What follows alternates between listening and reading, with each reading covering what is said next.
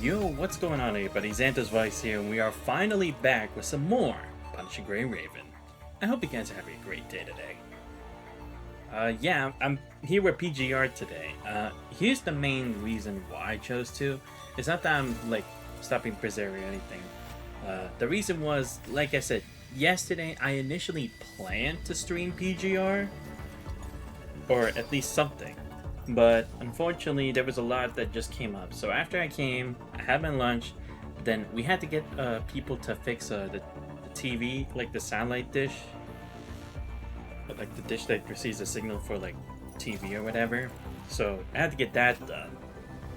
It took only an hour or two, but then I saw the forecast. I saw it was a thunderstorm, potentially around 5-ish, which is around the time when I was thinking about it.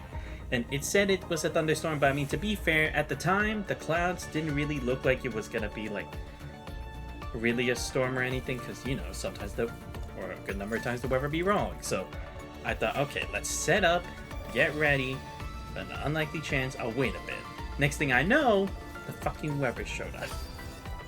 And yeah, that totally ruined things for me, because also I was gonna watch at least an episode of the animes that I told you guys I was gonna watch, but after stream, after a good run. Next thing I know, it actually fucking rained and a thunderstorm for 2 hours. How the fuck was I supposed to know? Like I said, the weather gets it wrong most of the time. I wouldn't think it actually would happen. So I waited a bit. It finished at 7, but it said it was gonna continue until 9, and it's the clouds weren't completely clear yet, so I was like, okay, fine, I'll wait till maybe 8-ish. If it doesn't happen till then, I'll stream. Unfortunately, I was on my bed when I was chilling for the time being, and next thing I know, I ended up asleep. And guess what time I fucking woke up? I woke up at 1 a.m. in the fucking morning. Dude, I didn't know the time went by that fucking fast. I didn't think I was that low on energy by that point. I mean, I know I was working 3 days in a row, but to be fair, the work was decreasing each day, so I thought I'd be fine, but I guess that wasn't the case. What's good, Zan? Yo, what's up, Divine? But yeah, and since we had already done stuff for Tales of Berseria Remastered, I was like, you know what?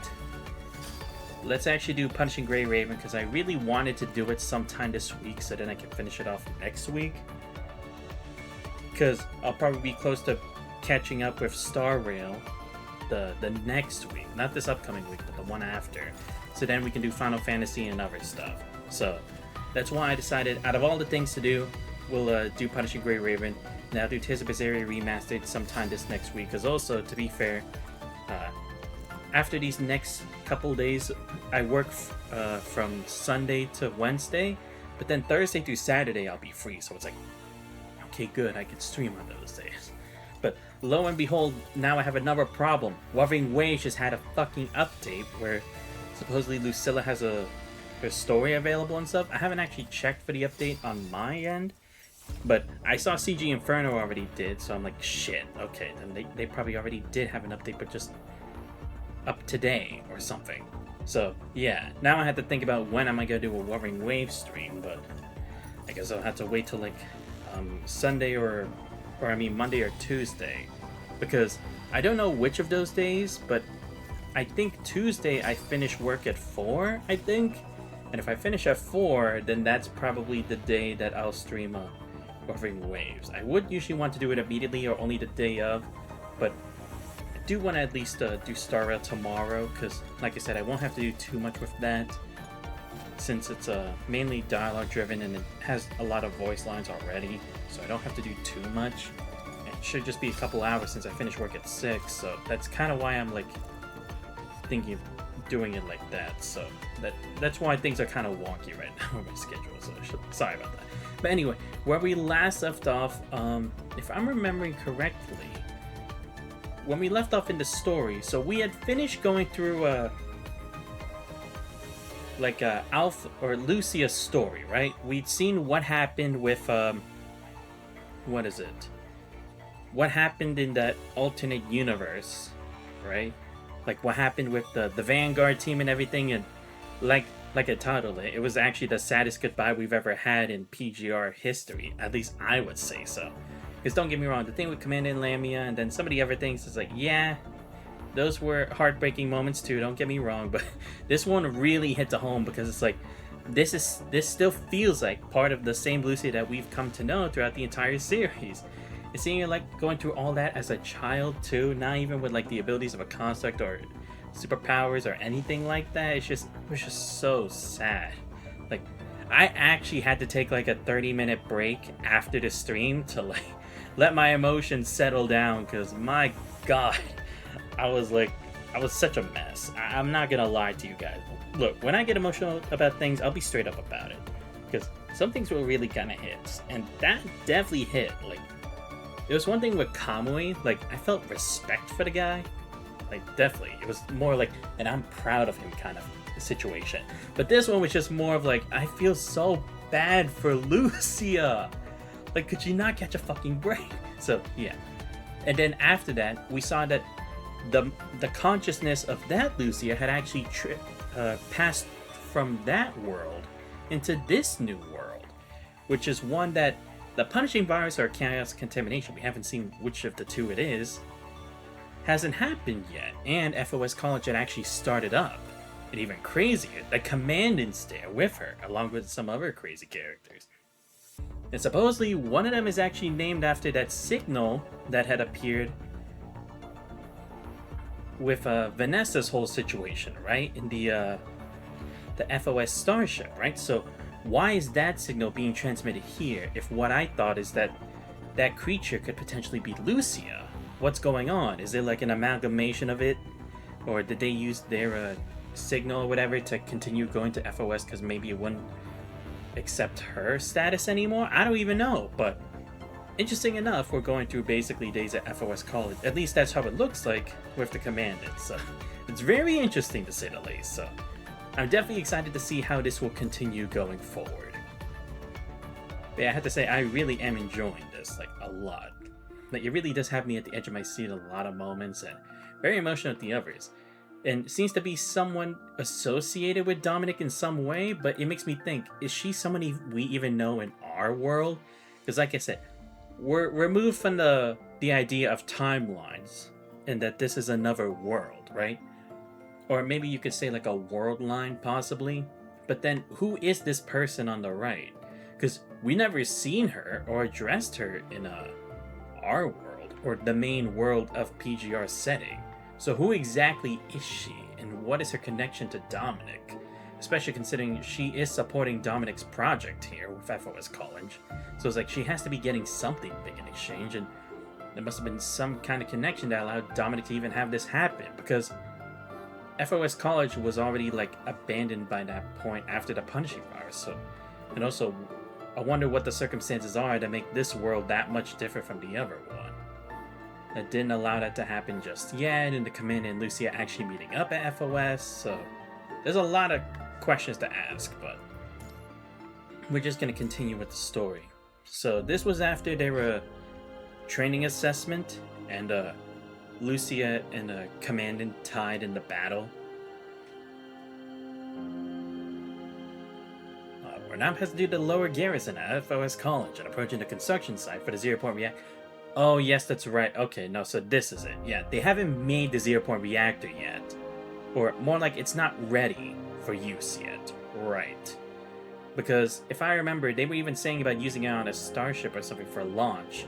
And that what we saw at the entrance ceremony was just a practice or a demonstration of using it, right? But it wasn't them actually using it for something productive or that would give results. So I guess that's the difference here. It's that they put more time into it, because it also seems like the Sephiroth keys did make it here, at least one of them, and they did detect a presence of something passing through, being Lucia. But again, I wonder, it's like, how much does Dominic know about this, or how much will he perceive of what the truth is from the other side that sent this stuff, right? Because I think even he would start to think, who else in their right mind would be able to send stuff to this world in this way, right? Because who knows, maybe in the doctor's notes, like the woman who took care of Lucia maybe like her work has like hints of like Dominic's teachings or something, and maybe he'll be able to perceive them and be like, wait, but that's how I would do it. How is that possible? Maybe it gives him that kind of sneaky suspicion, right? Because he was also like clearly that this was not meant to be given for free. It was meant to be delivered for a reason, right? There's no way this kind of like note in a bottle that was practically thrown into the sea of stars and the vastness of space was thrown out there for no reason, right? There has to be a purpose. So good to see that Dominic was clearly that perceptive. The reactor build has just entered its 4th year. The Science Council estimates that at least the number 6 before final calibration and ignition can even begin. Some of our younger viewers might not realize this, but even without ignition, humanity's spacefaring capabilities have already outstripped everything the previous generation dreamed possible. All of it born from the breakthroughs of the preliminary research alone. Right, and that's the other thing is like, that woman who's helping Dominic with this whole FOS thing, it's like, she seems to have a negative view of humanity, but I'm like, could she be Marlis? Because, I mean, to be fair, we don't know anything about Marlis either, so maybe like her, she had been through some experiences where she lost faith in humanity and was willing to become an ascendant. But again, I don't know, because again, it's like, that's this universe. That might not necessarily be the case, or it could just be someone similar, but like similar circumstances, but just a different ending. Who knows? I hope everything's good with you, Divine. Oh right, they were also working on the space station, right? Yeah. The lunar base has now been operational for a full decade. 800 permanent personnel live in the region, eternal daylight, and the moon's south pole, where helium-3 collection pipelines stretch across the craters. First energy samples are currently en route to Earth from industrial validation. Right, because they had already had the moon base by then too.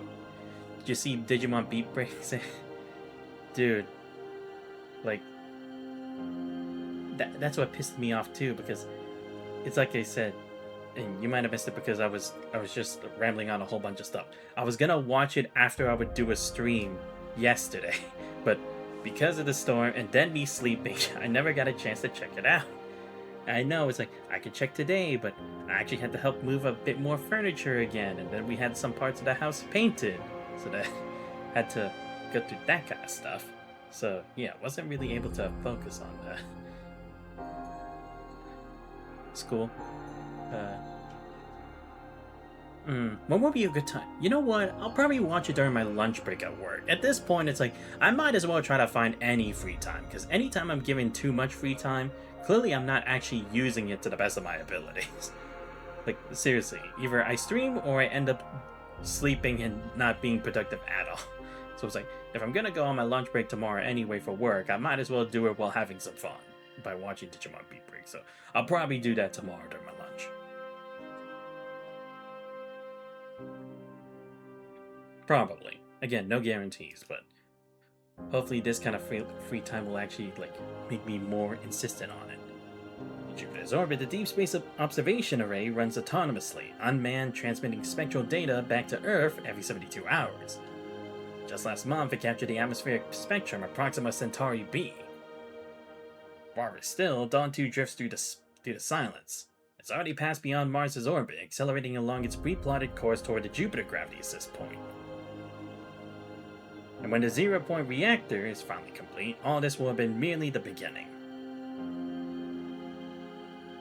But even now, in this very moment, standing at the Bifrost launch site and looking up, watching that silver track fade into the atmosphere, I think if anyone would feel it deep in their bones. We, humanity, are truly setting forth.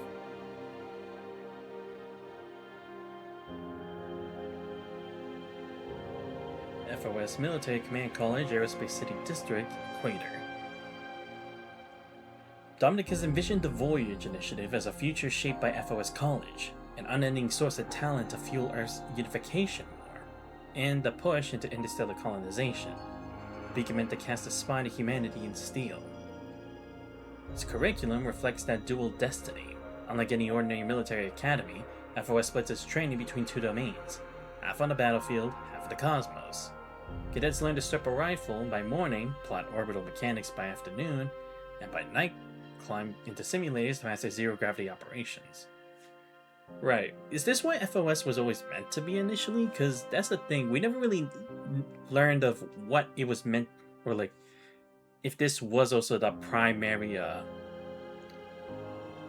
goal of FOS back then, right? Because by then, the punishing virus had already affected the world and everything, but I don't know how early FOS College existed before the punishing virus with the 0-point reactor thing happened. So, kind of curious. Like, was that always the goal? Because also, it's like, wasn't FOS military college or that research facility supposed to be rejected as well? Or it's something that kept getting rejected over and over until they finally agreed. Airspace City is no ordinary campus. It serves as the world government's international military security area, garrisoned by the most elite joint forces on active rotation. FOS cadets don't simulate their environment.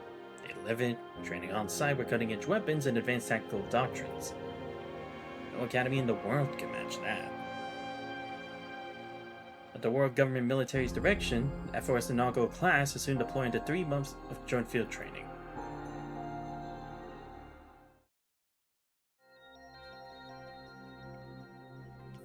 A7 hatch sealed. Pre-pressurization in progress. Copy. B7 sealed. Assigned by Gestalt, Lucia and Santos, the inaugural class's premier combat and command operatives are dispatched to the airborne command post for their rotational field training.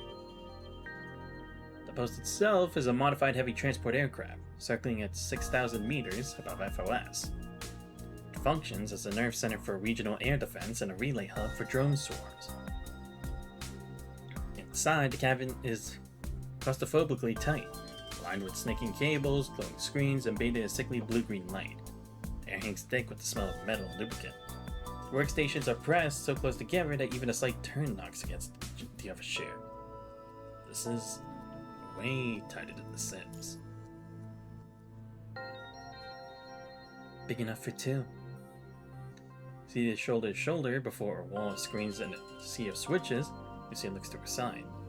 Santos is bent over a military terminal, fingers moving swiftly across the controls. It's just a drone test flight, but you did your homework. I can tell. Turns her gaze to her own station.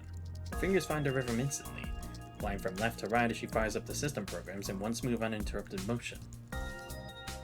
Look who's talking. Regs say we should have a commanding officer up here. Why isn't anyone coming yet? They probably figure we're just rookies. Not worth the trip. Fine by me. She verifies the last group of system parameters. The screen to data stream settle into a smooth, steady rhythm. By the time they show up, we won't need them. We'll have it locked down. Exactly. Airborne command online. Alpha 1 to Alpha 3. Joanne, you copy? Oh, right, yeah, that's what the signal was, Joanne. At the FOS airship. Alpha 3, copy. System permissions granted. Coordinating ground data links now. Inside the makeshift mobile base station, rows of outdated terminals sit in haphazard disarray. One of the overhead fluorescent lights broken, flickers and buzzes incessantly. Real-time monitoring of 36 comms channels. 7 base station nodes, and drone status for no fewer than 200 units. Is this really a one-person job? Joanne flips her rulebook open to the very last page. And handwriting so crooked and jagged it looks like something a lizard crawled across the paper. It's a single handwritten note. Got this, little genius. I know you can do it. This is my quantum comms code. Completely secure, zero eavesdropping. Reach out anytime you need cash. The greatest, most beautiful, most kind-hearted Madame Cassandra. Wait, Cassandra?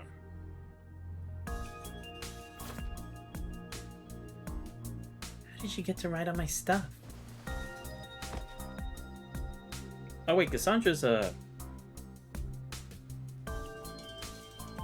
isn't that wasn't she the woman from the entrance ceremony? Also the one who talked to Dominic? Weird. Are they like related? She inhales deeply, pressing her fingers to the bridge of her nose that sinks back into her seat before a dozen odd screens. Displays pulsing and jumping with data. Okay, 36 channels, channel 1. Hey, why am I the only one stuck on guard duty outside? Ophelia, this is a public channel. Personal grievances don't belong here. Mind your own business. The Sassoons throw themselves into their training. A black and gold stretch limousine cruises at a leisurely pace along the elevated highway skirting the perimeter of Aerospace City. Right, her. Yeah, okay, so yeah, this is Cassandra. I had plans for a cosmic stardome on that site, you know. Now look at it. Just a dull slab of metal. I'd have done better sticking one of my garden rockeries there. Or a pretty pine tree. The car creeps along at barely 20 miles per hour. Cassandra hangs her mechanical arm out the window, while her joints catching the sunlight and glinting as if waving hello to the entire base spread out below. Keep going that way. Yes, circle around Bifrost again. Man, this is the third lap today. And it's my money. What's wrong with taking another look? Finding a scent in her seat, she squints toward the training grounds below. That's are scattered across the field, winning drills, dismantling gear, crawling on their bellies to the simulated ruins. 16, 17 at most. Every last one of them is drenched in sweat and caked in dust. Now, where was I? You were speaking about Gestalt, ma'am. And then the zero-point reactor. Ah, yes. After that, Dominic introduced me to this new project called Construct. Said the technology could turn a person into a mechanical frame capable of resisting cosmic radiation, while perfectly preserving human memory and consciousness. I told Dominic I didn't care about any of that. All I wanted to know was whether the machines could keep me young forever. Dominic said they could, so I wrote a check. You know what? Fair. There's her mechanical arm working the fingers one by one. Joints answer with a faint series of clicks.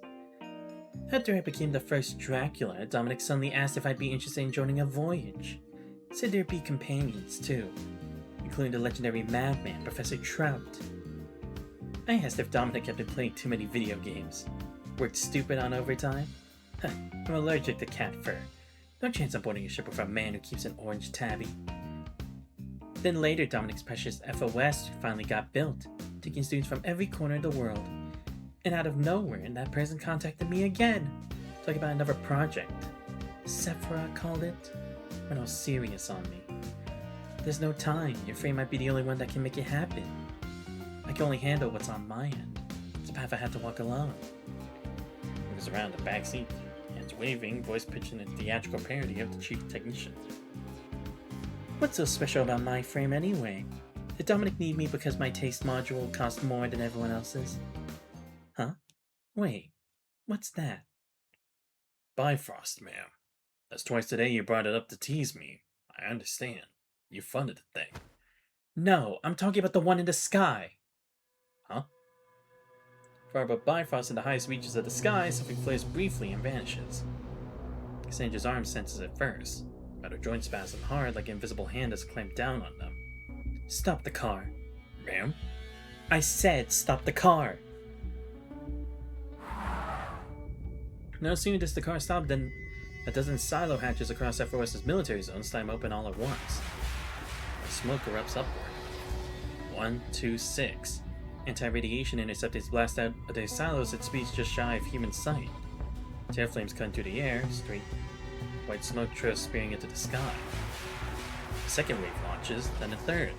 Angry clouds of exhaust swallow FOS whole. Shock after shock rattles through the black and gold limousine like a tremor through bone. Cassandra tracks the missiles until they pierce the clouds. Sensors in mechanical arm are still shanking even harder now. Turn around. Back to the control center. What the hell? At that very instant, alarms blare across every corner of FOS. Channel 33, signal strength flow, flagged as... Sudden lurch pitches Joanne forward. Her stylus lashes an unsteady dark line across the tablet's surface. A deep resonant shudder creeps up to her chair, as if something immense and heavy is barreling through the depths beneath them. Her eyes drop to the water glass on her desk. Surface trembles, breaking into countless concentric ripples that pulse outward in delicate, unwavering rings. earthquake? Thunders crash, and suddenly the papers are cascading off her desk. Flickering overhead light now, storming in frantic bursts. Joanne clutches the desk's edge, bracing herself, and then she catches the sound. It's not rising from underground, but coming from overhead. In a flash, she remembers the simulations. The deep violent shriek of solid rocket mode is igniting. Dull and brutal, like a sledgehammer pounding against the ceiling, blow after relentless blow. She bursts through the station door and runs out. There in the direction of Bifrost, over a dozen white contrails land straight up into the heavens. Missiles erupt from their silos in rapid succession, each tail flame a searing point of light too fierce to behold. Winds tear the white smoke into impossibly straight lines stretching from the earth into the cloud layer, then through it, vanishing to some unreachable altitude beyond. What's going on? And another sound reaches her. The high-pitched scream of turbofan engines, multiplied a thousandfold, fused to a ceaseless chest-rattling drone. She whirls around. The military hangar complex on the eastern edge of FOS Aerospace City, every bay door rises as one. An instant later, thousands of military drones pour forth, a swarm of startled iron-gray birds taking frantic wing. Heat haze shimmers from their exhaust, the formation is so dense that wings nearly clip tails. Machine pressing against machine. Their wings swallow the sunlight. The shadows they cast roll across the earth like thunderclouds. The bright afternoon collapses into a false dusk. Joanne stands before the mobile base station, assaulted by winds that tear in from every direction. Her eyes squeeze to slits. What in the world is happening? I am so confused. Is this like the punishing? No, but there would have been a different kind of signal if it was. Are they getting hacked or something? That cabin glows with pale blue light. Data flows across the screens in slow rhythmic waves. Everything looks routine. Lucy leans back in her seat, having just finished logging the Eastern Sector Patrol, ready to submit the report to Joanne, stationed on the ground. Oh, right, just talked about the eastern part, right? Every bay door was opening.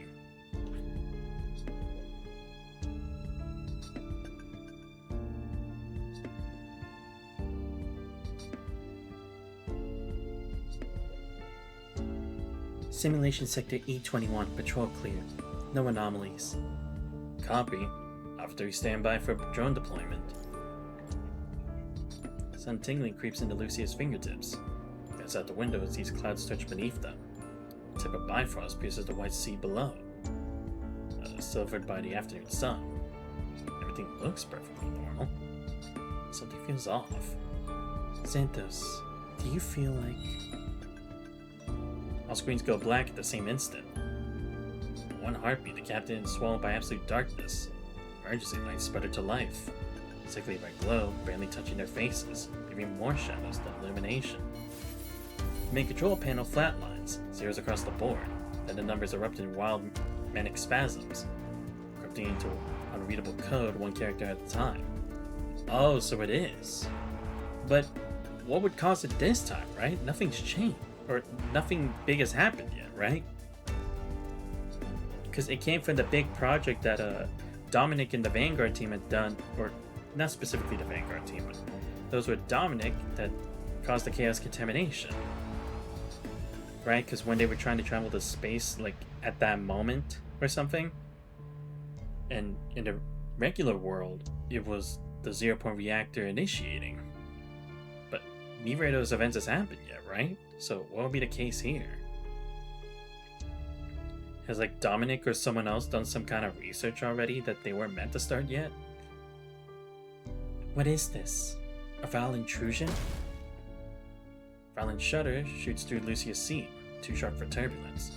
The whole aircraft seizing up, spasm rippling through its electronic systems as if something had just pierced through. Their hands at the terminal almost simultaneously. Electromagnetic pulse. Sources from the orbit. The EMP's breaking through our shielding. What about ground comms? We need to know what's happening. His fingers race over the frequency dial, switching from one channel to the next. Every single one spits back only the cold hiss of static. All channels dead? Wait, there's a backup line. The ground station. Joanne, do you copy? The metal hatch behind them is suddenly kicked open. Lucia twists around on pure reflex. A man in flight crew uniform fills the doorway, weapon drawn leveled. Pointed straight at Xanthos. Wait, what? Wait, at me? Oh, come on.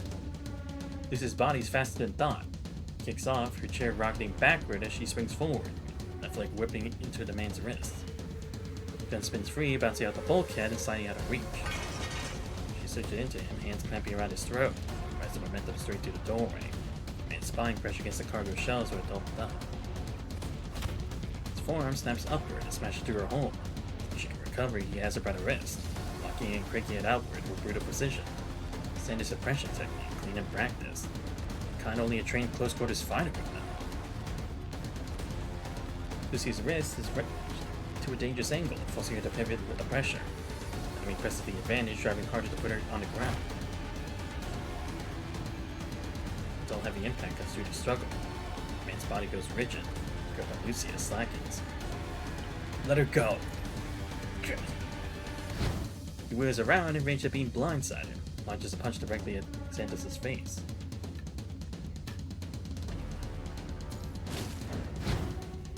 Xanthos ducks a punch and with a slight tilt of the head, and rapid retreat steps in. Left hand stays the man's extended arm, redirecting it wide, as the right palm heals, snaps upward into his jaw. The man stumbles back. Xanthos sweeps a leg behind his, plants a shoulder deep into his chest, and commits every pound of weight behind it. The man struggles to hold his ground, but the force drives him backward until his head slams into his shelf's metal crossbeam. His gaze goes blank for half a beat.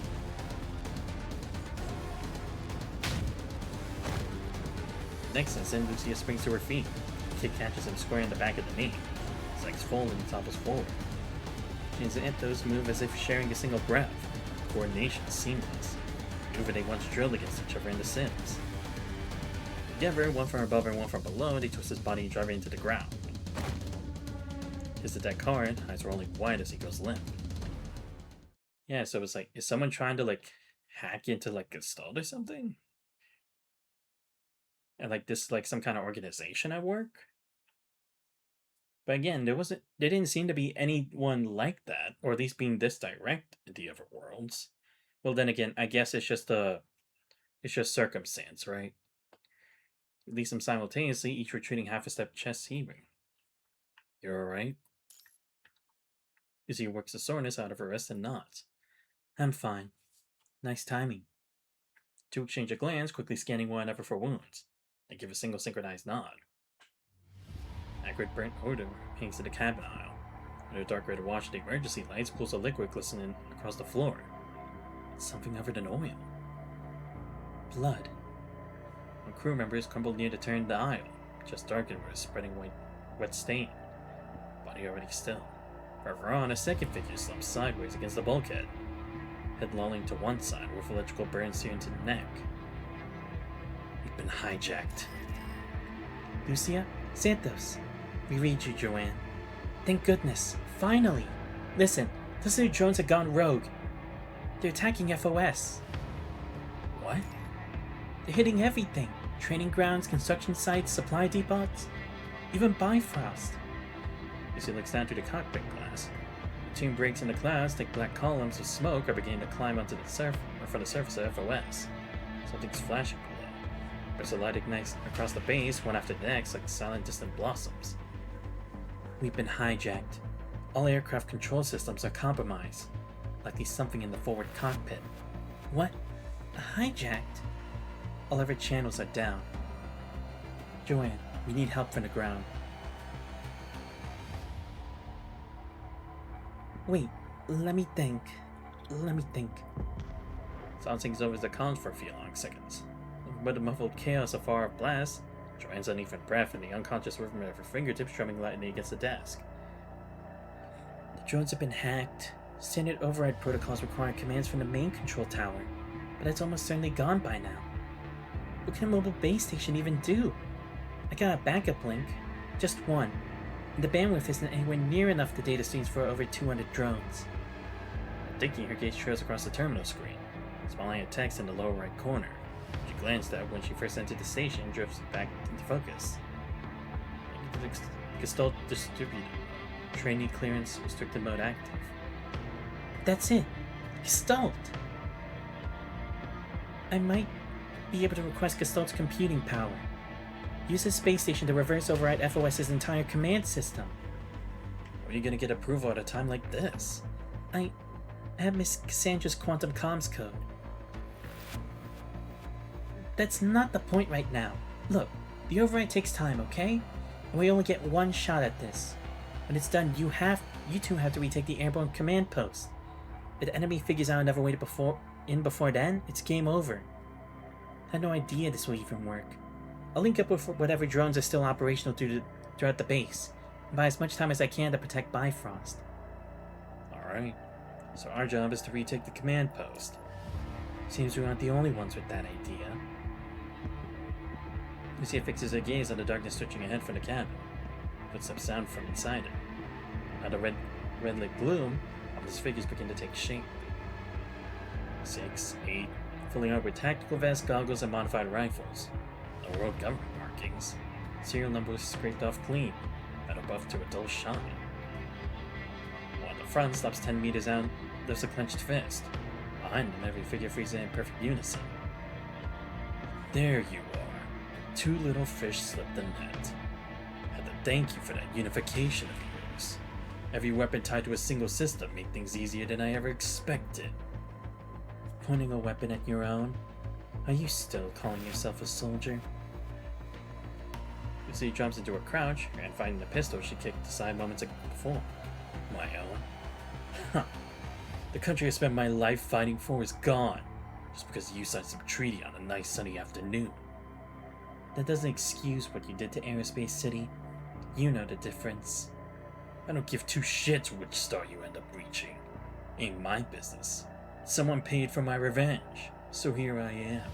Simple as that. You're lucky, by the way. This bird's locked down tight. You know what that means. You've got front row seats for the most spectacular fireworks show in history. We'll stop you here. You mean you two? A couple of kids in school uniforms? He sent a muzzle flash and ignites the dip. Bullet rips through his hand, blowing apart flesh and bone. Splatters across his deck. You! We're FOS students. Kill him! Come on then, all of you. Drag you to court-martial alive. But then the emergency lights stutter between brightness and dark.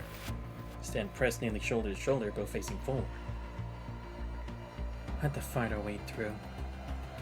Voices barely above a whisper, meant only for the person at her side. I trust you.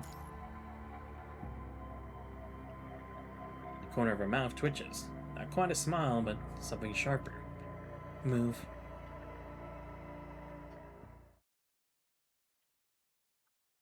Meanwhile,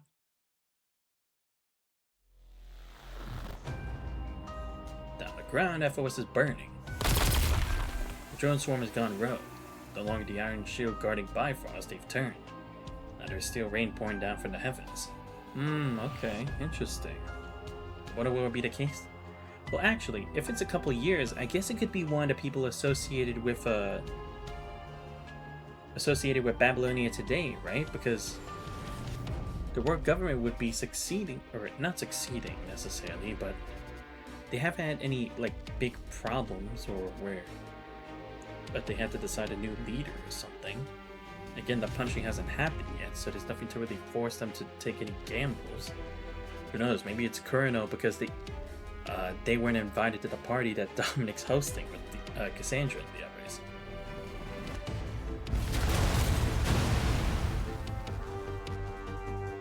Mission slam into target after target with surgical brutality. Raiders carved through the training ground. At the supply warehouse roof buckles inward. Gapes at smoke, climbing skyward in a churning black pillar. The drones still under station control scramble to strike back. 2 forces crash into each other like opposing waves, grounded together into a brutal shrieking arc of explosions that stitches across the sky. The window strobes through her firelight. Inside, Joanne stands at a terminal, fingers ripping across the keys. Which layer is this? 3rd? No, 2nd. Wait, 2nd layer? And the other firewall's still up. drum of engines closes in, dropping from the sky in a sheer dive, or sharpening to a needle-thin scream. First override in progress, then to a few dozen units. Come on, just hold on. Flies directly above her now. Dust shivers loose from the ceiling and falls in thin streams. Gump slips from the desk and breaks against the floor. Please, just a little faster. Sending bright flares across Joanne's lenses, blinding for an instant. She wrenches her gaze upward. Beyond the glass, of Joanne's cannon yawns directly at her. And she's waiting for it, never hits. She opens her eyes, burning husk grazes the window and drops away, swallowed by the smoke. Second drone banks in, armor-piercing fire rips through its belly and out the engine. The sky ignites. Third strains upward, further screaming before rifles rounds shattered at mid-speed, or mid-spin. Brooks cruises into a far clearing, darkening trailing sparks. Through thick smoke and flames, she spots two familiar figures. What are you gawking at? Get back to work. Ophelia leans out from behind cover on the opposite side. Assault rifle kicks against her shoulder as she squeezes off short, precise bursts into the sky. Burn tear across her shoulder, still wet with blood. Doesn't look at it, not even once. Next wave's coming. Hurry. Adeline is down on one knee behind the sandbags outside the station. Her anti-material rifle is still smoking at the muzzle. Her shoulder glows an angry red from the recoil. Face blank, she cycles the bolt. Spent casing spins out and rings against the ground. Joanne tries to say something, but more engine roars are already swelling in the distance. Drones have locked onto a still active comms node, closing from all sides now, sweeping toward them like a storm front. That's when more shapes emerge from the dust. First Class Cadet Nia, reporting in. First Class Cadet Yori, report. Cadet Effie, first aid supplies here. 3, 5 dozens. Our First Cadets pour in from all sides. Some clutch training rifles, others haul tactical shields from the equipment room. Some carry nothing but iron pipes pulled from the rubble. Voice after young voice rises, before Joanne they gather, all at bodies resolute and unbroken.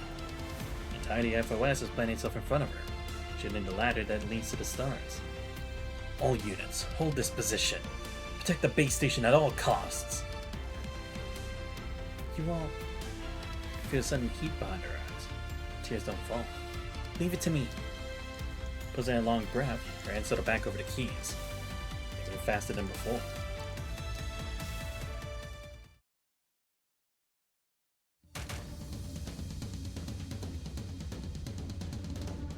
Second Lucia charges, 2 bullets shoot the air behind her or beside her ear.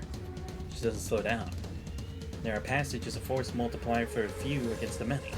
Compresses their firepower to a straight narrow line, turn the whole cabin to a bottleneck one defender can hold. Lucy flans herself against the cold bulkhead, pulls the trigger. First hijacker's weapon cartwheels out of his hands. His fingers were wide.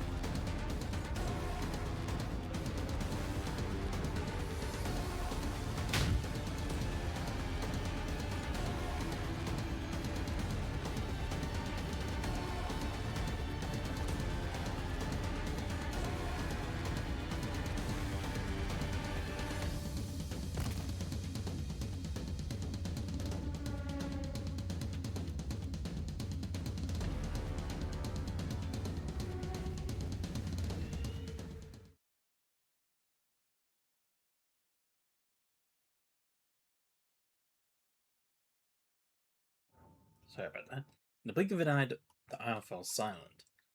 8 bodies lay sprawled across the aisle and between the seats, some unconscious, some groaning, some bound and unable to move. Lucy braced herself against the seat back, breathing hard. Blood runs from her elbow where a uniform sleeve had been torn open in a long gash. Whether it's from a blade or a bullet fragment, she can't tell. Santos isn't faring any better. The old chest wound is torn open again. Grimes streaks the person's face, with hands are raw and skin broken open into multiple places. Without warning, the deck plunges. The entire aircraft is wrenched downward like a massive fist is closed around it, sending everyone staggering. Above them, the emergency lights swing wildly.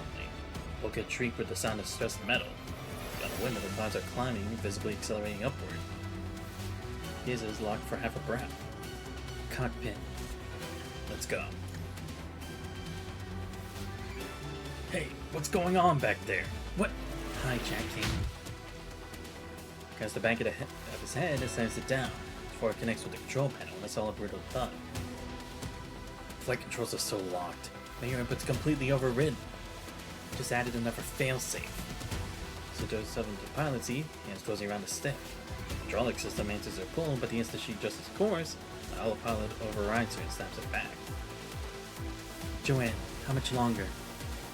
Almost there, just give me a few more seconds. To the windshield, there's nothing but Bifrost now. Altitude 1200, 1 minute left. Lucy holds the stick back as far as it will go. Hydraulic shriek, high metallic wail. The whole fuselage shivers in response, one for the autopilot to seize control again, shoving the heading back into alignment with cold and feeling precision. Joanne, we're out of time. 10 seconds. Just give me 10 more. Lucy turns to look at Xander. Pull with me. Two pairs of hands close around the stick at the same moment. All hands laid and straining, wrenching it back until the hydraulics can give no more. Together, they hold it there for a precarious shuddering deadlock. The autopilot fights to correct, but the nose trips, freed by painstaking debris. Every increment pushes the projected crash point farther from the heart of Bifrost. The stick convulses violently in their hands, but a grip grinding into their flesh until it aches. 15 seconds to impact. Keep pulling. Hydraulic lines groan under the overload. 7. Suddenly Joanne's voice explodes over the comms, so shrill nearly cracks. Results online! Override command uploaded! Some flicker goes across the screens. The control panel frozen in red for so long pulses, the blue screen. Or once the control stick loosens beneath their hands. Now! Together, she and Xander switch the stick back and the nose heaves upward. They're too low, too fast. Nose rises, yet the belly and wings below keep siphoning into Bifrost's airspace. The left wing catches Bifrost's outer maintenance gantry. It comes apart like shredded paper. The impact detonates into a shrapnel storm at killing speed. The aircraft rolls hard, grounding a bright scarf of sparks on Bifrost's side.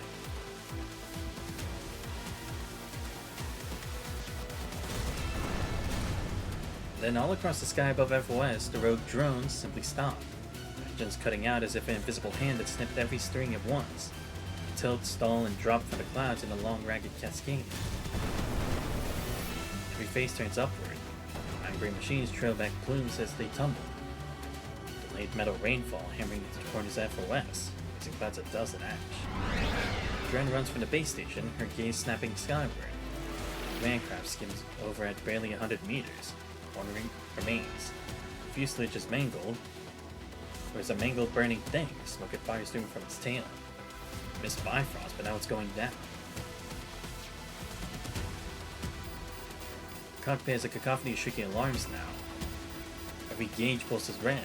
Overheating engines, hydraulic collapse, altitude critical. All of it piling together into one unbroken, deafening howl. Right wing still intact. Still generating lift. It's enough. I'm not putting this down on FOS. Goes the full weight against the stick, using the single remaining wing to claw against gravity.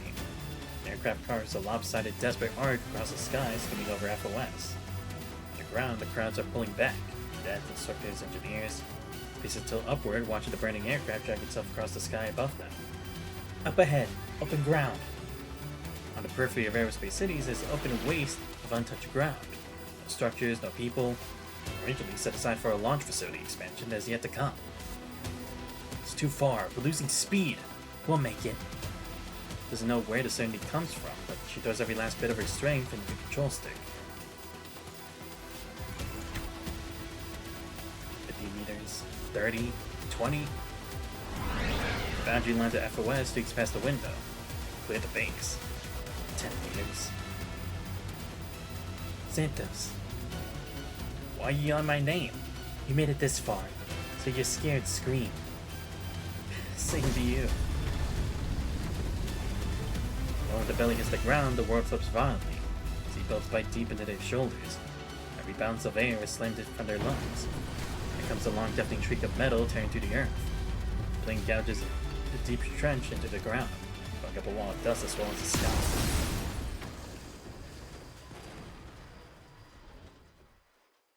Smoke and dust hang heavy over FOS, thick with an acrid reek of scorched metal and fuel. Along Bifrost's flank, a section of the maintenance gantry lies shattered. Debris scattered across the foundation. The giant silver-white blade now bears a raw, jagged scar. She stumbles forward, barely keeping her feet. Her glasses hang askew. Her legs are weak as if the bones had dissolved into cotton wool. She doesn't know where the plane finally fell. Only that in the moment before the columns went dead, a massive bone-deep crash thundered through the line. She runs through the ruining train field, past the warehouse still breathing smoke, past the first shell-shocked cadets and instructors creeping out of their shelters. Ahead in the barren stretch of the land beyond the base, a black trench tears across the earth for hundreds of meters. At its end lies the aircraft, broken back, torn in two. The left half is a charred skeleton of spars and ash. The right half still bleeds smoke from its engines. Joanne's stride falters. A sudden dread settles into her chest. She's afraid of what comes next. Ophelia reaches her side, burn on her shoulder raw and untended, face a mask of soot. Ahead, Adelaide is already sprinting, rifle gone, fist pumping, charging toward the wreckage in complete silence. Then the drifting smoke, two silhouettes take shape, pulling themselves from the wreckage. Arms slung across the shoulder, the second figure is hunched, dragging a bad leg. Together they stagger, propping each other up. Listening dangerously, with each step as if they may crumble, yet somehow they keep moving. Even one goes down. Behind her glasses, Joanne visions blur. Lips part, but her voice has left her completely.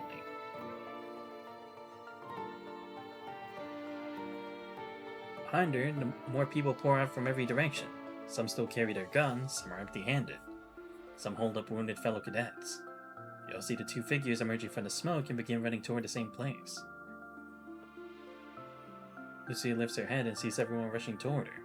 Joanne out in front, Ophelia jogs and complains under her breath, and Adelaide, quiet as always, takes the longest strides. Behind them are many more faces she cannot name.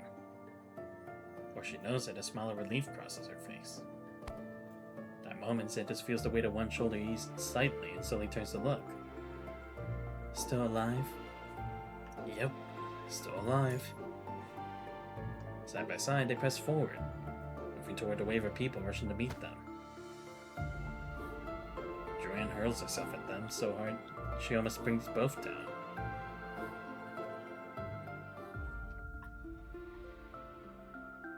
Okay, so we're at 15, so... Or we were at 16. Yeah, because we had gotten 15 done, so I want to at least hopefully get to 22 by the end of today. Then we can save the last 6 for next time. Well, hopefully, I don't know. During a recent rotation training flight to the ground, the college's airborne command post was hijacked mid-air. Attackers planned to crash into Bifrost. In more encouraging news, during the incident, 2 cadets on airborne duty worked with ground communication staff and several students to stop the armed hijackers' plan. The injured survivors have been taken to FOS College Hospital. The college and its partner insurers are providing the maximum compensation available to the crew members who lost their lives. Oh right, the other people who were there with us, but were attacked by the assailants. Bifrost and the damaged FOS training grounds are currently under repair. Students who need to make reservations should use training grounds 8 through 11 instead. Up next, another news report.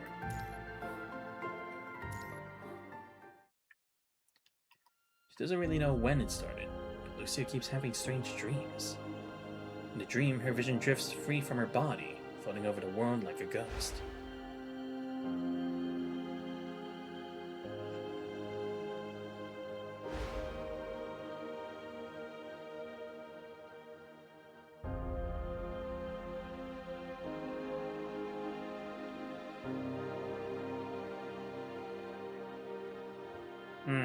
Right. Because again, those flasher memories, that's of the Lucia that we know. Lucy sees Xanthus relentlessly chased by eerie shadows, body slowly dissolving, forced to turn away from the light and plunge into darkness. Oh, the Hetero Tower. Right, because the white fog was connected to the anomaly being the Hetero Tower, right? So, I guess if she was able to traverse through the white fog, maybe there would be some connection leading her to her other selves that connected to the Hetero Tower. That must be it. So it's like she's receiving not only the memories from her other world, but from all these other ones too. She watches as Xanthos ascends this strange staircase, pushing onward all the way to the very top. Alright, this battle. Lucia too chases after Xanthos' retreating figure, climbing, falling, returning to the same starting point again and again. Oh yeah, that living nightmare. The bewildering phantasmagoric haze, Lucia calls out. Dreadful crimson nightmare follows like a second shadow, swallowing every cherished soul around her. Her father's bad shatters. Her mother's face is blotted out, but his voice elongates into a sharp wail in silence. In her world, nothing is left but that retreating figure. She runs, stumbling, lungs about to explode. At last, her finger sees that arm. No head turns. It's holding nothing but an arm. Sees her palm, the break jagged and raw. Splinters of bone twisting out from torn sinew, blood pouring from the cross section. Xanthos? Thrusting her hand into molten iron, the pain burrows from the surface of her skin straight to the bone. Her fingertips blister and shrivel, eaten through bit by bit. She doesn't want to let go, but she can't. Blood seems alive, crawling up her wrists, creeping into her sleeves, seeping into the creases of her skin. Lucia? Oh, shit. Oh, shit, I didn't mean to add to bookmark, but whatever. Lucia. Her eyes snap open. Sunlight slants from the window, sharp enough to make her squint. She rests against a cold desk before her lie scattered documents and a pen is rolled to the very edge. I wonder what this bookmark thing even is. Is it like it's like a save point, like in a part of a story? If it is, that'd be great. Xanthos stands outside the window, one hand braced against the frame. He slightly to peer inside. Morning light pours in from behind, casting a long shadow across the desk. Time to go. Lay down day one, and the instructor will have your name noted down. She lingers in her daze for a moment, then exhales deeply, still shedding a heavy weight. Right. She rubs her eyes, scrubbing away the paper creases and printer on her cheek. Beyond the window, the sky is a flawless blue. Far off, Bifrost catches the morning sun. It glints silver. Its maintenance rigging already restored. Temperatures at impact erased. A full year has passed since the attack. All-nighter again? You went on for way too long last night. Too long? One thrust vector model, 4 different solutions. Had to spend half the night untangling them just to figure out which one was worth using. You asked me to walk you through it. You could have just said something. Lucia doesn't answer. Gets up, brushes the creases from her uniform, and snatches textbooks off the desk, stuffing them into her bag of visible irritation. You're surprisingly dense sometimes. Move. Swings a leg over the sill and steps out through the window. Living on the first floor of the dorm, she's been treating this window like a door for a whole year now. Watches her land, half opening as if to speak, but ends up saying nothing. Okay, so like a year since. I guess it makes sense, because it's like, well, we go through like all the years. 2 walk side by side toward the academy building. Then morning mist still clings to FOS, and the distant training grounds comes to faint shots of underclassmen already running their laps. I'm surprised we're not talking more about the situation. Like, did we know who the hackers were? Does it not matter who they are, or was it just like a secret? Lucy keeps her earphones draped around her neck, not on her ears. This habit changed, she can't quite say. What she does know is that ever since she started down this path with Xanthos, so much has begun to change. The subject list for next year's placement exam is out. You've seen it? The Science Council's setting it this time. Think it'll be tough? Difficult isn't the problem. Just want everything to go without a hitch. Lucia's overall scores have consistently placed her at the top 10 of the first class cadets, with combat and physical training firmly holding in the top 3. Academic subjects aren't her strongest area, but her foundations are solid. She's never once fallen below the safety line. Xanthos' strengths run the opposite direction, too often locked in a tug-of-war around the same ranking band. The lunar base is expanding its second phase next year. Word is they're badly understaffed. If people with combat experience transfer in, saves them a lot of time bringing everyone up to speed. You want to serve at the lunar base? Well, FOS didn't just put us through all this just to pass exams. I want to go somewhere I'm actually needed. Doesn't matter if it's the moon, Mars, even the front lines on Earth. As long as I don't have to sit in this classroom. Besides, Luna said she wants to see the solar or lunar soil. Pause for a beat, or softening just a little. Lunar soil? She mentioned it in our last call. One of her classmates whose parents works at the lunar base brought back a small bottle. She's been wanting some ever since. If I'm going, I might as well bring some back for her. Two have barely rounded the corner of the academic building when the sound of arguing reaches them. More precisely, a shrill voice and a clipped, rigid voice clashing back and forth. Oh boy. I told you, I got here first. Training ground access is determined by reservation timestamp, not physical arrival time. I was standing here at 6 in the morning. The terminal confirms I submitted my reservation at 5:57 a.m. Who in their right mind makes a reservation at 5:57 in the morning? Someone who shows up at 6 should understand someone who reserves at 5. You said that on purpose, didn't you? I was only stating a fact. You absolute mule. Can you talk like a normal human being for once? Oh boy. I believe everything I said complies with academic regulations. I swear I'm going to wring your neck. And they're at it again. At least now they argue while walking side by side instead of shouting across the whole training ground. Lucy and Xanthos walk past them, tilting her head slightly. Morning. Hey, Ophelia. Adelaide. Morning. Morning. Good morning. Two replies halt the argument in perfect unexpected sync. 2 seconds stretch by, and then... I already let you use the training ground. Why are you still following me? I'm not following you. The equipment room's in this direction. Excessive sensitivity is a recognized psychological condition. I recommend. Shake their heads and keep walking. The stairwell entrance to the academic building, a kissing whale spills out from a 3rd floor window. Miss Cassandra, please, I'm begging you. Leave! The comms app requires absolute electromagnetic silence during signal calibration. The mechanical arm is wrecking the readings. Wrecking? Darling, I'm only sitting here and observing. Practically a statue. You are not. That arm uses spraying data fragrance every other second. My spectrum analyzer is completely flooded with your signal. Oh, then this arm is performing rather magnificently, isn't it? That is not something to be proud of in a lab. Joanne leans out the 3rd floor window. Here's a bird's nest, glasses askew, her face the picture of despair. She showed up at the crack of dawn insisting on inspecting teaching outcomes. My calibration data's ruined. Lucia doesn't slow her steps, only casting Joanne a look of pity. Hey, you just going to leave me here to die? Sorry, Joanne. We'll be late.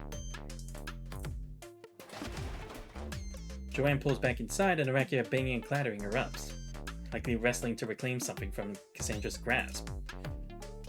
We're really not helping? Last time we stepped in to stop Cassandra's cosmic ray hair dye project, land us a 3,000 word written reflection. Sorry, Joanne. Okay, well, at least we seem to know their relationship. This was how they spent their days, how to go on spending them in the year to come.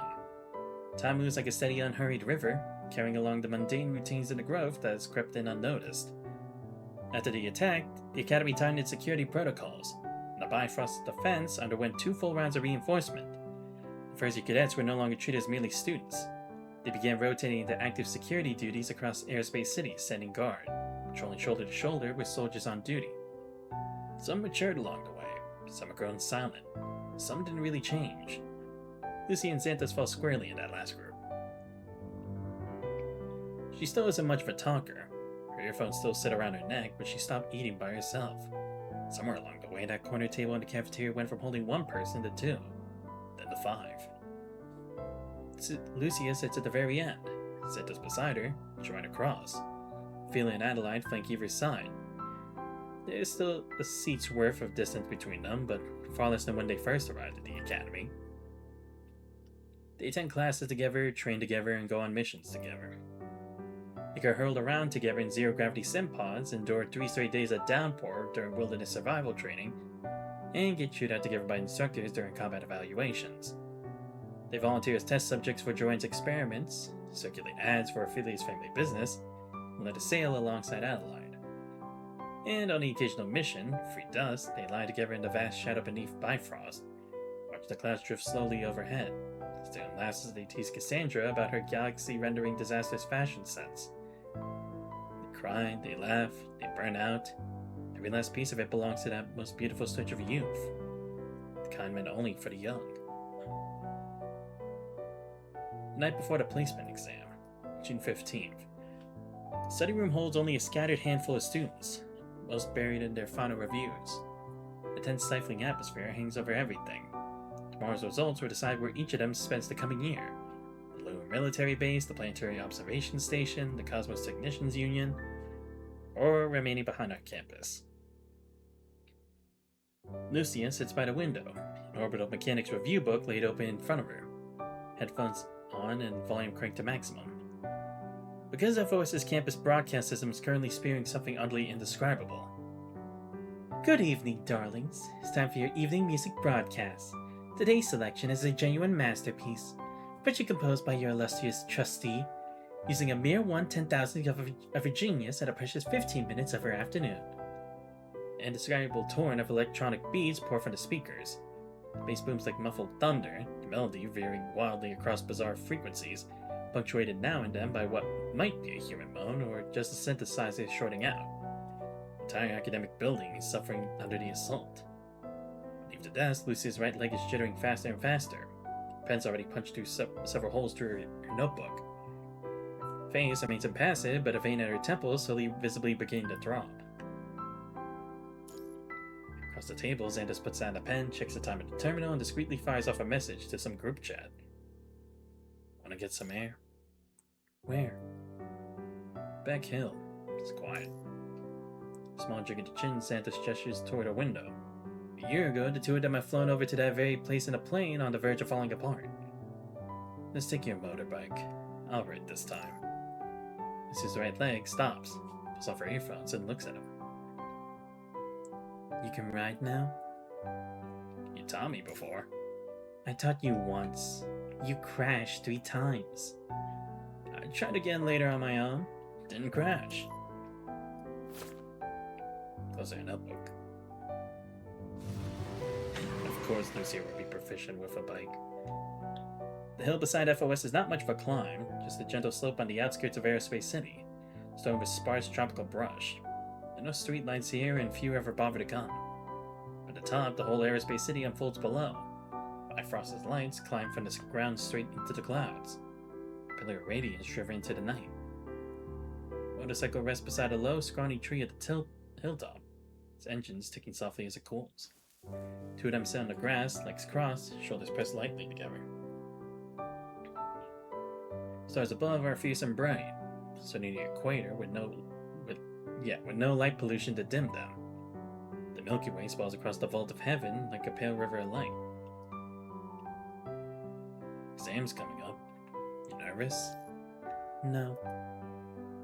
But you've been pulling up grass this whole time. Sure enough, a small patch of the tender green grass beside her hand is now plucked clean. You talk too much. Finally, she gives it a pointed jab. I'm just saying what I see.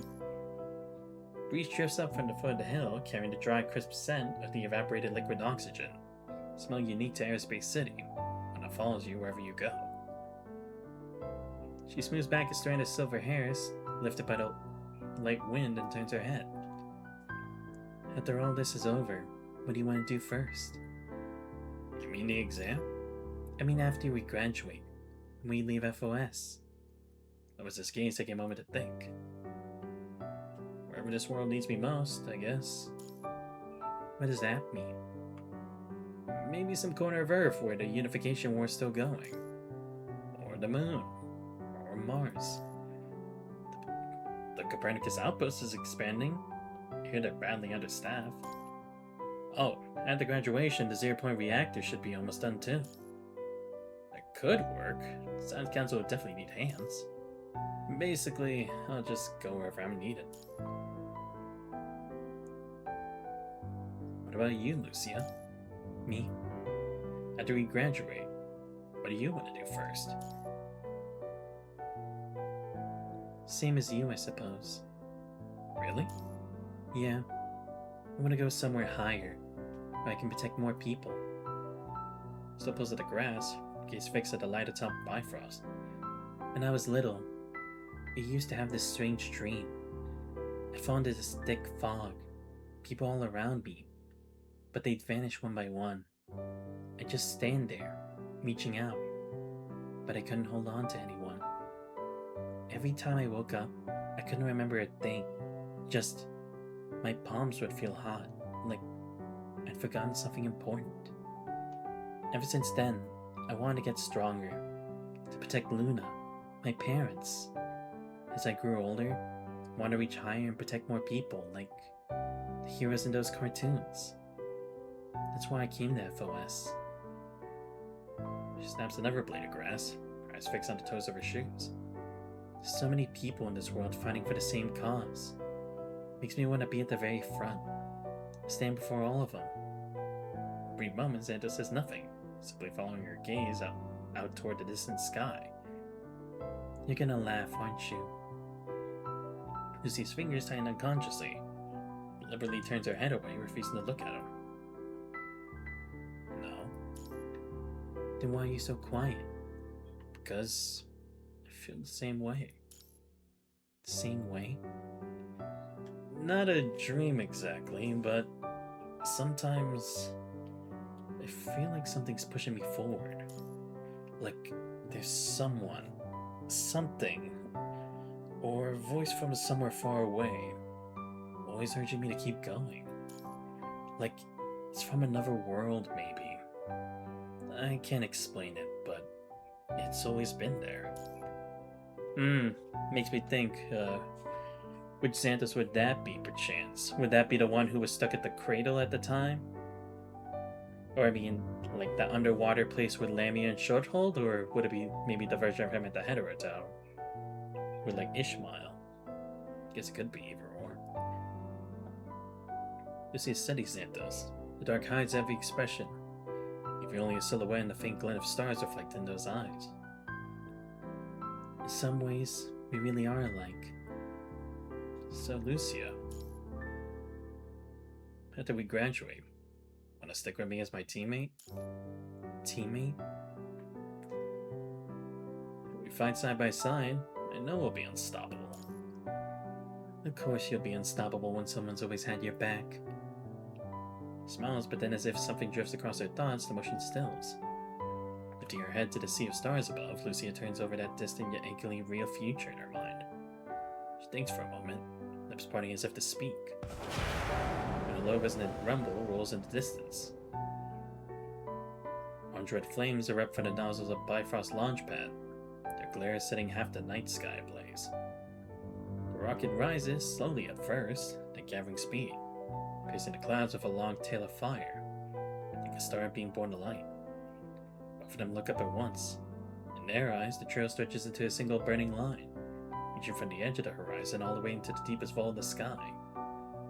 Lucy watches for a long, long time before she finally opens her mouth. My life changed a lot since I met you.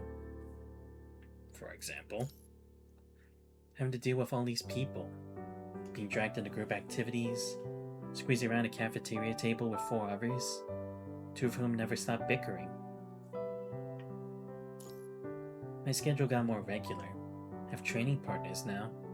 Someone stays after class to review lessons with me, even if their expressions do drag on a bit. There's another handful of grass, eyes lingering on the flames as they slowly dissipate into the distance, entirely unaware of the soft rustling stirring in the grass beside her. It's a hassle, exhausting, way too loud, but Lucia? What? Turn around. She turns. In the darkness, 3 figures are standing on the other side of the hilltop. Joanne holds up a crooked piece of cardboard in both hands. Someone's called a few large words across it in a marker. Letters are uneven, sloppy, clearly thrown together in a rush on the way here. Ophelia stands beside her, hands planted on her hips, expression somewhere between smug and awkward. She's finding hard to keep a straight face. Adelaide stands rigidly upright on the far right, clutching a bag of still deflated balloons she hasn't managed to blow up yet. And then altogether they draw in a deep synchronized breath. Lucia. Shout comes in pieces, staggered voices. Joanne bellows loudest of all. Ophelia chimes in a half-second late. Adelaide delivers at a carefully measured volume, neither overly enthusiastic nor entirely indifferent. You. Caught off guard, Lucia turns to look at Xanthos. At some point, he's risen to stand, holding a modest cake with a few candles planted in it, tiny flames flickering unsteadily in the night breeze. June 15th. Say you forgot last year, too. Lucy opens her mouth, instinctively ready to protest, but no words come. Practice restraint, she settles for silence. She really did forget her own birthday. She always forgets it. Someone always remembers it for her. Magdalena's dad, Mom, and Luna. Now. Ophelia and I made the cake together. It took us 2 tries to get it right. The first time she set the oven up to some weird unit, somewhere between Celsius and Fahrenheit, I think. Shut it. Do you have to say all that? Anyway, it turned out great. Hold on, you tasted it? I couldn't help myself when it came out of the oven. Just a tiny bite. Your tiny bite removed an entire chunk from the side. That's why I turned that side toward the back. In the next moment, everyone swarms around Lucia in a jumble of overlapping voices. Finley doesn't bother asking, she just stuffs the crumbled party hat straight into Xanthos' hands. Ah, I see, right, because I'm not sure if it was the same, but did they also set her birthday for June 15th in the other world? Right, the crown. It's like the one Nemo gave her, right? Xanthos, put it on her. Wait, I don't... Lower your head. Xanthos? Before Lucia can even react, Xanthos already settled the little crown onto her head. The party hat sits crooked, his elastic strap pinching her ear. Not exactly comfortable. Joanne has her terminal out, snapping photos. Flash strobing bright. Ophelia stands beside her, calling out angles. Adelaide's trying to inflate the bag of balloons, but clearly struggling. She made 3 attempts already, still hasn't managed to tie a single one off. Lucia stands in the middle of them all, crooked hat perched on her head, cake with a chunk missing in front of her, and behind her. The rocket's last trail of exhaust still climbing to the night sky. Can't tell if she's happy or she just feels too miserable, but her nose prickles all the same. Make a wish, Lucia. Looks down at the candles trembling in the wind. The flames dance in their eyes, small but very bright. Right, because before it was like on a cracker or like a food ration before, right?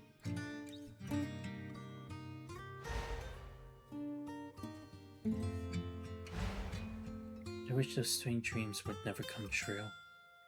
Wish Mom's wish for me would come true. Please make it come true. And I wish... The candle flame shiver in the night breeze mirrored in her eyes. Small yet impossibly bright. Far away, the lights of Bifrost climb from the earth all the way into the clouds, where they blur seamlessly into the stars overhead. Everyone would find their way to tomorrow, safe and happy. Wishes are more for others than for herself. Because when it comes to Lucia's own wishes and happiness, she has the same result to make it happen on her own. Close her eyes, silent for a few seconds, and blows out every candle in a single breath. So, what's your wish? Not telling. It won't come true if I do. Aw, you're not fun. Fine. Anyway, placement exam. Everyone feeling confident? What kind of question is that? At least every single subject, obviously. You placed third in materials engineering last time, behind Lucia and Santos. Shut up! If only they skipped the fitness test. Lucia cuts a slice of cake and passes it to Santos, then cuts 4 more, hand them out one by one. We'll get through it. Voice comes out soft as if meant for everyone to hear, yet also for herself. At her placements, whether it's the moon or staying on the surface. Either way, we'll all see each other again one day. On the hill beside FOS, 5 young people sit gathered around a handful of candles, and a less than perfect cake wrapped the Academy's night. In the distance, Bifrost blazes with light. The rocket's exhaust trail long since vanished into the sweep of the Milky Way. The wind scatters the candle smoke, threading the air with the sweetness of cream. The evening breeze rolls across the grassy hillside, catching their laughter and carrying it far, far away. So far, it feels like even the stars might hear. Oh, okay, now it changed. Well, okay. I like how they're doing this too, because it's like, again, this isn't really going to be the part where it's like things are going to go down, right? It does kind of feel like it's supposed to happen more later. So I'm kind of glad with the Academy stuff, we kind of went by it, though to be fair, it was like at least 3, technically 4 parts. Yeah, because like, this was just where she was starting her new life, and then these 3 are the Academy days, so at least it didn't like overstay its welcome. I mean, I'll be honest, I would have liked a bit of like the hijinks of like the team across all of this, but it's nice to see. You know, it's interesting because it's kind of reminiscent of how Grey Raven was, right? Because after the whole thing and the new Lucia came after what happened with Alpha and her original team, Lucia was placed on the Grey Ravens with her being the leader, with Lee and the Liv. Lee being the special exception and kind of like a special agent from another group, and Liv being taken from Vanessa's group and then being put on this, or on the Grey Ravens, right? But even then, the team didn't really connect, right? It was only until the Grey Raven commander came in that they at least attempted to act like a team, because he was like the real glue holding them together and giving Lucia the voice she needs to become the leader, right? Because she didn't really know who she was or like how to be confident in herself as the leader. Graduation. Back then, they had yet to set sail. Their joy knew no end in sight. Give me a sec.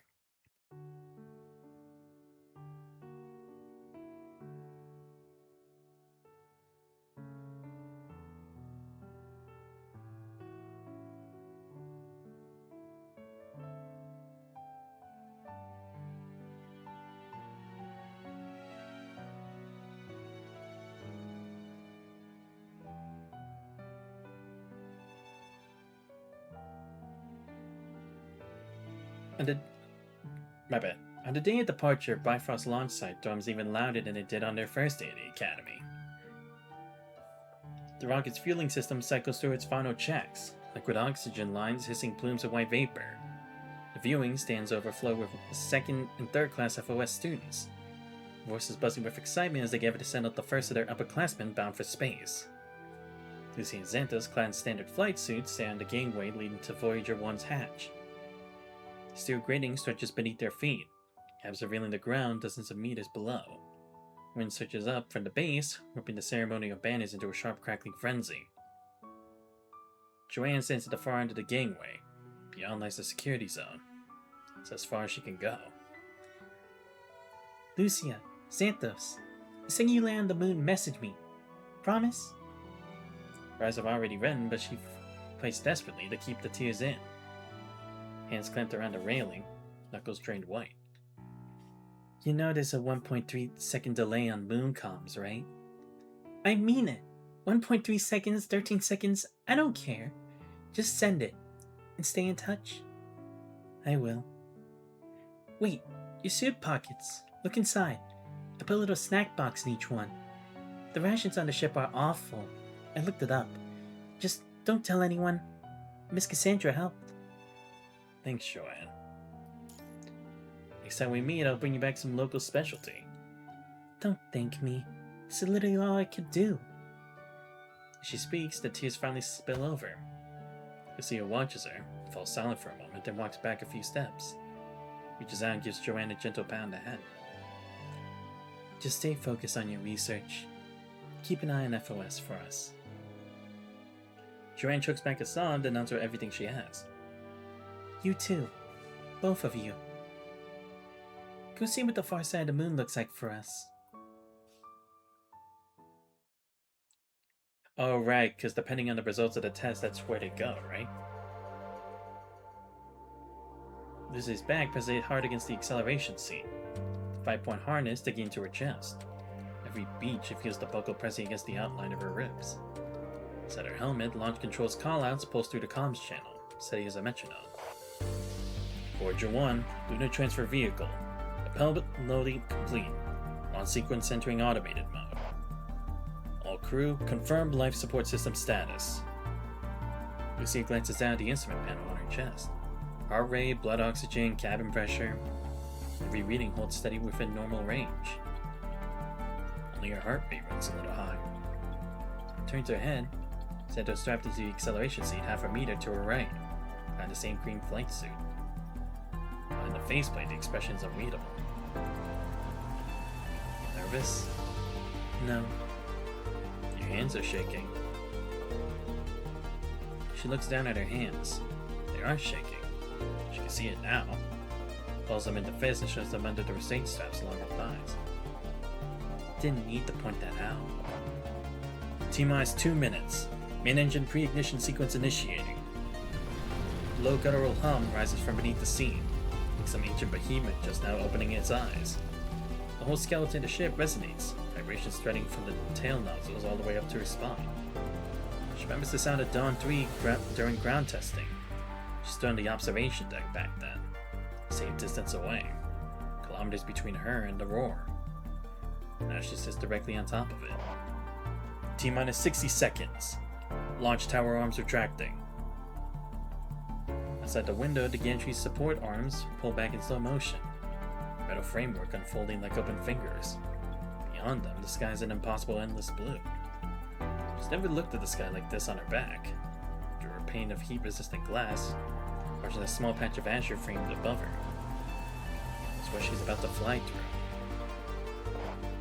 T-minus 30 seconds. Automatic flight control system engaged. All manual commands locked. The hum shifts into a tremor. Bulkhead, instrument panel, harness buckle, her own breath hissing inside the mask. All of her hums now, vibrating in a single shared frequency. T-minus 10 seconds. Her hand works its way out of the restraint strap and settles onto the right armrest. Santos' hand rests just beside hers. 5, 4, 3. Then fingertip meets fingertip. On the elevated highway ringing the launch site, a black and gold limousine waits in silence. Cassandra's alone against the window. No entourage. No cigarette dangling from her lips. She does nothing but watch. The Voyager 1 rocket perched on the pad, carrying Xanthos, Lucia, and 10 other FOS cadets into the sky. Between her fingers, the old pocket watch turns. Open, closed. A faded photograph on its back flashed in the sun, one flicker of light after another. Would you look at that, Nidhart? Wait, Nidhart? Lips move, words barely a whisper. Humanity's children are setting out. Last countdown rings out across the heavens.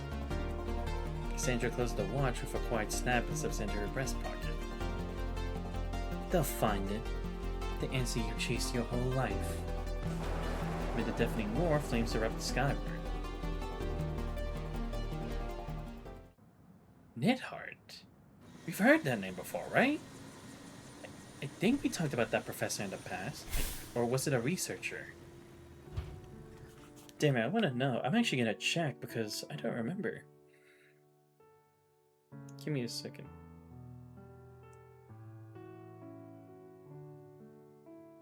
Like, I actually do want to check because I think we did actually talk about this person.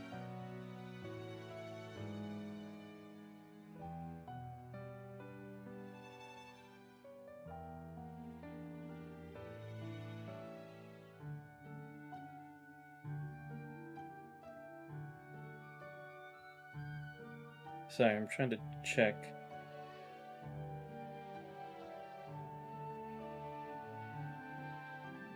I know I might be wasting time, but I just figured I'd check.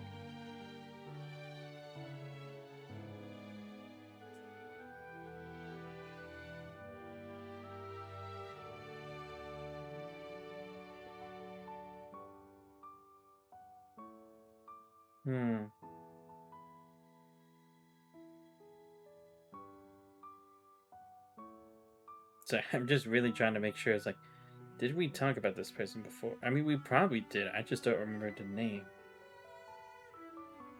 I could probably just Google it instead. When the airlock on the base's south side opens, Lucia first step into the lunar surface feels far softer than she imagined. It's like stepping onto untouched gray flour. Each footfall sinks deep, leaving treads sharper and clearer than any print she's ever left on Earth. Lucia crouches down, pinches a bit of lunar soil between her gloved fingers, and holds it up to her visor for a closer look. Gray. What color did you think it would be? Not sure. Didn't think it might be silver.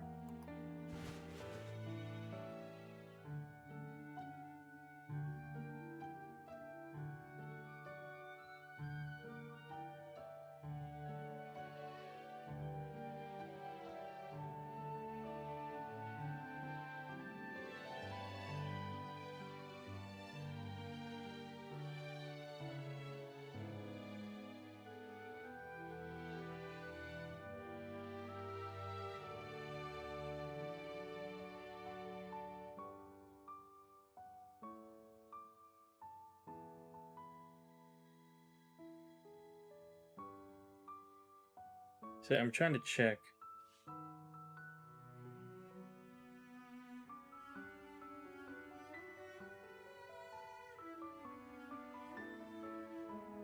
She carefully tucks the lunar soil into her sample bag and seals a shot. First sample down.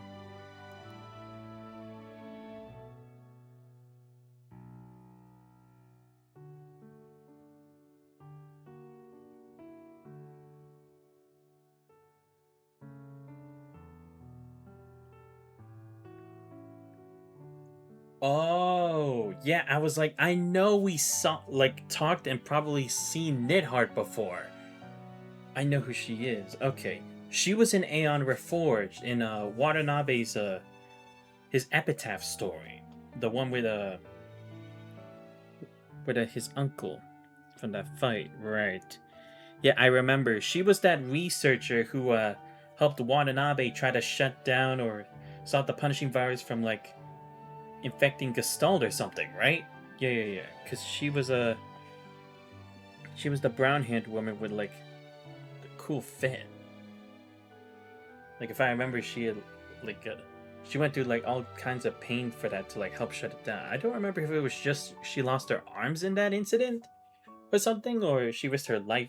She risked her life for it. I do remember that because she was the only one who could stop the situation from getting much worse and having nothing to fight against the punishing with. Okay. Interesting. So what? Nidhart had passed in this time? Or is it maybe that she's not a part of this yet? Interesting. Okay, so she has a connection to Nidhart. That's interesting. Because I was like, I know we talked about that name. It sounded significant too. Yeah, from Aeon Reforged, okay. If anything, that was actually also one of my first chapters. Well, one of the first couple chapters, because I did that early, even though I didn't really know much about Watanabe. But I just did it anyway, because it was like, at the time, I just wanted to do as much as I could for like the BRS collab and everything.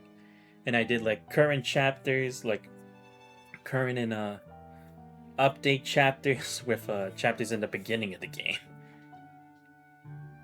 Yeah, that's probably why I forgot. And we always deal with so many researchers and scientists, but she was actually one of the ones that we didn't actually have to fight or was a bad guy or something. The first 2 days on the lunar surface followed a routine. Check the comms relay stations, ring at the base perimeter, swap out aging solar panels, and pull soil samples from Science Council designated sectors. It's tedious, repetitive work, but every single task demands obsessive precision. The instructor puts it bluntly. Good enough doesn't exist in space. One loose bolt becomes a lethal leak the next time the temperature swings. Okay, so I guess because Dominic's taking his research more seriously, or not more seriously, but he's being more cautious about this. It's actually taking a while for the 0-point reactor to actually be put into operation, right? Because otherwise, the punishing would have already happened, because that was the main point of the present world line in Punishing Grey Raven's story. But it doesn't seem to have happened yet. And again, I think that was the same with Chaos Contamination. They tried to use something that was similar to like the 0-point reactor, but instead it just made things a lot worse. And then they had the Chaos Contamination. So I'm guessing the difference is this time this information being perceived as a warning is like, let me try to make sure that with this information I can have it applicable by the time I do my own project, because it's too much of a because he probably thought it's too much of a coincidence for this information to come in when I'm working on this 0-point reactor project, because it's like it was always already bound to happen during the Golden Age. That's the thing. It's like it still currently is the Golden Age. So I'm guessing that's the difference here. That's like they had enough time to train some decent FOS cadets into actual leaders, and the world was still trying to unite together for this whole project with the 0-point reactors and everything. And again, the lunar base seems to be under better control than how it was before, because that was kind of with just Karenina's grandfather. But it's like they were using punishing over there, right? As like part of their research. Probably for like Kurino to have a better understanding of like the Ascension Network and such. Lucia takes to heart. She works meticulously. But on the third afternoon, after 6 standard hours patrolling the perimeter, she does something every instructor would shake their head at. Hop on. What? The lunar rover sits on the gentle slope of a crater, all 4 wheels sunk into the regolith. The old solar panels from the earlier repairs still hanging off its antenna. Just drive safe, please. Sento sighs, circles around to the passenger side, and climbs in. Seatbelt hasn't even clicked before the rover surges forward. Inner gravity is only 1/6 of Earth's, but the rover motors were built for terrestrial loads. Here, that means acceleration hits hard. Wheels tear into the soil, kicking up a great volume of dust. In a vacuum, every particle traces a perfect silent arc, rising, falling, trailing behind them in slow motion. Lucia turns the wheel right, full lock. The rover tilts into the crater wall, carving a slope at an angle no other vehicle could survive. But the moon catches it gently. Soft bounce, and the wheels find the dust again. Oh yeah, I guess, yeah, now that I think about it, you wouldn't have to worry about the car like tumbling down or spinning around while up in the air, right? Well, at least not as much, right? So it's like you would have more time, potentially, to try to fix it back into a stable posture or something? Well, would you? I don't know. I don't know if that's how the kind of gravity on the moon works compared to this. Because I wouldn't know. Slow down. Lucia, relax. I've got it. Just sit tight. You've got it? There's a crater right in front of us. Oh, right. I guess you could just jump that. Because again, you'd be in the air much longer. Well, I'm assuming you'd be in the air much longer. Lucia stumps the accelerator flat. The rover lifts off, all four wheels leaving the surface as it sails over the crater rim. For one breathless moment, it hangs in the void, arcing through space, and lands clean on the opposite side. The impact ripples through the frame in total silence. Bursts of laughter crackles through the comms. Takes Lucia back to that day she stole her father's motorcycle for a joyride. Except this time there's someone beside her. After the wild ride, the rover comes to a rest on a high ridge. Its tire tracks tracing a regular path behind it. They climb out one after the other, boots sinking into the lunar surface with every slow, deliberate step. They take their time because a moment like this is worth slowing down for. There's no wind or sound, not even a trace of life. The great horizon stretches endlessly in every direction, and a dome of absolute black above. The universe laying bare its stark beauty for all to witness. The stars. They stud the black velvet of space at countless points of light, that's dense and unbroken. Fill the entire dome of the sky. Only out here, beyond the atmosphere, does the truth become undeniable. Earth's night sky reveals barely a fraction of what the universe holds. Lucia? Yeah? His voice comes through the comms, underneath a faint crackle of static.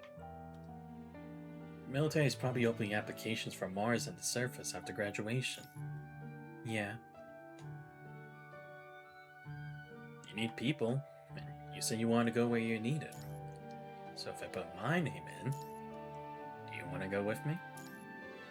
She doesn't answer. Lucia? Turns and finds Lucia motionless, no longer walking. Stands facing away, frozen in place. Cindy catches the light in her eyes behind the visor. Look at her face is somewhere between awe and perfect stillness. The way a child looks upon the sea for the very first time. Lucia? Santos? Without thinking, she reaches out and takes Xanthus' hand, pointing toward the lunar horizon. Oh, yeah. See Earth from there? Yep. Earth's rising over the curve of the moon. The whole planet looms up from the other side of the lunar surface. Immense and slow, a towering reflection rippling forth from still water. It hangs in a pitch-black void, the only splash of color for hundreds of thousands of kilometers in any direction. Even the stars dim before it. The vast blue arc begins to spread, wider and wider. White clouds drifting across its face in slow rolling motion. And the continents, the oceans, maps humanity spent millennia charting. All of it now unfolds across the face of the planet, half lit by the solar system's lone star. Lucia stands on the gray wasteland, her suit catching Earth's blue light, casting a pale shadow across the lunar soil. Earth is rising for us. What's when she speaks is barely a whisper. Two of them stand there, facing Earth as if facing something far greater than their own fates. On that blue planet, billions are drawing breath. People are being born, people are dying, people are growing, working, looking up at the sky. Right now, two tiny figures in that sky are looking back at them.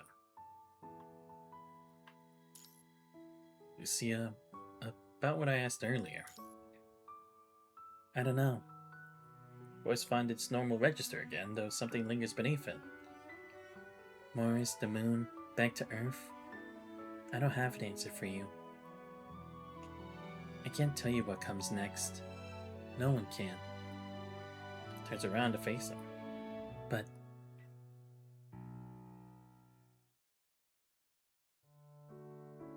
she reaches out. Suit gloves are thick and unyielding, fingers buried under layers of airtight fabric, radiation shielding. Clumsy, rod-like things. She pushes through it and reaches for Xanthus' hand anyway. Two gloves meet. The hold is clumsy, barely grip at all.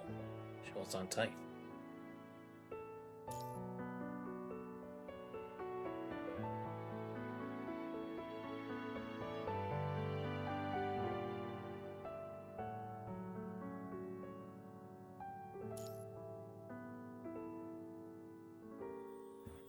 At least right now, there's something I want to tell you.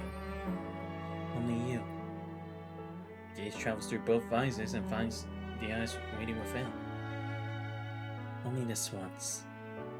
Lifts her upper hand and presses a button on the comms panel at the side of her helmet. Soft beep, then the comms channel goes dead. Absolute silence settles back over the lunar surface.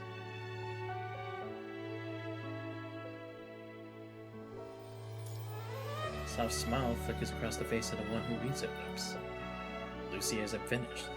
There's one more thing.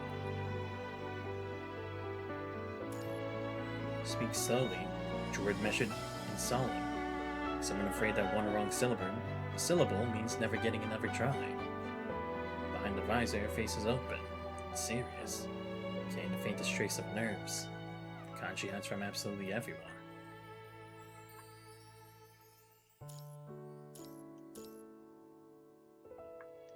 Lucy's words come to an end.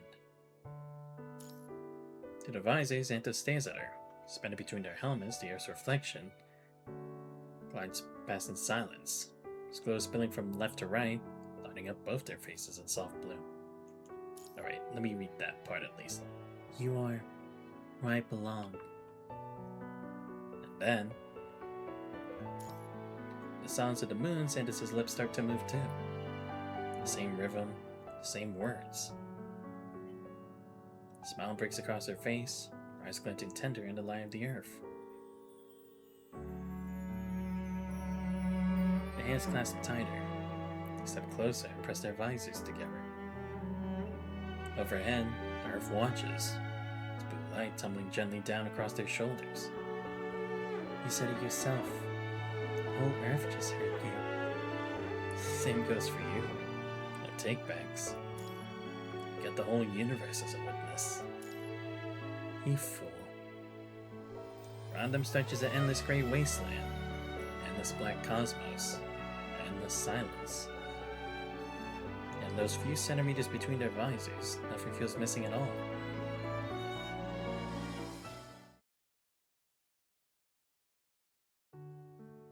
After the policeman examined the 420 cadets of FOS's first class scattered toward their chosen futures. Oh, okay, good. I was wondering, like, are we actually gonna see what positions everyone's at? 6 months later, Lucy and Xanthos returned planetside and were formally commissioned to the world government's tactical command ranks. Evaluations carried the highest marks possible. Across 2 years, they saw frontline action 3 times in the Unification War, and twice returned to space on deployment. Joanne stayed behind the FOS. She declined a military commission, accepting instead an assistant role with the Science Council. Devote herself fully to a project she could fully grasp. Oh, okay. So she stayed at FOS but to work with the Science Council. I kinda figured, honestly. Codename Crown. Oh, okay, yeah, because this chapter is inversed crown or something like that, right? Okay. It was the final piece of the puzzle Dominic had derived from the cosmic signal received 18 years ago. The most complex by far. Oh, right, did they call that crown too? I know he, like, addressed some other project name, but I don't remember if it was that one or one of the other ones we talked about before. A year earlier, the construct and mine technologies Dominic had championed finally secured world government approval. Small-scale applications and modifications began rolling out across various fields. 6 months later, Dominic folded a project codenamed Project String into the Mind Research Institute, apparently aiming to merge gravitational field research with construct tech. Right, because that was part of the thing, right? That was part of the message from the other world, Project String. Because one was Sephira, the other was Project String, and then the last was Lucia. Around the same time, using Elysium's brain-computer interface as a technical prototype, Dominic began developing the component blueprint designated Crown. During this period, that Joanne was recruited to the research team. In Dominic's original vision, both humans and constructs would be able to use the Crown to manipulate the gravitational fields of the universe. From what Joanne could gather, the Crown's intricate design demanded exceptionally high compatibility with either a mind or human brain, and Gaston had yet to find a suitable match. He had to iterate around the clock to lower the threshold. Ah, okay, so this was something Ever could use. And to control gravitational fields? Makes me wonder, could this potentially be something that happened? Like, could this be the breaking point for this world then? Said a 0-point reactor, maybe?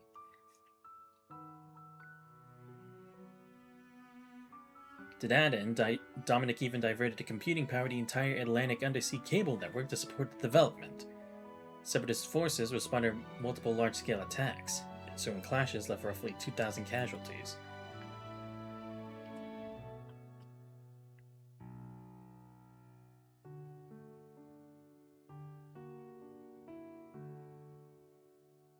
Joanne felt sick over it.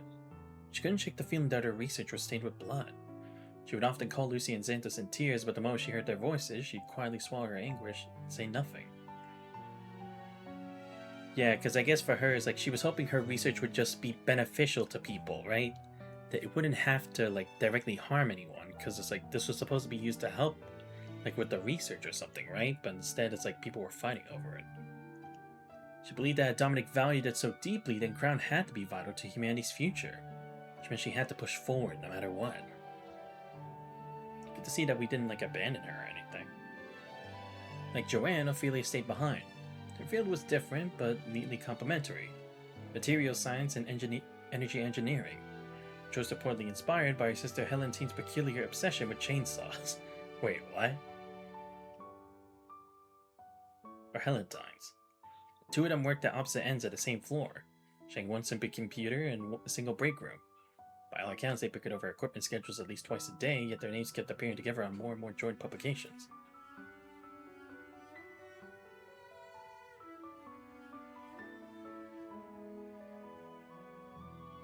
Right, because if I remember, her sister was the one who recommended her to go to FOS college or something, right?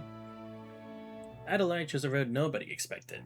Not the regular forces, not the academy, not any of the international bodies that courted her. She signed away a private military contractor and became a mercenary instructor. She plunged into the ugliest, most volatile corners of the Unification War, the lawless edges where official forces feared to tread. Magazines loved her, Adeline alone behind enemy lines, Adeline dragging hostages free, Adeline carrying refugee children to the smoke. So would she be like what the Forsaken were? You know, before they changed their name. The day Ophelia learned where her friend had gone, she said nothing for a long time. She walked to the range and put rounds through targets for a whole long hour. Yeah, because I mean, I guess for Ophelia, it's like, she did better than her at school, right? She was hoping she'd beat her a step of her so that she could catch up or something. 3 more years pass in what feels like a breath. And FOS prepares for its very first graduation. Wait, what? What do you mean first graduation? We were the ones who went to the first graduation, right? Oh, no. Right. No. Right, I forgot.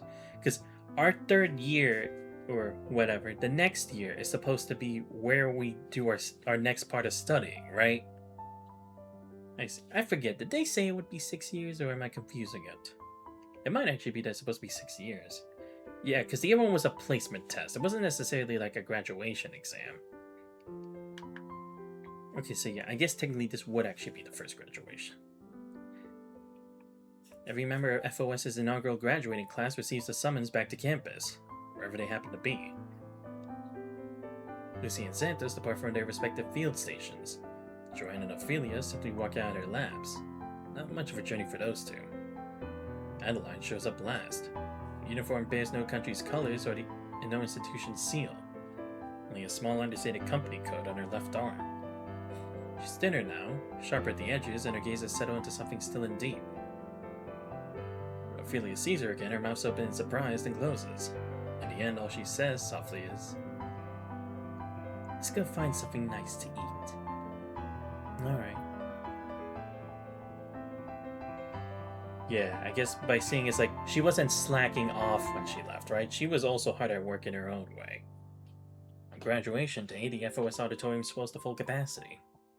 Outside in the square, a massive screen rises above the assembly. 421st class graduates stand gathered. Uniforms, lab coats, medals contain the light, brought up by their instructors into something that vaguely resembles orderly rows.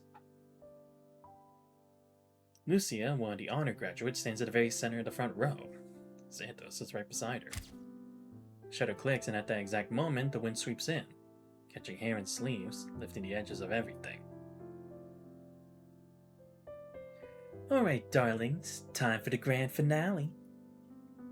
As your beloved trustee, writer, talk show host, angel investor, and certified nutritionist, I, Madam Cassandra, have prepared a magnificent gift for your graduation. The FOS Anthem. From the podium at her back, she snatches up a stack of papers and brandishes them at the crowd. Top shelf composers, custom lyrics. Do you have any idea what the composing fee alone? She pauses for a moment and waves it off with a flick of her hand. Anyway, just know it was obscene, so you'd better appreciate it. Presses play, melody trickles out of the auditorium speakers. It's a simple tune, so simple it barely counts as songwriting. More like someone wandered over to a piano, pressed a few chords without much thought, and hit record. Major is sparse, the melody goes nowhere. Yeah, because I was gonna say, it doesn't even sound good. Lyrics are graduation boilerplate. Youth, dreams take flight, every cliche possible in the book, rearranged into combinations no one will remember. Joanne drops her gaze to the lyric sheet, feigning deep concentration. Her mouth clamps shut. Adelaide's face gives nothing away, but her fingers keep pressing at her knuckles. A habit she can't hide when she's binding something down. Just listen to that craftsmanship. That's what real music sounds like. Lucia's face betrays nothing. Somewhere along the way, she's crushed her earphones into her fist. Santos glances over and gives a light tug at her sleeve. It'll be over soon. I'm fine. You're crushing your earphones. At last, the song ends. Cassandra turns to face the audience, expression brimming with anticipation. Well, what do we think, darlings? Tasteful, no? Absolute fire, as the kids would say? Students fall silent, exchanging glances. Oh, don't be shy now. Let me hear it. Suddenly, a chair scrapes harshly against the floor from the back of the room. Ophelia has risen to her feet. Miss Cassandra, I spent 5 years at FOS. I've been forced to run punishment laps until my legs gave out. I've been blown up, hunted by live-fire drones, and nearly frozen solid on polar deployment. I earned all of it without complaint. But this is my final day at this academy, and I refuse to let my last memory at FOS be singing something this utterly, irredeemably tasteless. A sharp intake of breath echoes from somewhere in the auditorium. What? Tasteless? I apologize for my bluntness, Miss Cassandra, but it is tasteless. But the commission? It is tasteless no matter how much you spend. Seriously, who did you even give the money to? Sandra's lips part, then press shut again. Her middle fingers tap twice on the table, making sharp hollow clicks. Without waiting for a response, Ophelia is already out of her seat, striding up onto the stage. Allow me. Turns to face the crowd. Kelly's face is tilted up toward her. Wait, you know what? This would definitely be something she does. We are writing our own. Wait, you're gonna do that now? Wait, what? An anthem for FOS should be written by the people who actually lived it. We have voices. We have brains. We have 5 years of blood, sweat, and absolutely absurd experiences. That is worth infinitely more than some generic off-the-shelf take-flight drivel. I'll compose the music. You, all of you, give me the words. Sweeps her gaze across the audience, then makes her way toward the piano set up for the ceremony. Say whatever comes to mind. 1 line, 3 words. I don't care how rough it is. If it needs smoothing over, that's my job. Wow, she's really just doing this. Okay. I mean, it's an interesting graduation ceremony. Draws a deep breath and rests her fingertips on the black and white keys.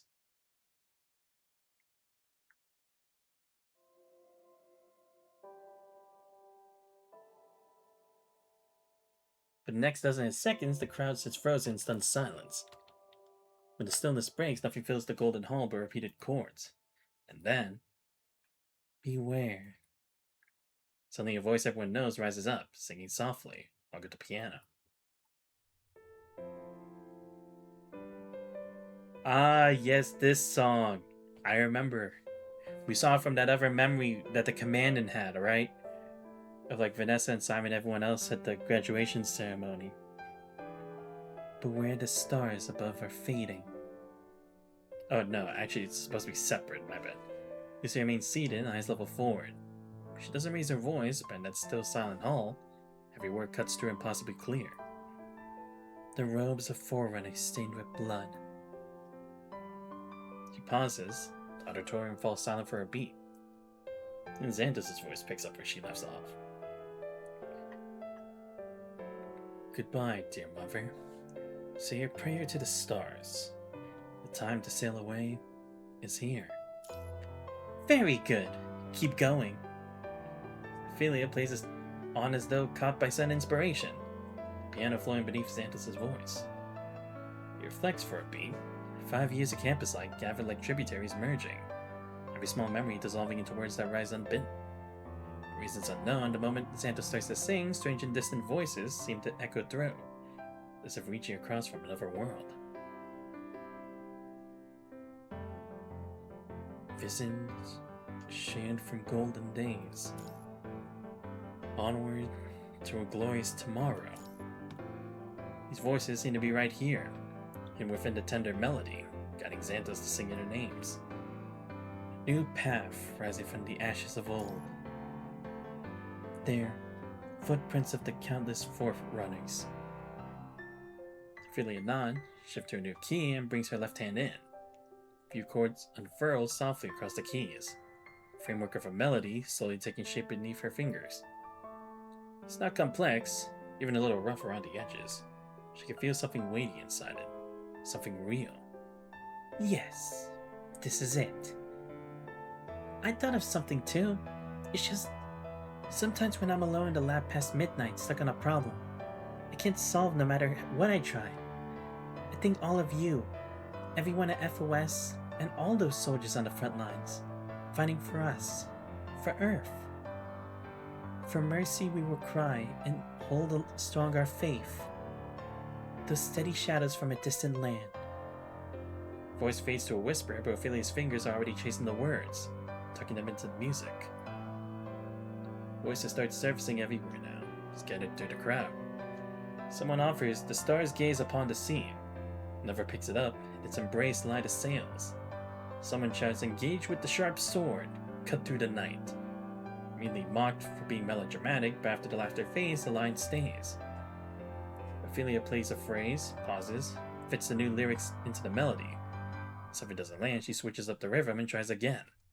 The melody studies forward in fragments, like a house being built one brick at a time. Should we take it up a key here? No, doesn't need to go that high. You should grow the way we did. Keep moving forward. Then we break into a run when the moment's right. Just then, a student who knows their way around music leans forward from the crowd. What do we use a suspended chord there? For the transition.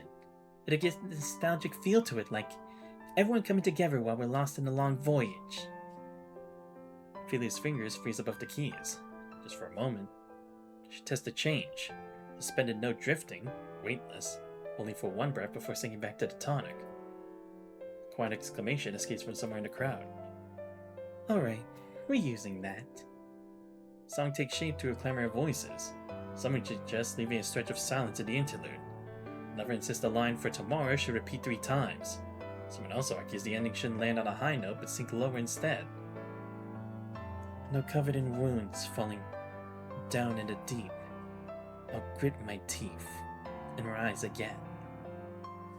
Ophelia picks out that familiar voice from the noise. Stops for a beat, lets the suggestions settle, and plays the lines through.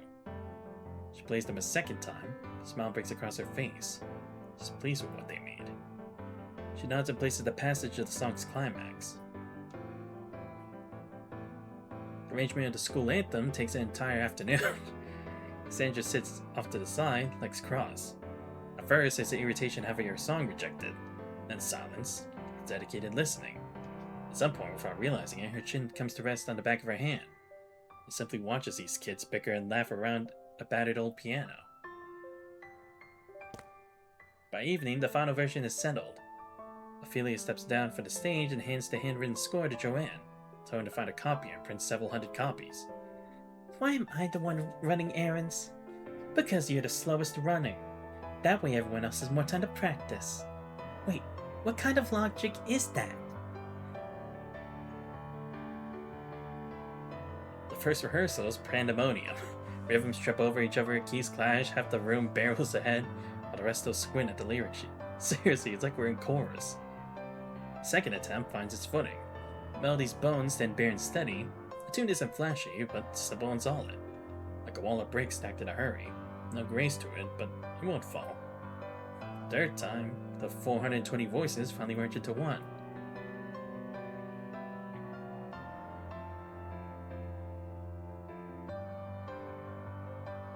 Now, you know what? I'll do it. Fuck it. Today you were held tight in my hand, and with today's will, time remains unchanged. We thrive daily, holding our heads high. For tomorrow, tomorrow, tomorrow.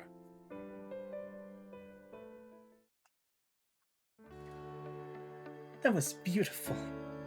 As the final note fades, Cassandra suddenly bursts into tears at the side of the stage.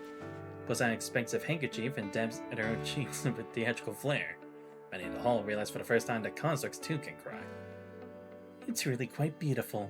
So much better than the one I paid for. You better go find that person who ripped you off. Someone in the crowd lets out a laugh. Cassandra sniffles, collects herself, and rises back to her feet. Right then. This is our anthem now. Mine's going straight into the incinerator. Miss Cassandra, what's the name of the song? Name? Sudden stillness takes her. Looks toward the back corner of the auditorium. The corner's empty. No one stands there. Cassandra stares at her for a long, long moment. The sensor on her arm flickers faintly, still registering some impossibly weak signal. It's like a gaze cast from somewhere far away, fixing quietly upon the hall. She blinks once and the strange sensation is gone. I haven't the faintest idea. Huh? It's your song, darlings. You should be the ones to name it. Cassandra's words, the hall erupts. How about FOS Battle Song? That's way too corny. Let's call it Song of Humanity. That's even worse. At the clamors, Anthos turns to look at Lucia. You want to give it a try? You've heard my playlist. This isn't really my style. Trying wouldn't hurt. Resounding Storm. That's definitely a different direction. Chaos takes over. Students shout over each other from the floor to the stage. Each new proposal more absurd than the last. Each shouted down with even greater volume. Sandra prompts a chin on her hand and watches the pandemonium unfurl, thoroughly entertained. In the end, the matter of naming the anthem simply fizzles out. No one calls for a vote or makes an executive decision. Just keep arguing until everyone's hungry and hoarse and give up and disband. So, the name of the FOS anthem remains an unsolved puzzle among the first graduating class. But every student who walks out of FOS remembers the melody. Wow. Now, you know what? That's a good way to end it. By the time they leave, night has already fallen. Students trickle out of the auditorium in small groups, some still humming the tune they just learned, some smiling. Others are falling quiet. Lights at the far end of the corridor go out one by one. Tomorrow this place will be silent, ready to become the next class's hallways, next class's classrooms, the next class's training grounds. They'll carry this nameless song with them as they set off toward their separate horizons. I forget, was it a nameless song then too? I think maybe it was. Either way, we'll all see each other again one day. Back then, they had yet to set sail. Joy knew no end in sight.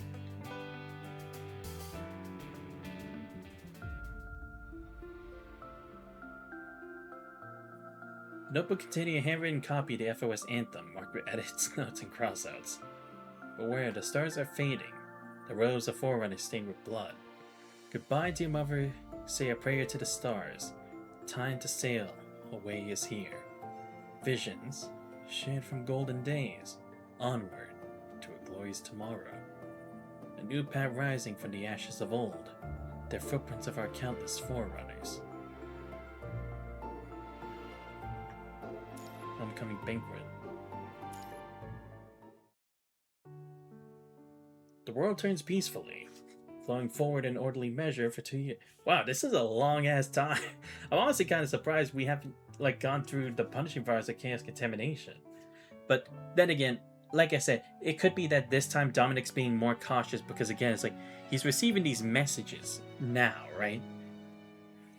But again, it's like clearly they knew about Sephiroth beforehand, but maybe the difference is this time is like maybe back then Dominic figured he'd have more time later after the 0 point reactor um, was working, that he decided to save the project for after. Whereas this one, he's like, no, let's do it before we use it. Maybe that's the difference. Because again, the anomaly, or I mean, the slight difference between supposedly our reality and this world's reality is also that Lucia is becoming a major focal point in it, right? Because it doesn't seem like there's any Lucia who came from another world to ours, right? It's like that for this current one that we're re-experiencing, but not for the one that we presently are in, like the main story. And again, it makes me think now, if it was going to be the case anyway, why wasn't it, right? I guess maybe because, again, maybe this is like where, or maybe this is the only world in which Lucia had broken from one world line to the other. But in all the other ones, only the information was sent. Is it possible that's the case? The world turns peacefully, flowing forward in orderly measure for 2 years. The 0 point reactor moves in its final testing state. Yeah, okay, so yeah, it hasn't been fully activated as it's supposed to yet. Okay. So again, that's why it's taking so long. The lunar base's 4th phase expansion is taking shape on the drawing board. Just last month, Copernicus Outpost sent home its first collection of Martian core samples. Right, yeah, because that's the other thing. We decided to do more of our space exploration before the 0 point reactor, right? Because sure, we had done the lunar base stuff already in the regular world, but they hadn't actually gone to Mars or anything like that. Or at least we haven't brought it up really in a conversation compared to the other research on the moon and on planet Earth. So I guess this time it's like they're not going to use it yet just for the sake of space travel, right? Because they even talked about potentially going to Jupiter already once things are set. So I guess that's been the major difference here. Just the timing of the activation of the completed 0 point reactor. The asteroid belt's mining field finally pushes off into docks. The first unmanned extraction craft is accelerating towards Ceres' orbit to transmit its initial resource data by spring. Because also, it's like we know that FOS was in ruins around the Golden Age, but again, it's like, did it already go through a couple years of commandants, and like who were the commandants at that time? Because that's the other thing, is like we only deal with the commandants who graduated from those who graduated from the Starship, right? Like Vanessa, Simon, Harley Joe, and the others. But not commandants who are like way older than us. So it makes me think, how come we never talk about them? Are they just not around because of the post-pandemic age? Because, I mean, to be fair, that's a lot to go through without being as prepared as like this world seems to be.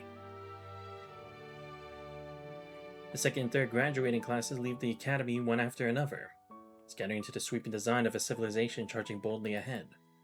Some depart for space, others stay Earthside, keeping the peace of the Unification War's last open fronts, or driving hard against the Science Council's most critical projects. Because I forget, was the Unification War a thing in the other world, or the main world, or is that just something special here? I don't know if it is, because I don't remember us talking really about it. Like, I know there was differences between organizations and other societies and like countries, but I don't know if it was to the point of unification wars being a thing. I mean, it might have been, but I don't remember anything in that kind of detail. But like I said, we didn't really know too much about the Golden Age before the Punishing Virus, and we only knew of what happened when the Punishing Virus happened and the post-pandemic age that took place after with Trillard in the game.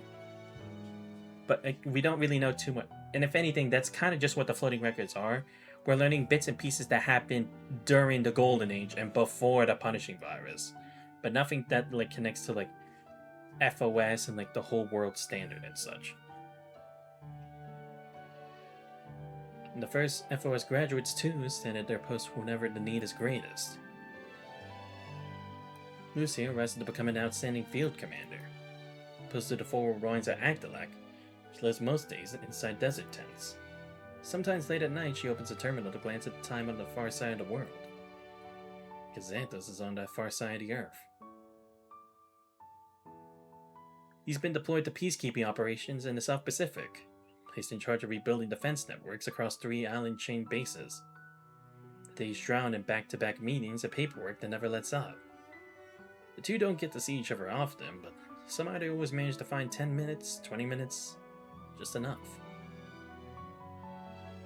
Sometimes Lucia calls unexpectedly at 3 a.m. Not many words are spoken, but simply hearing Xanthos' voice is enough to let her fall asleep in peace. The weight of the day finally eased. Other times, Xanthos sends a photograph snatched between meetings. South Pacific sunset washed in orange and red. Captioned, "The sun looks bigger here than it does on your side." Once in a while, when their leaf falls into alignment, the two find a quiet resort island in the Indian Ocean. A whole day of nothing, just holding each other close. The ocean breeze drifting over them, watching the sun go down and the dawn come up. Yeah, because again, this is the other interesting thing, right? Because it's like, they're really becoming close here, right? Whereas in the regular world, or the setting of Punishing Grey Raven, it technically they told each other their true feelings for each other, but that was only at the end of the bad end from the Hetero Tower chapter. A very sad chapter as well, I might add. But yeah, that was like the only other time, but it's like by then it was too late. So it's like, it's nice to see that it's like it didn't happen like that this time. Luna's in college now. Chose photography as her major, and those two friends of hers, Roland and Lamia, still right there beside. Wait, what? Oh, okay, so I guess that's just what happens to them. It's like, again, regardless, they were destined to become comrades one way or another, right? Yeah, I guess Luna wouldn't really be a part of any of this, right? Because she never was really meant for, like, any of this kind of stuff, really. Until she just ended up that way through circumstances. Word is, their band isn't really taking off. Several major labels already looking to sign them. Oh, okay, so like Roland and Lamia have a band, I guess? And Luna's just friends with them. Whenever her little sister comes up, Lucia can't keep the smile from her face. One summer night this year, Lucia makes a promise to Xanthos that once things settle down, she'll bring Xanthos home to meet Luna and her parents. Joanne and Ophelia's labs have merged into a single operation. After 2 years of working side by side, the pair have risen to become the youngest technical experts at the Science Council. Ophelia breaks through the nanotechnology bottleneck, and Joanne, drawing fresh insight from the work, reinterprets the engineering data transmitted by the Landau probe 16 years ago, unlocking a new breakthrough in the Crown's Sephira project. Right, because again, it's like, do Joanne and Ophelia exist in the normal world, or do they not?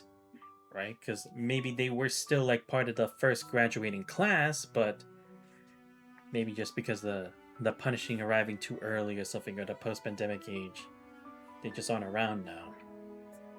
Makes you wonder. Or maybe they had yet to be born yet, right? Because again, like, Lucia's time in the world is kind of different from that of these other actions. For the past 6 months, Lucy and Xanthos have been regular visitors to the lab, called in for a compatibility test for the Crown.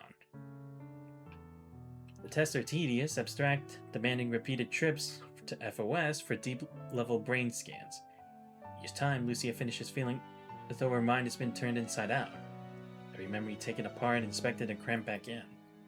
Sensation unsettles her. Xanthos says it matters for the future of humanity, so she bears it.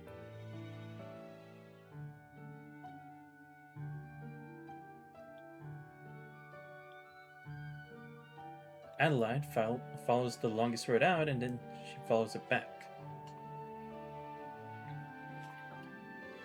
During an orbital drop, her landing pod fails. The ligaments on her right knee are torn. Surgery is a success. Recovery too, but the medical report leaves no room for interpretation. She's no longer fit for frontline combat. She doesn't argue, simply returns to FOS and takes up the role of instructor. What? Seriously? Wow, okay. That's actually kind of surprising, because she definitely seemed like one of the more adept combatants out of the whole group.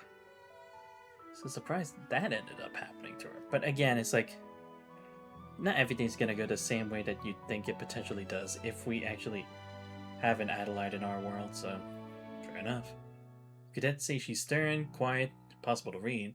On every field training exercise, she is always the first one forward. Even when the dull ache in her right knee never leaves her. Ophelia's made a habit of accompanying her to the clinic every fortnight. And the top drawer of Adelaide's desk is perpetually full of pain relief patches, gathered and gifted by all of them.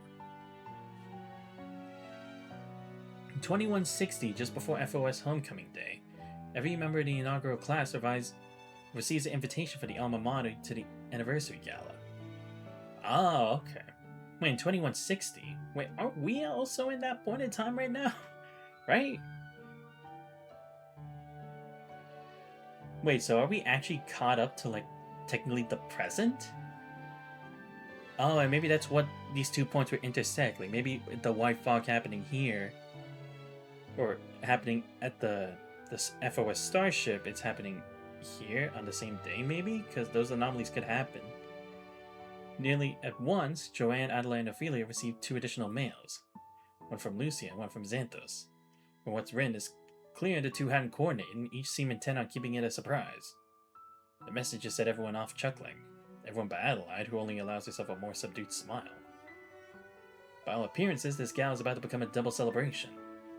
So they each pull their old academy uniforms from storage and wait eagerly for homecoming day to come. Oh, my bad. Tonight's banquet unfolds beneath the college auditorium's great dome. 2 years ago, Cassandra won her budget standoff with the United Government, a hard-fought victory, and transformed the ceiling into a canopy of stars.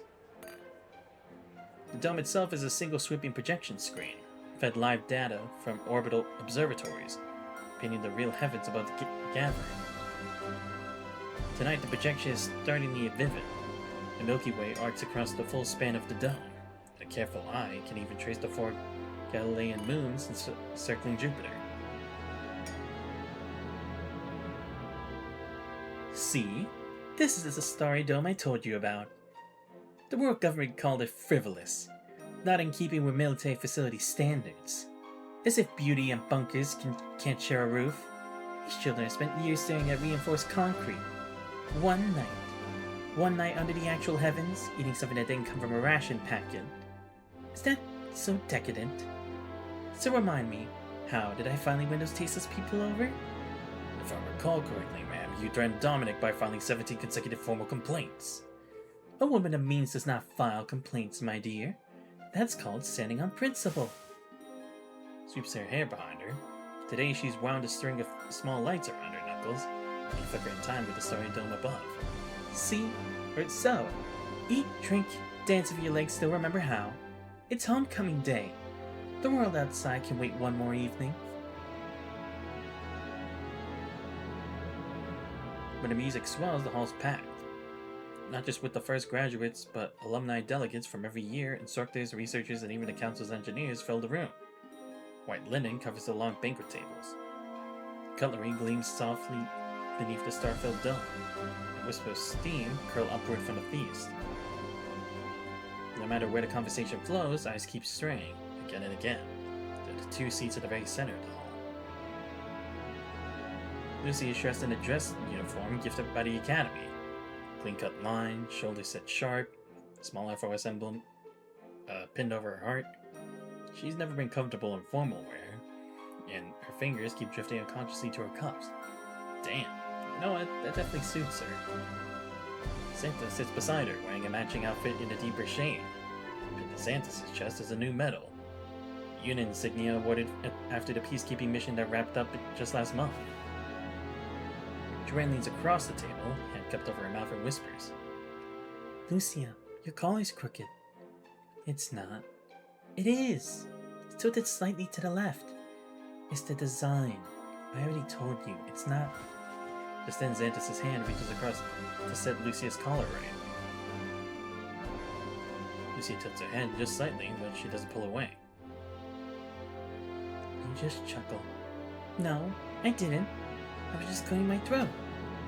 Ophelia slips to the crowd, stemmed glass in her hand, and takes a chair next to Joanne, wearing her old school skirt today, her hair falling free around her shoulders, whirled apart from the perpetually ponytailed arms akimbo figure seen in the lab.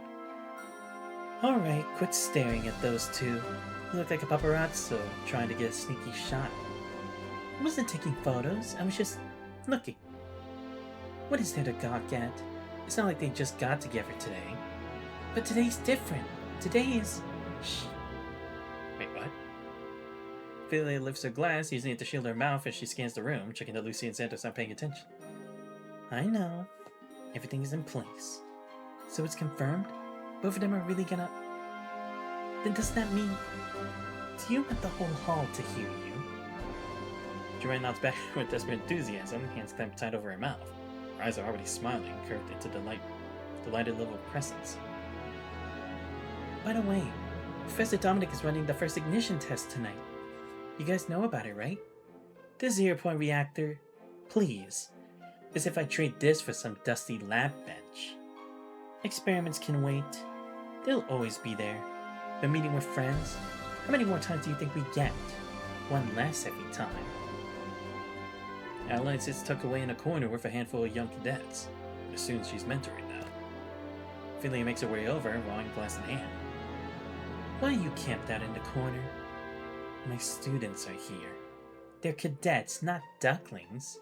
Let them breathe. Instructors should stay with their students. You're not an instructor tonight. It's homecoming day. Read the invitation, alumna. Ophelia settles into the seat beside her and slides another glass across the table. Have a drink. I can't. What? One promotion and suddenly you're too distinguished for a drink? Adeline's gaze drops to the glass, lifts to Ophelia. Just one. Adelaide drains the glass in a single tilt. Ophelia's gaze drops just briefly to the exoskeleton bracing her right leg. Does it still hurt? It doesn't hurt. I notice it when the weather turns. That's all. You notice it. Right. Because it really isn't serious. 700 meters, Adelaide. You fell from that height. Define not serious for me, please. Mission objective achieved. All hostages evacuated safely.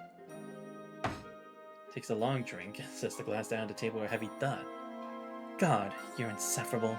You know that? You mentioned that plenty of times. Don't do it again. Ever. We were all worried about you. Adeline doesn't answer. Adelaide. I'll be careful. Ophelia knows exactly what those words means. I'm not making any promises. But tonight she lets it go. The banquet hums her a good feeling. Tonight everyone seems to be holding their breath for something. Even the stiffest guests carry a looser, lighter air. Glasses clink and voices rise. Some recount their last 2 years. Others spin old heroic tales for wide-eyed underclassmen. Few circle half the hall just to touch glasses with a long-lost classmate. Lucy and Santos sit side by side at the center of the long table. The seats reserved for outstanding graduate representatives. Dress uniforms are immaculate. Academy badges glinting beneath the starry dome. Lucia's plate remains almost untouched. She's been listening to Santos talk with the people nearby, adding a word here and there. No, mostly she just listens. At the table, her right hand keeps drifting absently towards something tucked inside her uniforms in her pocket. Santos' left hand carries the same restless habit, and neither one notices the other is doing precisely the same thing. But Joanne notices. She can sense that both of them are waiting for just the right moment. So she draws a deep breath, tightens her grip on the terminal, and rises from her seat. The noise in the hall slowly quiets. Just last night I received word from our lab and... The third stage analysis of the crown Sephra is finally completed. Silence settles over the hall, deep enough that the faint hum of the dome projector fills the air. After all these years of iteration, of dead ends and recalibrations, we finally brought the matching threshold down to a feasible range. So Gestalt ran a worldwide matching scan. She looks at Lucy and Xanthos. Out of all the eligible candidates on this planet, only 2 have a mind structure perfectly compatible with the crown Sephra. It's you 2, Lucia, Xanthos. holler-ups. Some gasp, some burst in applause. A few who haven't caught what's happening got swept up in the excitement anyway. Lucia turns to Santos without a word. What exactly does that mean? She turns her terminal around. The screen is a diagram of a gravitational field interference model. If the crown achieves operational status, it means direct localized manipulation of the gravitational field, which in practical terms, we can fold space. The implications are enormous. Interstellar travel without relativistic constraints, Proxima Centauri, Sirius, and even places beyond, all within reach, and in more extreme theoretical applications. We could even potentially influence past events to steer history toward a brighter future. Okay, so yeah, maybe this is what causes the punishing virus or something, right? Because like something that was meant to help people, but maybe it's like in the eyes of them, we're still not ready yet. Maybe. Or maybe they'll feel like we're cheating because we're getting information from another world.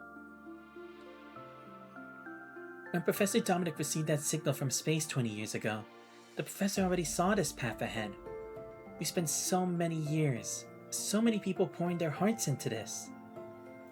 Today we're finally here. Tears gather at the corner of her eyes, and a smile shines through. You two, Lucia, Santos, you might be the first people in human history to really touch the stars.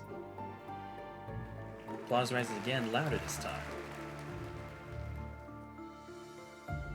Lucy listens to all of it in silence, and lifts her head.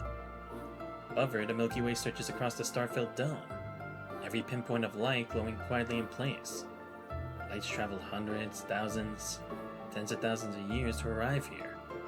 And nurture winds telling her that one day she might reach out and touch its source with her own hands. She gazes upward for a long moment. Santos does the same.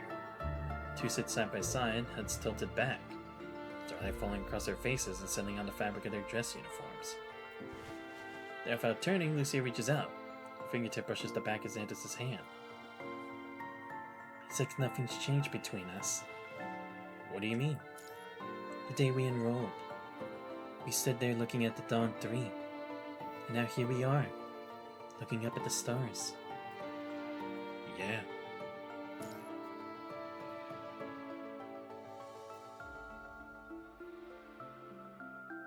Lucia turns to face Santos, her gaze steady and resolute, as if she finally made up her mind. Santos, something I want to tell you. Oh wait, one second, I need this as a good shot.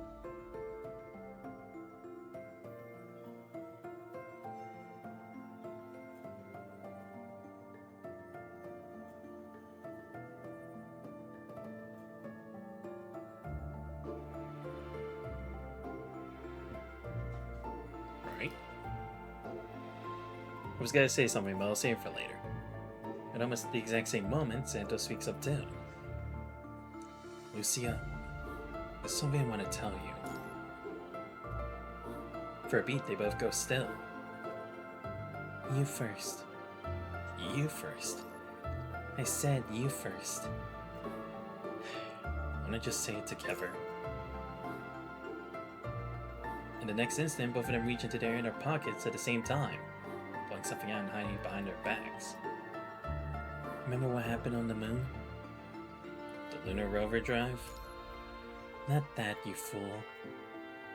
I know.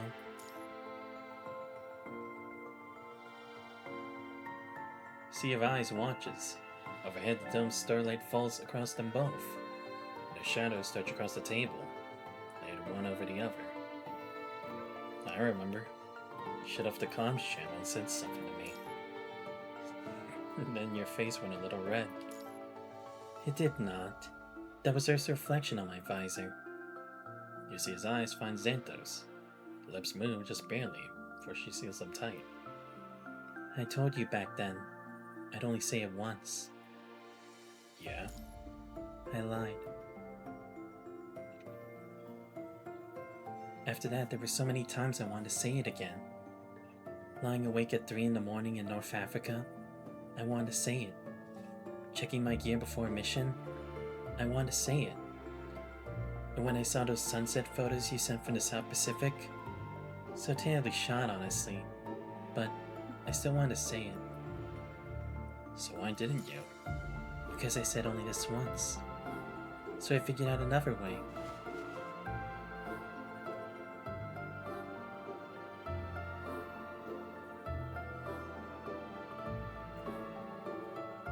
Slowly she draws her hand out from behind her back. What a coincidence. What? I figured out a way too. The two stand face to face, each holding a delicate little box. Expressions shift from shock into something far harder to name, somewhere between laughter and a sigh. Mouths opening as if to speak, but no words coming out. Joanne's already on the verge of tears. Philia's face flushes red, laughter barely contained. Adelaide's mouth gives the faintest twitch, which by her said this is practically a roar of laughter. Will you? Someone starts clapping. The sound catches, spreading. All across the hall, mouths open, breath drawn for a cheer, but the joyful laughter dies in their throats. Overhead, a deafening crash comes. Oh, of fucking course. We can't have one sweet moment. Every time the Commander and Lucy are about to make progress, they do this shit. Come on, man. Let them have the moment. Okay, but anyway, now that that moment's over, I wanted to say, what if what's opening the holes in space, right? What's causing all those creatures to come from the white void? Is that what it is? It's the Sephira going out of control, or the Sephira being used by whoever that creature is? It has to be, right? Because they even said so way back there of what it was supposed to do. Because let's see. Yeah, localized manipulation of gravitational fields to fold space.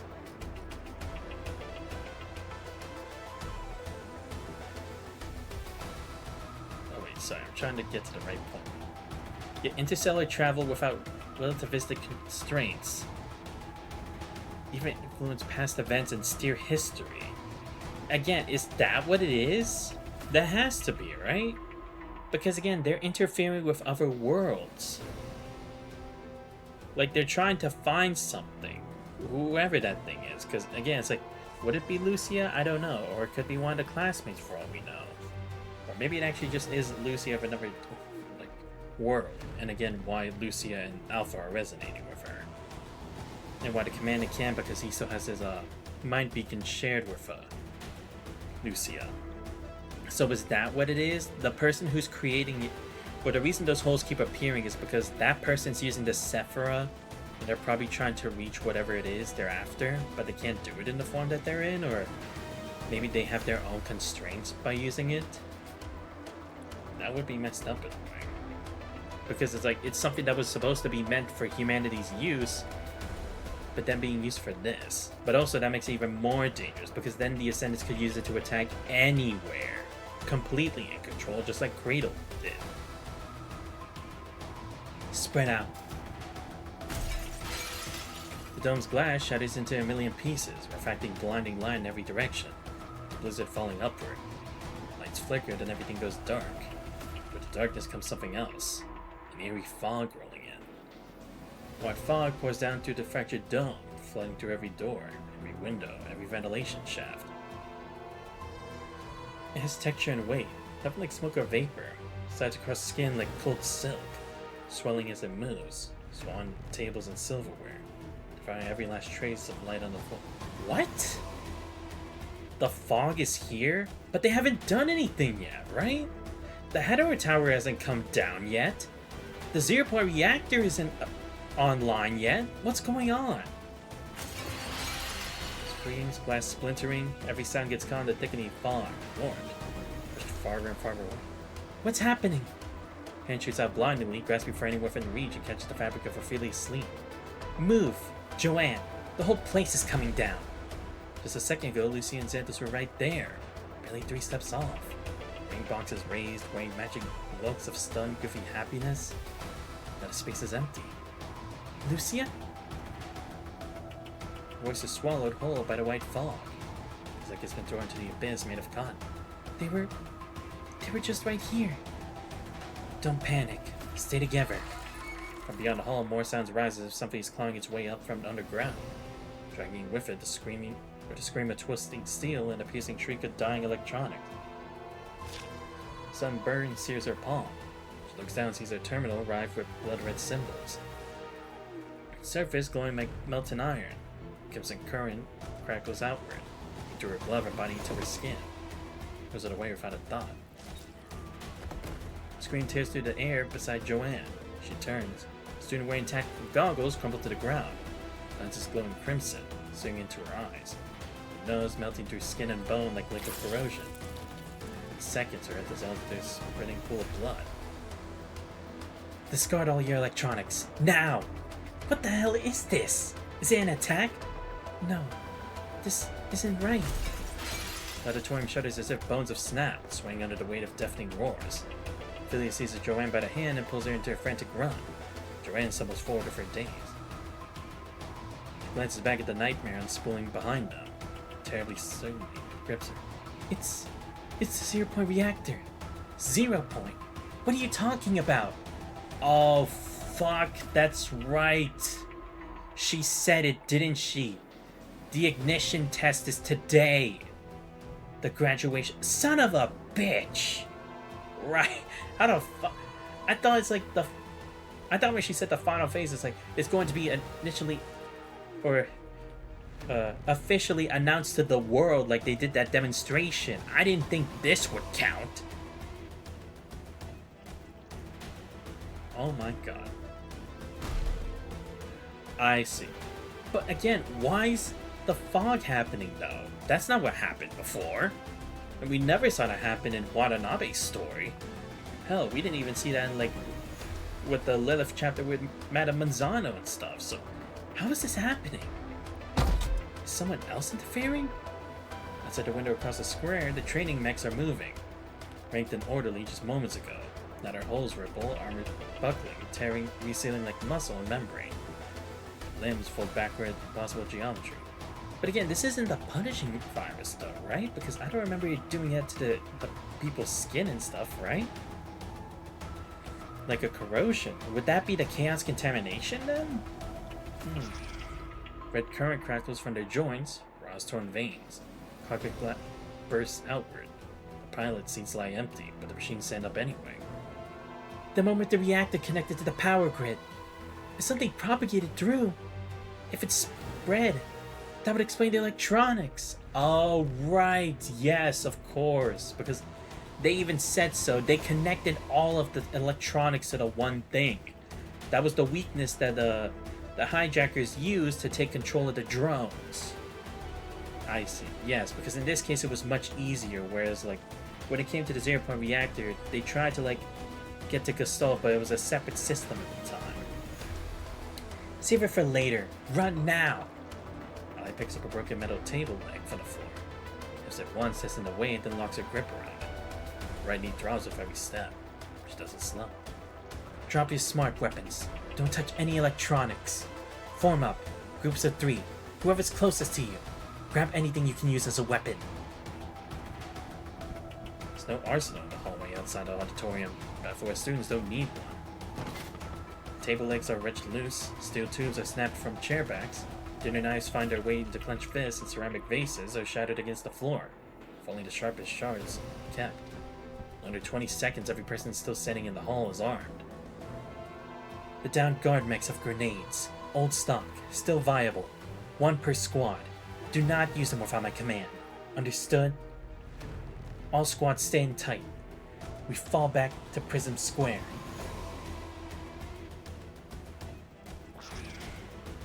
Right, Prism Square.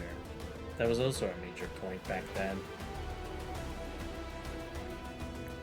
Come on, you monsters! First Corruptor calls off a side passage and lunges straight for the students. While we remember 6 steel pipes smashing down as one. 3 meet head on. 2 seal the flanks, 1 watches the rear. It's a standard 6-person close-quarter suppression formation. Meant toward first year course at FOS. Yeah, because that's the difference this time, right? They were all gathered into one place, and they had the kind of leadership already, right? Because they had the experience, they had the training, and they'd been through their own kind of missions.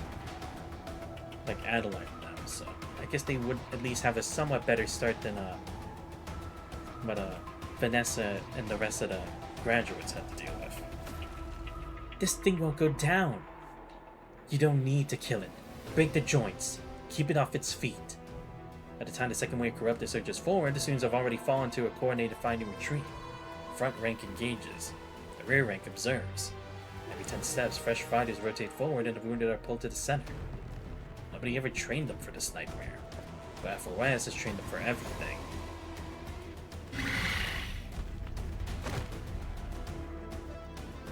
Giant Corrupted's tail drives clean through Nia's left side, smashing her back against a fallen pillar. She's hit! Cover her! Soon lunges where a metal plate held high. Corrupted pivots, striking sideways. His pincer latches out, cleaves through his left leg, leaves a blade through soft butter. Don't worry about me. Just go! FOS will never leave anyone behind. Push together. Aim for the joints. Jet of scorching steam bursts from the thing's metal joints, rolling two students backward.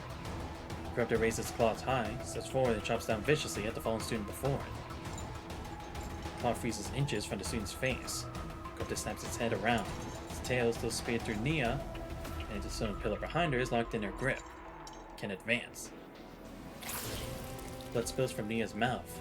Along the length of the tail impaling her, she forces her ruined body forward. Inch after agonizing inch, closing the distance to Corrupted's core. Nia, First Class Cadet FOS. Designation 374. Pulls a grenade from her belt and bites down the pin, bloodstaining her teeth. For tomorrow. Whoa. The hell? Blast lands in every ear like a stone dropped into dead water, playing through the chaos. Reminds everyone still standing on that battlefield what hangs at their hips, and what their bodies are still capable of. The Corrupted surge forward in waves of steel. One wave recedes, the next crashes in behind it. Metallic shrieks pressing in from all sides. The second explosion rings out. First Class Cadet Hanif, designation 264. Corrupted takes his right arm. The last of his strength, pulls the pin. Charges the two nearest Corrupted, blows them all to pieces. Third, First Class Cadet Beeble, designation 197. Fourth, Second Class Cadet Sika, designation 367.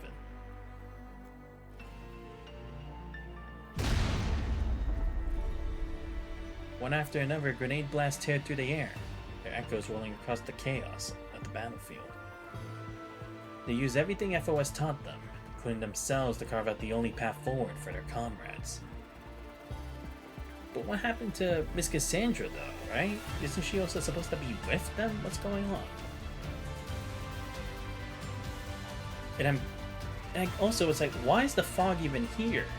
Or is it the fog, right? Or is it just like fog that just came from like debris falling and stuff? Because I'm not seeing this necessarily the same effects. Because it's like Corrupted are attacking them, but it's just their own like tech attacking them. It's not like something completely new, right? Or it's not like those hetero creatures, so I guess maybe it's not, it's just the punishing virus happening. Or I guess maybe chaos contamination more than likely, I don't know. By the time they break through the first floor, the group is shrunk by a full measure. One more push through the training wing and they'll spill out into Prism Square, which means open ground, room to breathe, just to break the stranglehold of fighting in corridors. As the others prepare to move, Joanne drifts back to the back of the line. Without a word, she peels away and walks the other way. Joanne! Where do you think you're going? She freezes mid-step, paused, and reluctantly she turns her head.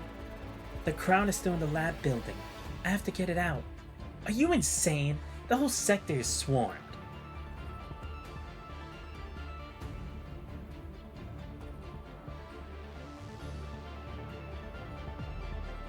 If the crown gets corrupted too, never mind the catastrophe it would cause. 20 years. The research, the data, everything everyone fought for. All of it will be gone. And I mean, to be fair, considering what the crown's supposed to do, it would be bad to let them have it. How much sacrifice is poured into it? You grew up in the TEC. You know better than anyone what that means. I have to get it to Lucy and Xanthos. Oh, right, because they're the only ones who can use it. And it's like if she can find them, then they can use it to save them. Felia's lips apart. The torch rises, then dies before it reaches the air. You couldn't even fight your way out of a paper bag. I'm coming with you. She pulls the bandage towel from across her right shoulder, breathes in deep, and heads into the shadows behind them. Wait. Adeline? Adeline holds her ground. Eyes flick between Joanne and Ophelia, then settles on the lieutenant beside her.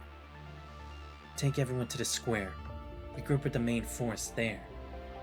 Where are you going? The Crown is still in the lab building. It'll be too dangerous for just the three of you. We can go with you. No, you're going to the square. We can't afford to lose the Crown or FOS. 3 is enough for the lab building. But those things out there won't wait. Someone needs to cut a path to the square and cover the wounded along the way. Her eyes sweep over the injured students at her back, settle on the lieutenant. You've been in the field longer than I have these years. Get everyone through this floor. I know you can. What about you? We'll go where we need to go. So will you. The lieutenant falls silent for 2 seconds and gives a single nod. All of you, come back alive. Yeah, we will. The lieutenant turns and calls out to the group. Formation draws tight and they begin their push toward the training area. Ophelia watches Adeline approach. Doesn't sharp remarks sit ready on her lips. In the end, all that comes out is a click of her tongue. Can you even run on that knee? You won't slow me down. Right, like I'm supposed to believe that. Joanne raises her head. Her eyes find the 2 friends in front of her and her nose prickles with the threat of tears. Save it, we're moving. 3 turn and rush toward the corridor, that leads to the lab building.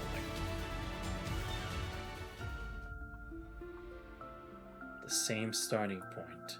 Ah, okay, there we go. Oh, the crown! Wow, very interesting, because... So yeah, maybe it will be Lucia, right? Because it's like, we've already had 2 different types of crowns from 2 different worlds. The crown that Nemo made for little Lucia, and then the crown that we gave to Lucia on her birthday. Interesting. Damn, I still have to get the 3 more parts. It's been 3 hours! That's crazy. It's seriously been 3 hours. I'm still not there yet.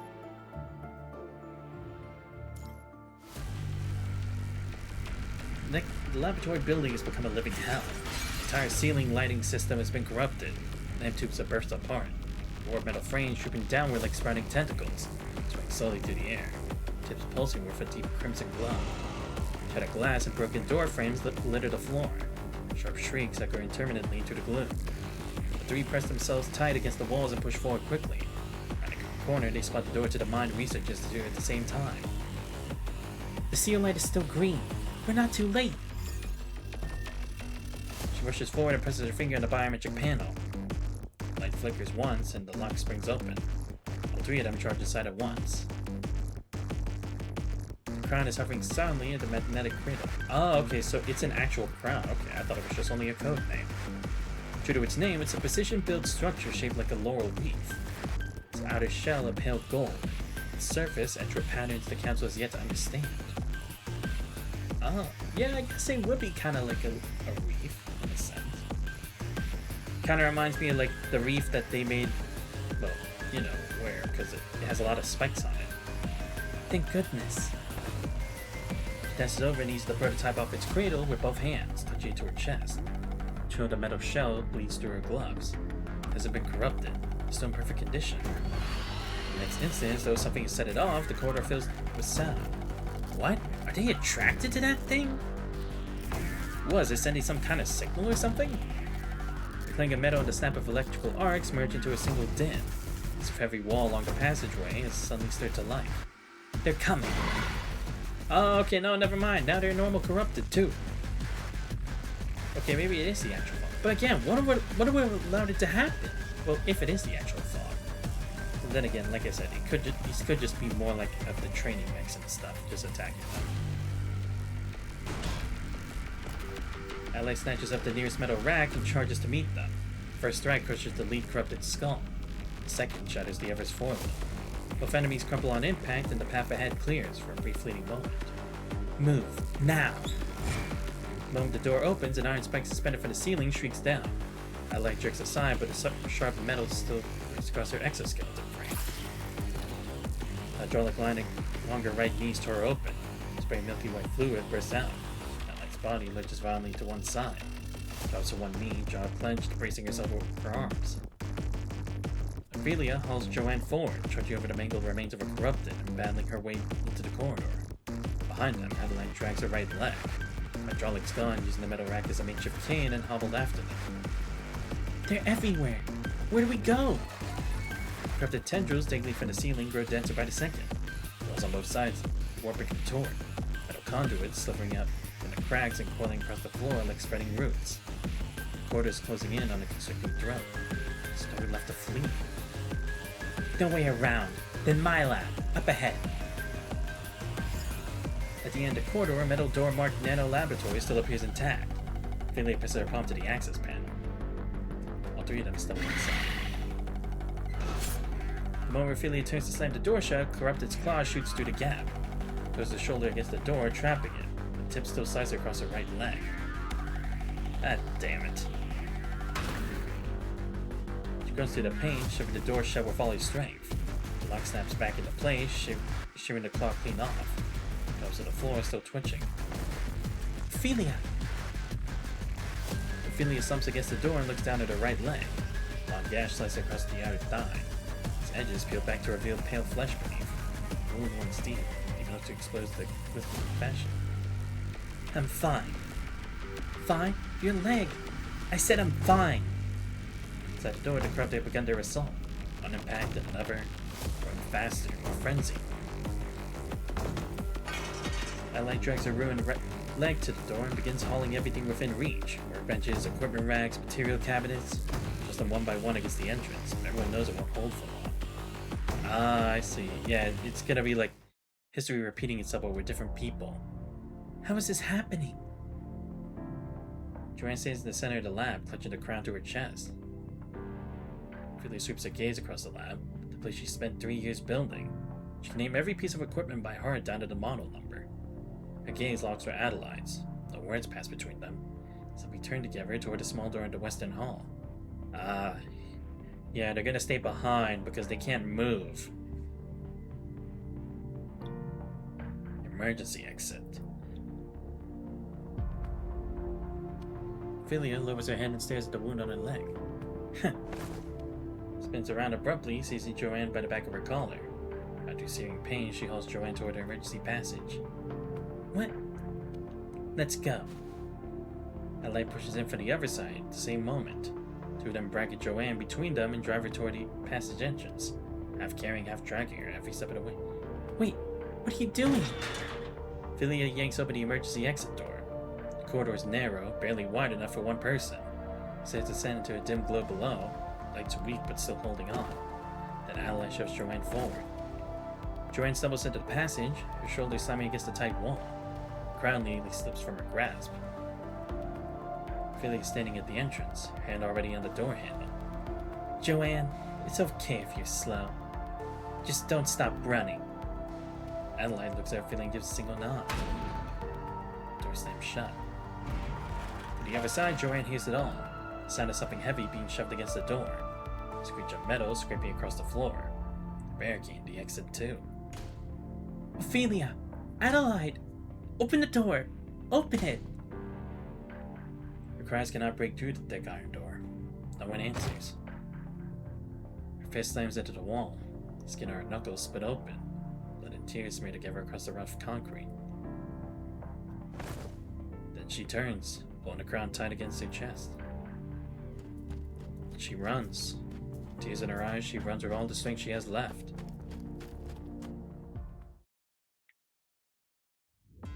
Ophelia scans the lab one last time. The machine she spent 3 years building. The data she compiled.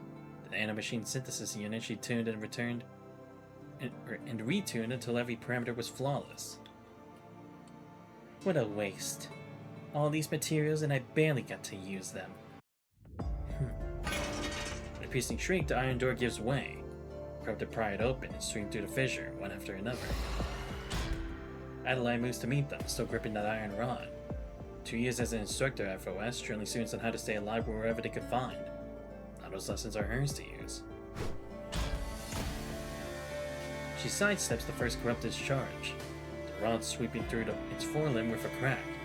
A kick to its torso follows. A bolt of agony shoots through her right knee. The second blow lands. Third corrupted attacks from the side. She takes a hit head on, her shoulder splitting open. Blood streams freely down her arm. At that moment, Ophelia holds a nitrogen canister from behind the lab bench and hurls it toward the horde of corrupted, pouring through the doorway. Move! Allied sidesteps clear. Ophelia snatches up an electric probe and hurls it at the canister.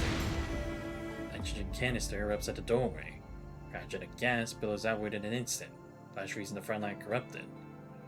Frost blossoms across their joints, their movement slow to a sluggish crawl. Only seconds later, more corrupted surge from behind, trampling over the frozen, shattered husk of their own. They keep coming. This is it. Ophelia slumps against a lab bench, chest heaving. Shoulders and arms are streaked with wounds. Scans the room and sees the nanomaterial synthesis device sitting there just 3 meters behind her. Its control panel still glowing a steady green. High-density nano-silver filament. 3 years of her life poured into it. The moment the magnetic containment is released, it'll expand outward in every direction at 1200 meters per second. Like a ball. Adelaide. Yeah. Remember our first holographic drill? Ah. Damn. Adelaide smashes down corrupted, clawing its way onto the lab bench. Retreats 2 steps. Back and flush against Ophelia's. You charged me like a lunatic, pulled the pin and took us both out. It was the most efficient call. I know. Back then, I said I'd get you back for that next time. But I never did. Another wave of corrupted floods through. Ally sends a metal table crashing into them, driving 2 back. But the third slips in low from beneath. Claws rip across her calf, her right knee already ruined, buckles at last. Drops to 1 knee. Ophelia lunges forward, seeing Adelaide's arm, striking her back with clenched teeth. Tips the table over and staggers backward until they reach the end of synthesis device. Using nearly all their strength, the 2 of them collapse back to back, slumped against each other. Just like that evening years ago on the training grounds, where they finished hundreds of push-ups and sagged shoulder to shoulder against the wall at dusk. All around them, the shrieks of the corrupted and a blaze of crimson light press inward like a cage closing in. All those postings you took, the front lines, couldn't have been a picnic. It was manageable. I didn't really get hurt. You want to know what pissed me off most about you? The corrupted crashed into the barricade, within 10 meters now. Tell me. You never told us anything. Not how badly you were hurt, not how dangerous your postings were. Not a single word about your knee killing you. Every time we had to guess, piece it together ourselves, lying awake at night wondering if you were even still alive.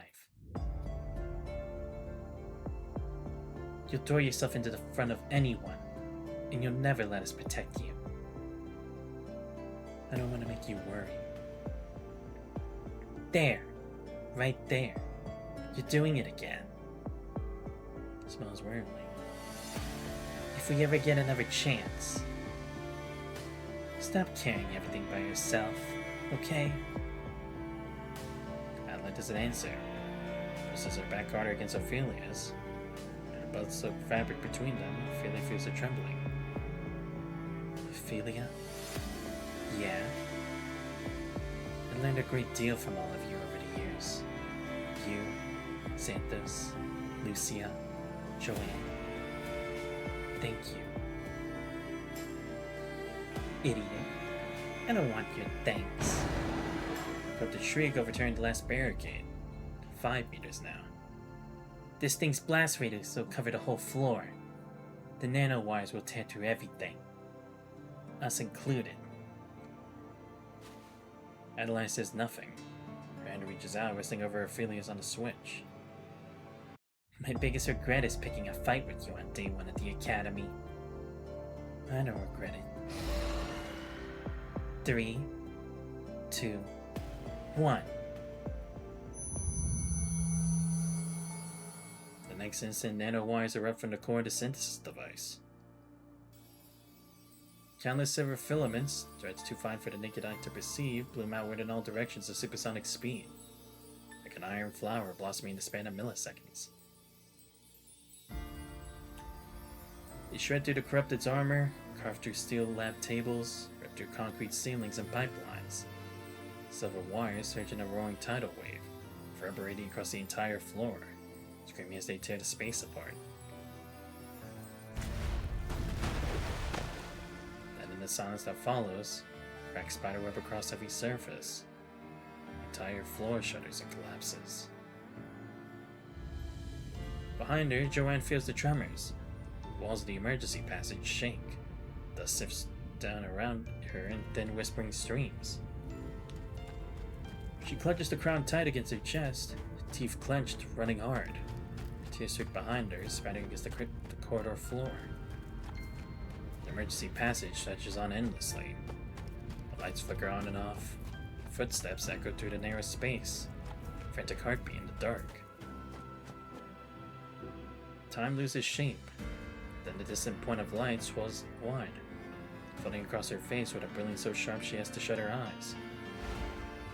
She stands now in Prism Square, the open heart of the FOS College District. For 7 years she's walked through here every day, gazing toward the distant Bifrost, pushing shoulders with cadets and colleagues, faces passing like currents in a river. Now it lies in ruins. The entire world is on fire. Smoke chokes the skyline where Bifrost once stood. As the horizon, Titanic corrupted, drifts slowly over FOS. Bodies fuse with the steel frames of whole buildings, moving like cathedral-sized beasts through the burning air. How is this even possible? Joanne holds the crown tight against her and stares, frozen. The fog wreathed square. All around her lies human wreckage, blood and corpses, youthful faces drowned in red. Few she recognizes, but she's never seen before. One by one, crimson eyes rotate through the fog, trembling with hunger, honed in on Joanne in unison, a pack of wolves catching the scent of blood. Joanne claps a hand over her mouth and stumbles backward. Her shoulders crash against the wall behind her. The horde lets out a low, guttural shriek and charges toward her like a volley of bullets. Then a familiar silhouette cuts in front of Joanne, blocking their charge. Back off! The right arm sweeps out. Metal plates snap open in layered succession, extending to a blade almost 2 meters long. This is clean through an oncoming corrupted. She pushes forward another step. Flames pour from the metal joints, the blade heating to a searing wide as it seeps or sweeps through the air, dissecting the corrupted on both sides. Crimson veins crawl across her metal arm, only to fade in an instant. These monsters cannot affect her. Wait, what? They can't? What, is she already an ascendant or something? Or... I don't know. What did... Miss Cassandra? Joanne, listen. Take the crown and... Staggers, spitting out a mouthful of vital fluid. Her gown hangs in tatters, slashed open in several places to reveal the mechanical framework beneath. She's clearly been fighting for her life here for some time. Before the words are fully out, the towering corrupted in the distance locks onto them, stretches its colossal frame and hurls its full weight toward them. Sandra throws herself into its path, single-handedly racing against the sky as it comes crashing down. Her feet gouge deep trenches into the ground, mechanical joints screaming under the oven. The beacon! In the square! Dominic said, Project String's back door is there. Oh, I see. There we go. That's the real explanation. That's why they always kept it there. Because I'm like, it has to actually do with something about like a backup plan he had, right? Some kind of situation that he'd predict for. And I thought it was like to receive the signal from like one Babylonian to the next. But it has to do with Project Stream. Okay, interesting. That would explain why he was so insistent, no matter what, never take it off. Because even if the top part's gone, it'll probably still react to the main core of it. Back door? What does that mean? I haven't the faintest idea. Dominic only said, if the voyage ever went wrong, make for the beacon in the square. The voyage? What does he mean, the voyage? You mean like, a world line that tried to advance the future?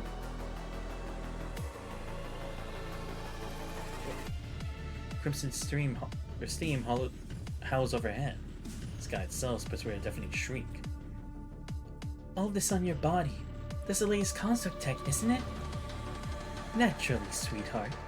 I was the very first Voyager to follow Dominic. All you darling children, you came after me. Why? Because one day, Dominic told me these experiments, these weapons, could carry humanity further than we'd ever dreamed. So I said, fine, sign me up. Let me be the first one to take the hit for those children. Pain's got nothing on me anymore.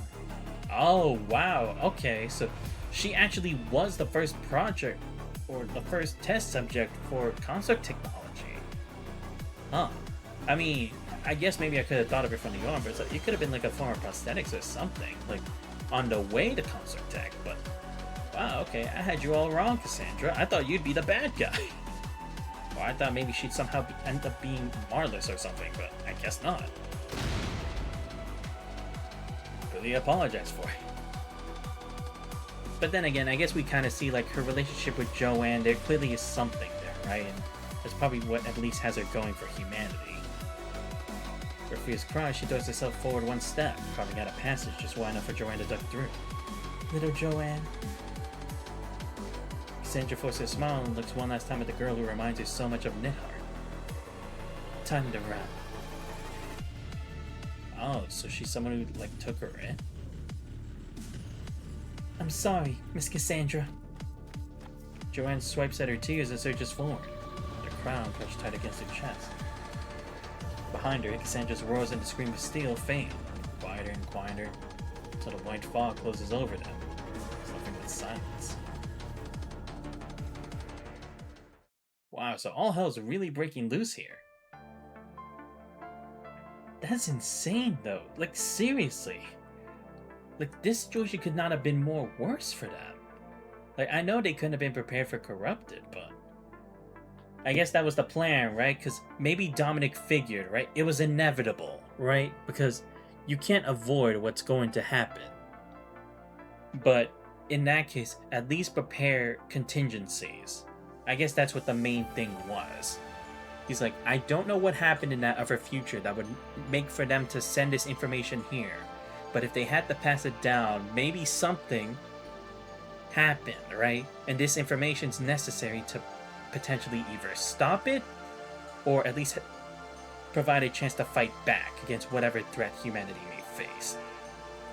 Maybe that's what he perceived, and like I said, maybe it wasn't something to deal with the punishing in them directly, but maybe this was at least a contingency for if this path didn't work, if this history didn't work, if this world also failed, pass on information to the next world.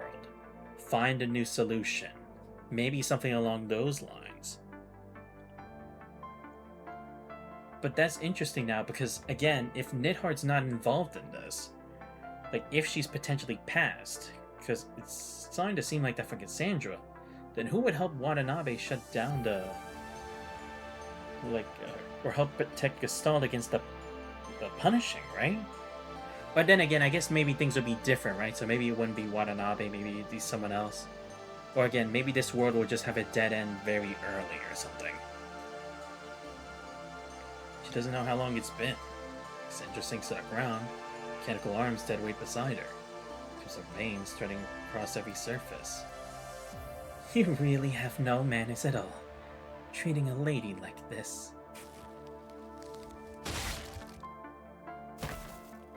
steel giant reaches down, seizes Cassandra by the hair, and is easily snapping the stem of a flower, which is the lower body part before tossing it aside. Red Vitafleur cascades down like a veil of rain. Left armed and her right, Giant pulls Cassandra apart piece by piece. Like a child dismembering a toy, grinding every fragment between its fingers. Fucked up, man. Cassandra didn't deserve this. Yeah, you're alright in my book, Cassandra. I'm sorry I ever doubted you. Like, seriously, I'm sorry. I thought she was actually gonna be, like, the bad guy or something, or maybe she turned wayward with no other choice, but no, she was just passionate about just doing what she wants. And following Dominic on the voyage. Whatever that's supposed to mean. Drifting in and out of consciousness, Cassandra pries her bloodied eyes open and fixes them in a single direction. Toward the auditorium. That afternoon, 420 of them crowded around a battered piano, voices overlapping, weaving together a song they never gave a name. He'd see you again. Bree stares through long silver hair. Sharp striking silhouette stands within the white fog watching her. Lucia.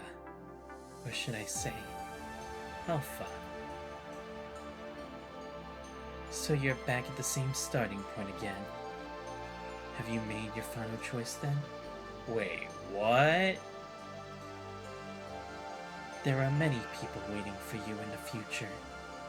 People who matter. So standing in the white fog, the figure observes Cassandra in quiet stillness. Like someone watching an old faraway memory that belongs to another. The words come. Our voyage ends here, Alpha. Oh. That's what she said to her in the fog, right? Right? Oh, so that's what it is. Is the fog a point of time in which times intersect? And that's when she was able to reach out to her. I guess maybe she could just tell it was Lucia because of that's who she knew her as, right? But how would she know she's Alpha, though? That's what I don't understand. Where would she even get that name from? That name doesn't exist in this world.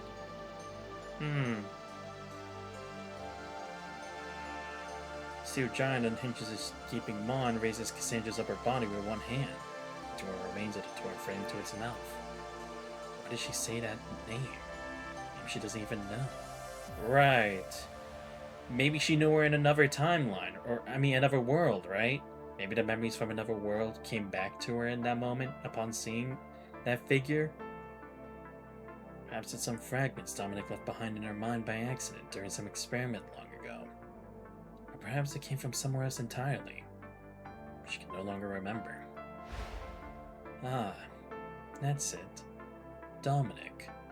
Suddenly recalls that afternoon so many years ago. Sunlight pouring over the coastline. Dominic standing by the window. Back then, she made a prophecy. Oh, right. I'll bet that one day you'll die for your ideals. While I ride my bestial instincts straight into the history books and live on forever in glory. She takes in the wreckage around her, recalling the youthful faces, the lecture halls, the hallway she raised from the ground, that song that never got to name. The smile of the person inside her pocket watch. Chief technician who could never just tell her things plainly. If this is the ending everyone gave their lives for, then fate really is a cruel mistress. Everything we did, was it still not the right answer? White fog offers no reply. Her ruined form shudders, tilts, dries downward into the deep. The wind sweeps through, carrying away the last whisper of sound.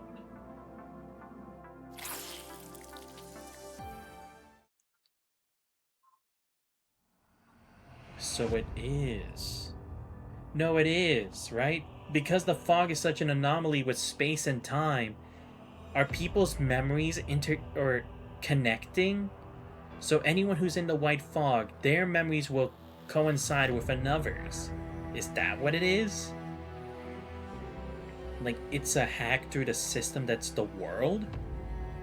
And that's what's allowing them to connect, because that's how Alpha is also getting those memories of what she's seen, visions of what the other Alpha or Lucia had gone through in their worlds, respectively. In 2160, a virus capable of corrupting logic circuits emerged from the vacuum of the zero-point reactor, descending upon the world without warning. Its effect on modern technology was so devastating that even by the time humanity fell, its official designation had never circulated widely. In the survivor records that followed, people referred to it as the punch. Oh, so it is. This time it is the punishing virus. Interesting, because it doesn't seem the same as chaos contamination, at least the effects on people, or maybe I'm wrong. Maybe it still does affect people like that, but it's like we hadn't seen it to that effect too often. But okay, this world, it's the punishing virus. Okay, because again, it's like we know they're pretty closely related, but they're not exactly the same. When the outbreak first began, the faculty and students who remained at FOS College held the line. Stripped of every modern weapon, they built their defense from whatever it was at hand, and fought to contain the unfolding catastrophe with all they had. Roughly 193 minutes later, the final student sees a bundle of old explosives and ran into the enemy swarm. All 3,162 faculty and students at FOS College were lost. Wow, so it really was. There were no survivors. 5 hours later, power grids worldwide, along with electrical communications and military command networks, were completely silent. The next day, mass panic swept the globe. Columns of evacuees on foot stretched for dozens of kilometers along the highways. More than 50 cities with populations exceeding 10 million were virtually obliterated before dawn of the third day. On the sixth day, the remnants of humanity's military forces mounted a desperate counteroffensive. Soldiers went into battle wielding weapons 2 centuries old against enemies they could not even begin to understand. Defensive lines were raised, broken, and raised again. Only then was it discovered that constructs performed with remarkable effectiveness against the punishing virus. But the world government's excessive caution meant the construct technology had never been widely deployed. By the time anyone understood, it was far too late. Oh. I see. Right, because I see. That's the difference here too. Because again, they had already started construct technology by then. They were doing research with it, right? Nanami, Kamui, all of them.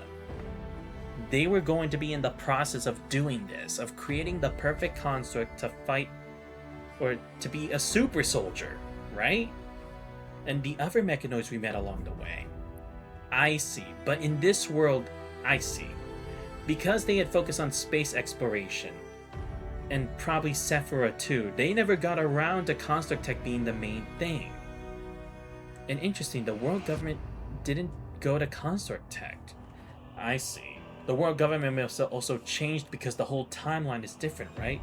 We don't know if Cassandra ever actually existed in the other timeline. We don't even know if a lot of the other members and the people we knew are even a part of this history, right? We don't know if Asimov is there, or Nikola is there, or Hassan is there, or even Trillard for that matter. So potentially by this point, they wouldn't have had the right people to enact that project. And they wouldn't have had Babylonia, the space stations, all of that. It would have never been ready. No, yeah, because again, they took a lot of time to just start space travel, right? They were being too cautious when instead they were doing it at a much more faster pace in the regular world. So construct tech was already starting to be looked into as well. And again, with Kurno and everyone else had already done their research, and Madame Manzano, that's what led to many people having different forms. But for these guys, because the world government never did it, the others couldn't really copy that research for themselves. On the 10th day, the lunar base fell silent. The 800 personnel stationed there were never heard from again. Ah, shit. Yeah, because humanity was still supposed to have a bastion in space, but it wasn't in the moon. It was in Babylonia. On the 12th day, the Mars outpost transmitted its final message to Earth. By the 15th day, less than 7% of Earth's surface was still holding out. Survivors gathered in isolated corners, far from any power grid. No electricity, no technological shelter. They relearned how to build fires, dig wells, and navigate the stars. In 2 weeks, civilization was hurled back 2 centuries, and still the punishing virus spread. Humanity had climbed to the top of the food chain over thousands of years, taking centuries more to learn how to leave their cradle. Yet what poured from that cradle took only a matter of hours to swallow every trace of that glory.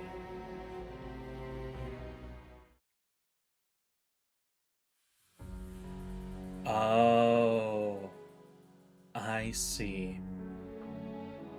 The waypoint. It takes her to the void. Oh my fucking god. You're kidding. It put her there? So it is. Whatever that thing is, it's not Lucia. Is it Joanne? But again, why are Lucia and Debbie? Probably because of the fog, right? Oh, and maybe also because, again, we don't know what happened. What happened to the what happened to the commandant? What happened to Lucia? They disappeared, but we don't know where. It's not like they died. I doubt it. They probably would have checked. Even if they had to retreat, but still. Maybe they got caught in the void too. Maybe they traveled to another world, but they just... Oh my god. Is that it? They traveled to us. But just like Lucia in this world, they haven't awoken their memories yet. So is that what this is about? And I see. Because I think the other thing was wearing a crown too, right? Like, it had something that looked similar to it? Is that what happened? She ended up becoming that beast and trying to use the crown herself to find a way to save everyone. And that's why she keeps looking. She's looking for her friends. Looking for the only people she knew are compatible, right? That's the 2 signals she's looking for, but she can't see them anymore. Aww. That's messed up. So, in this world, the world fell much faster than it did in the other worlds. Damn. She no longer knows what day it is. Ever since she touched the beacon tower in the square, she's been wandering through the suffocating emptiness. I see. And that's why the fog kind of started there, right? When Vanessa was there with the other students and faculty. Because that's the beacon. And that's why this whole situation happens both. That's why it happened on the starship. It was reacting with the actual college. But because a portion of it is on the starship, it opened up there. Oh shit, okay. Damn, but now it makes it a bigger question, right? If he meant to just keep it at FOS College, why did he allow it to stay on the starship? And what did he mean by one day they'd be able to call to each other? Like, what? Did he foresee the entire event or something else entirely? Time has no meaning here. No sun rises, no moon sets. Nothing exists to measure the passings of days, but only an eternal, unchanging white fog. She drifts through the void, leaf torn from its branch, tumbling endlessly with no sense of where she's falling. There's no destination. There's no bottom. She still clutches the crown tightly against her chest. Its shell is no longer the pale gold she remembers from the lab in her first year. The patterns are fading. The metallic luster is dulling. The entire structure seems to be hollowing out from within, eroded by something unseen. Oh. Is it the void? Because again, the properties that's like construct tech doesn't really work here either, right? Because that was supposed to be the thing, like Lucia was losing her functions while in the void, and so did the members of the Vanguard team. Is it affecting what's the crown's purpose is for? The data stream has been cut. No information flows through its structure now. Disconnected from its source, it's slowly evaporating from reality. No. Grips are harder. Fingers catch on to the vanishing patterns, nails digging in. As though the sheer force of her own body might anchor it into this world. Still, the crown fades. This is what everyone gave their lives for. Ophelia, Adeline, Cassandra. 3,160 students and faculty of FOS. All of human civilization.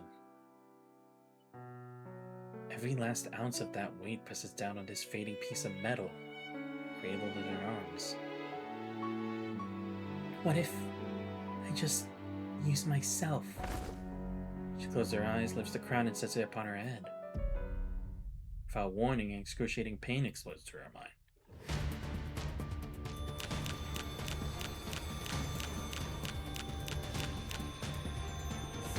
It's as if countless needles stab outward from the core of her consciousness, piercing every nerve, puncturing every memory, tearing through everything that makes her who she is, everything that makes her Joanne.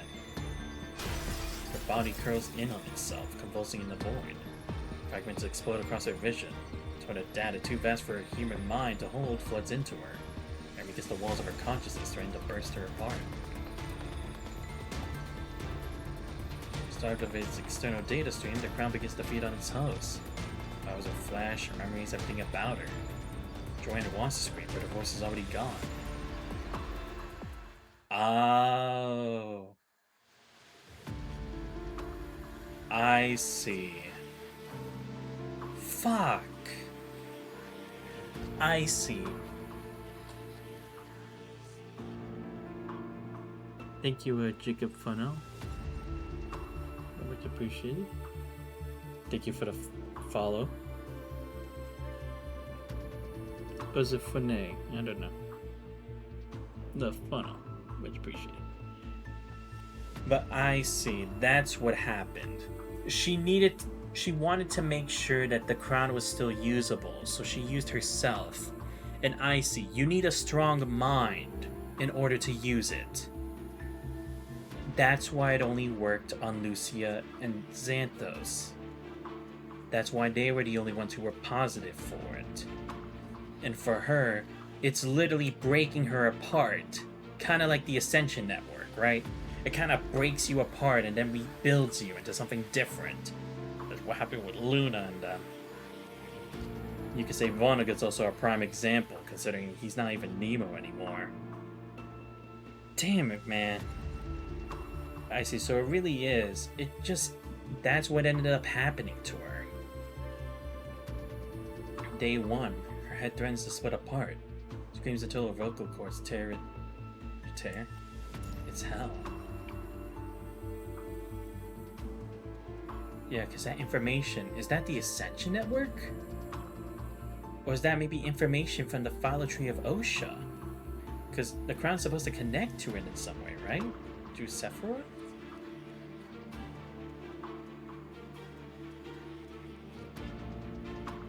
And also, yeah, she's not even a construct, so it's like, even if she tried to connect, or even if she wanted to do it, she doesn't have anyone to share that burden with. Day 2, somewhere deeper than hell. Day 3, or is it? She can no longer tell. Time fractures into splinters. She surfaces now and then, just loose enough to feel the crown still resting on her head. Its markings glowing faintly again, rekindled, because it's feeding on her. Trigger a marrow to keep itself alive. Oh, I see. Because it needs data. But the world isn't providing it with it because it's been cut in this void. So it's just taking her. Is that also why there's no recorded data on her in the other world? It just erases her existence entirely because it's feeding on information? Information that makes up who she is? Conscious, unconscious? Conscious, unconscious? The gaps between waking grow longer. Moments of clarity grow shorter. Memories drain away like sand slipping through her fingers. Philly's voice, Adelaide's back, Cassandra's sneer, Lucia, Xanthos. Joanne claws for them. She rips every memory back from the crown's devouring jaws and shoves it down into the deepest vault of her consciousness. Like a drowning woman forcing the last sips of air into her lungs. Don't forget them. Lucia. Xanthos. She remembers the two names over and over, spelled into what's left of her mind. The crown is the world's last hope. She falls and vanishes with her. All those who sacrifice. Get it to the right hands. To Lucia and Xanthos. If they have it, maybe there's still a way to fix this. The star becomes her only anchor, a single stake driven deep into the void. She binds herself to it, refusing to let go. Even as the white fog in the crown peel her apart, stripping away her body and consciousness layer by agonizing layer.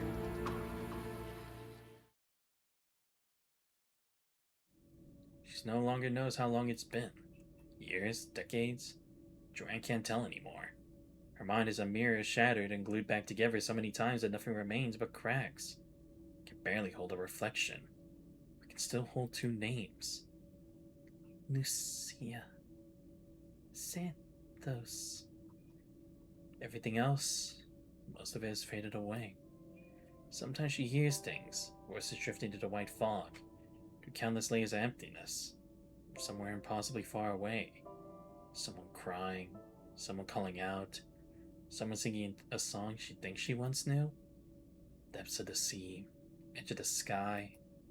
She reaches out to catch them, her hands close on nothing. Then the silence returns, stretching on and on without end.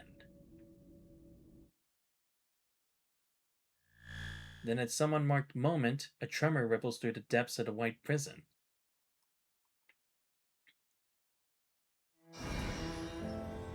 She opens her eyes. There, in the white void, a crack has appeared in the distance. Something on the other side's tearing at it, clawing, pulling, trying to rip an opening into this sealed space. Light spills through the crack, warm sunlight. Kinda belongs only to the real world. She hasn't seen it in so long. Doesn't know how much strength she has left. Not much, probably. Just enough for one last thing. She reaches out, her fingertips brush the edge of the crack. Looks like Vonnegut was right this time. I really did find a surprise waiting in the tower. What? Oh, God. To someone who knows Vonnegut, fantastic. The white void seals shut behind her like a closing mouth. Pressures onto something hard, every bone in her body crying out in agony. Light's blinding, Squint's unable to make out anything. Knowing that there's air here and warmth and sound. Oh, is it maybe Lithos? We mentioned Lithos, but we haven't actually seen them again in so long. Only takes a long, long time before the world before finally comes into focus. Or maybe it will. I see. So this is all that's left of your world. Yes, Iceling. That crown, Sephira. You mentioned Dominic was studying it. Did it go down with your world too? Oh, fucking hell! What the fuck does Iceling? Of course it had to fall into the hands of the worst person imaginable. And wait, how does she know? What? Hold up. Oh, you've gotta be kidding me. Iceling found her in the tower? Vonnegut told her? How the hell did that happen? When did that happen? I am so confused. But whoa, this is Joanne now? That's freaky. And yes, so she's the monster attacking. Because the horns. Damn. Yes. That's nothing more. She appears to take it as truth. I have a question. My bad, wrong person. I have a question. In this world, is there someone called Lucia? Yes. And Santos? Across the chess table, the agent arches a brow at the name, a flicker of light crossing her face. Both of them are here. Why do you ask? I can help you. What do you mean? You said there's a place called Babylonia in your world, right? That the FOS up there was built to train command into elite constructs? Granger gave me some devices yesterday. As a former researcher, I can tell you, there's a real Sephira on FOS. And you need it, don't you? Granger? Go on. I want to pull the entire FOS starship into the fog, to avoid finding it in space. Can you make that happen? What? And Iceling's able to do it? Oh, does this connect to her origin? Because again, we don't know where exactly Aisling came from. Only that Melino found her, right? But we don't know where she came from. Was she a project of Dominic? Was she really there by coincidence? Did she really come from Melino's wish? Or was it something else? Is she just something born from the void? Or maybe something that traveled through the void from like the Hetero Tower or something? That might be the implication then.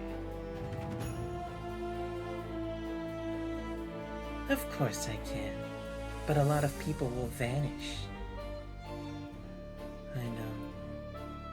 But if you don't do that, your world, the home you came all this way from, it'll end up just like mine. It'll just take a little longer. I see studies her, her gaze full of scrutiny and calculation, tempered by a cold flicker of acknowledgement. You just want to go home. Back to before any of this began, don't you? The humans in this world, they won't accept a monster like me, Aisling. You know I don't have another way. I thought as much, my devoted disciple. Ah, fucking shit! I'll pull every string I have, and while I'm at it, I'll drum off some of those pests in your way. Ah, so that's why. That's why Luna couldn't help out. So it was Aisling's doing. It makes sense because it would have to be someone of her caliber to be able to actually, like, stop Luna from being able to do what she can, considering Luna basically has complete control of the Ascension Network. Or at least from her part. Don't make me regret this, Joanne. I guess she can only trust Aisling because, like she says, she probably can't trust humans the way she does. But damn, that form is like her true form? Joanne sits there alone. There's cold. She stares at her own gaunt arms for a long time. She lied. There is no Sephra in this world's FOS. The crown is right inside her. Ah, okay. Because I was going to be like, we don't have indication that there's a Sephra FOS. It's like, we just knew that the word connects to it, but nothing about it actually being there. Okay. I see. So she's using Aisling to create an opportunity to pass the crown over. But why can't she find her in her normal form then? Because I'm assuming she has some kind of godlike powers like Aisling, but I don't know. The crown means nothing without the right hands to hold it. Her own body's coming apart. Months maybe, weeks possibly. There's no time left to earn someone else's trust. Find this world's Lucia, Xanthos through proper means. Ah, okay, yeah, because it's like, how do you explain this to Babylonia? Especially considering she's not even human anymore by this point, but I can't tell if she's like an ascendant or... I guess maybe she's not an ascendant or any kind of mechanoid, right? She's just some completely different existence, but I don't even know what you would call it. Maybe it'd be akin to like beasts in a Fake Grand Order, right? Like Cecile, Kiara, Draco, and Solomon, right? Maybe she'd be akin to like that, like an entity of destruction towards the world or something like that. And I see, right, yeah, because again, she's not compatible with the crown, right? She's using her own willpower just to maintain its power. I see. So she's using this as the ultimate gamble to pass this on, because either she breaks down or the power goes out on the crown. But she doesn't have any time left. So she's going to use this situation, because if it's FOS, either they'll be there, or because Lucia and Xanthos exist and they would have some kind of connection to FOS, because connections be building up between different worlds in some ways, they would come to the rescue. Wow, okay. It's a literal Hail Mary, but to be fair, it's worked in her favor. But again, I'm wondering, now that she actually, why can't she try to see them the normal way, right? Why is she like that? But at least I understand why the monsters are up and about, right? It's because of her. She probably can't control what's happening, right? Like, she's searching for them, but she's trying to search for them on her own, but her existence is already an anomaly in itself, so it's opening up all these other portals to the void, or to the white fog, creating mini voids that allow monsters to spew out. And that's what's happening. It's like from the excess energy of her entire being in that space. If FOS still stands in this world, and she chooses to believe that Lucy and Xanthos must be tied, yeah, she's gambling on the chance that they have a connection and that they'll be there some way or another. There's no time left for her to walk down the right path, so she's taking the fastest. I mean, I don't blame her. It's like she said, they built everything for that. They gave up the chance at advancing the construct tech first for this project, right? But the other thing is they don't know the real truth to it. And I'm surprised we didn't hear about the fate of Dominic in the other world. Like, I thought we would have heard something, but like I said, maybe because Nidhart's not there, maybe Dominic had to go do the shutdown thing himself and he didn't survive or something. Like what we saw in Watanabe's story. Maybe. Drag FOS into the fog, sow chaos, then find them. Maybe they're already at FOS. Maybe they're coming to its aid. Yeah, so it's like, she's playing the bad guy, but she's doing it to help them. And I mean, to be fair, it's like, you can't blame her. It's an act of desperation. She's losing control of it. The crown, if not held by someone, could disappear at any moment, if not given properly. And again, those are the only people she can trust, so this situation is the only thing she can think of on the fly, so that I can't really blame her. And again, it's crazy because the crown is supposed to be what's supposed to help people, but instead it's what's turned this situation like this in the first place. And I'm assuming indirectly it's the reason why construct tech hadn't really advanced that much in that other world, which led to the end of the world over there in just a span of a month or so. Or maybe a couple months. Lowers her head and presses both hands to her face. Her hair slips through her fingers like falling silk. I'm sorry. Says it silently to the blameless ones who will soon be caught in the coming storm. I'm sorry, I'm so sorry. She won't stop. Because if she stops now, then Ophelia and Adelaide truly died for nothing. Cassandra truly died for nothing. FOS is 3,162 faculty and students. All of them died for nothing. Their whole world died for nothing. Yeah, because that's the truth, right? She lowers her hands, dries her eyes, and rises to her feet. Walks in the direction Aisling disappeared. Step by step. Each one heavier than the last. Either way, we'll all see each other again one day. Only after leaving port and losing home does one understand what it means to go back home. Wow. That's fucked up. Oh, and I see. It's like, now it's slowly forming into the crown. Damn. Fuck. Like, seriously? I see. Yeah, because like I was saying, it's like, I was starting to kind of believe it wouldn't actually be Lucia do part of it, right? Because when they disappeared, it's like, but that wouldn't be the case, right? Because if they disappeared, wouldn't she disappear the same way like before? Like maybe she'd go into the mind of another Lucia, and then maybe this time it would be the commandant too, right? But I mean, I can understand why she's doing it like this, because again, it's like she saw in her own world, Xanthos and Lucia were supposed to be the only hope for the world, the only people who could use the crown, the ones who could bring a change for the future. Not necessarily for the punishing virus, but for something. Oh, and I see, the punishing creeping down on us.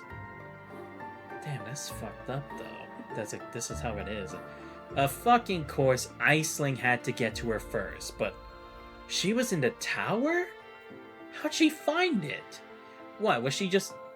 Let me guess, she was in one of the doors, right? Because there were many doors that led to many different worlds within there, in which we always had a bad end and then we always ended up out of there somehow, right? When we had our battle against Cradle and Vonnegut. Is that what happened? Aisling was already there? But she wouldn't have come into existence yet, right? Unless... Wait, no. But then again, I guess maybe Aizen could have information from Vonnegut from another history, or I mean another world, right? Because if it's possible for people... If there's the potential that Aizen comes from another world, it could be that she has knowledge from another world as well. So then maybe she would know about this from Vonnegut, but it's like, why would he even tell her? Is the other thing. Especially since she'd be a threat to Dominic's plans to save the world. I don't know. It's like, or maybe she was able to steal that information from him or something. But damn, I see. It's her little Hail Mary to give their only hope from another world. So at least one world will survive this terrible ending. Because I'm assuming maybe she also came to the realization that maybe from the voices and scenes she's gone through in the void, maybe she saw that every other history or every other world goes through something, whether it be the punishing virus or the chaos contamination. And it's like, at the very least, this world could possibly, or at least according to Aisling, this world definitely has a Lucia and a Xanthos. And again, like I said, she's betting on the chance that they'll be there in some way. Just think of us as the scapegoats this story needs, alright? But damn. But yeah, also think because her friends fought for this. Adelaide and Ophelia did go there to protect Joanne, so then she could make it. So then she could pass on the crown. Time refuses to move forward. Someone's toying with the instruments that measure it. The digital and the mechanical alike. The second hand on my watch ticks once, then I must wait a year for it to tick again. After I lost all of you, stranded in the fog, time just stopped for me. Look around. Everyone here shares the same kind of past. Ah, so this is like her true form. Okay, I thought I saw a crown around her, but I guess I was wrong. We're not monsters. We're just drifters who lost our home.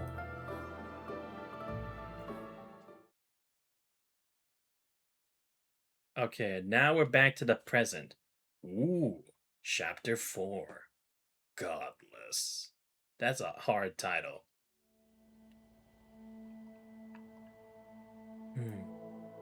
Everyone watches as the Chimera wraps her arms tightly around Alpha and flees into the endless world.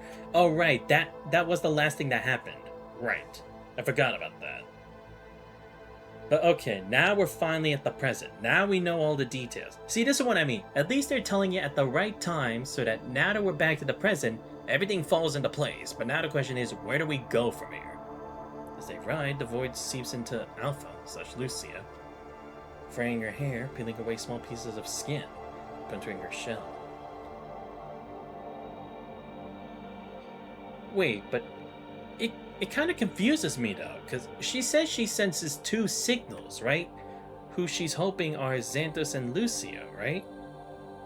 But aren't the two signals she's sensing both Lucia? Like Lucia Alpha and Lucia? So then what's going on here? Is she maybe not able to sense Xanthos because he's still human, but the other two are constructs maybe? The first words that pierced through her into her failing shell belonged to Leora and the others. The Vanguard in that. Ah, Leora, okay. Yeah, right. That was the researcher's name. When I come back, we'll look for Luna together. We'll go see the dandelions bloom. And Froggy, from a really cute cartoon. When I come back, we'll watch it together. Okay? But soon, there won't be any living humans left in this world. So this time, let us take the lead.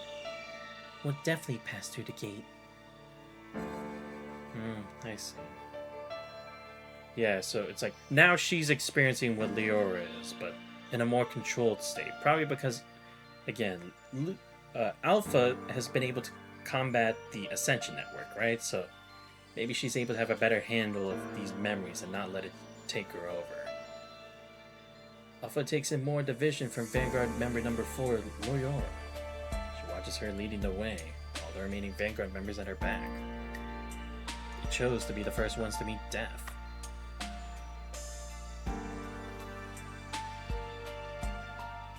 Like, seriously, mad respect to the Vanguard team, man. They went through that hell, and they're like, you know what? We know this is the only chance. We know what hell is in there. We're scared as hell. But we're gonna go back into that hell. Like, honestly, I can't think of people braver than that. Like, seriously, going back to a hell you narrowly escaped, and that practically broke you. Choosing to go back there? For a hypothetical? That takes some serious balls. And again, I know this is a fictional thing, but even just hearing it in a piece of fiction, it's like going back to that. And we've seen the kind of terror and despair and disaster occurs in the tower. We've seen it. It's horrific. It's so horrible. It's despair-inducing. And yet they chose to go back. For a chance. Not even a guarantee on anything. It's crazy.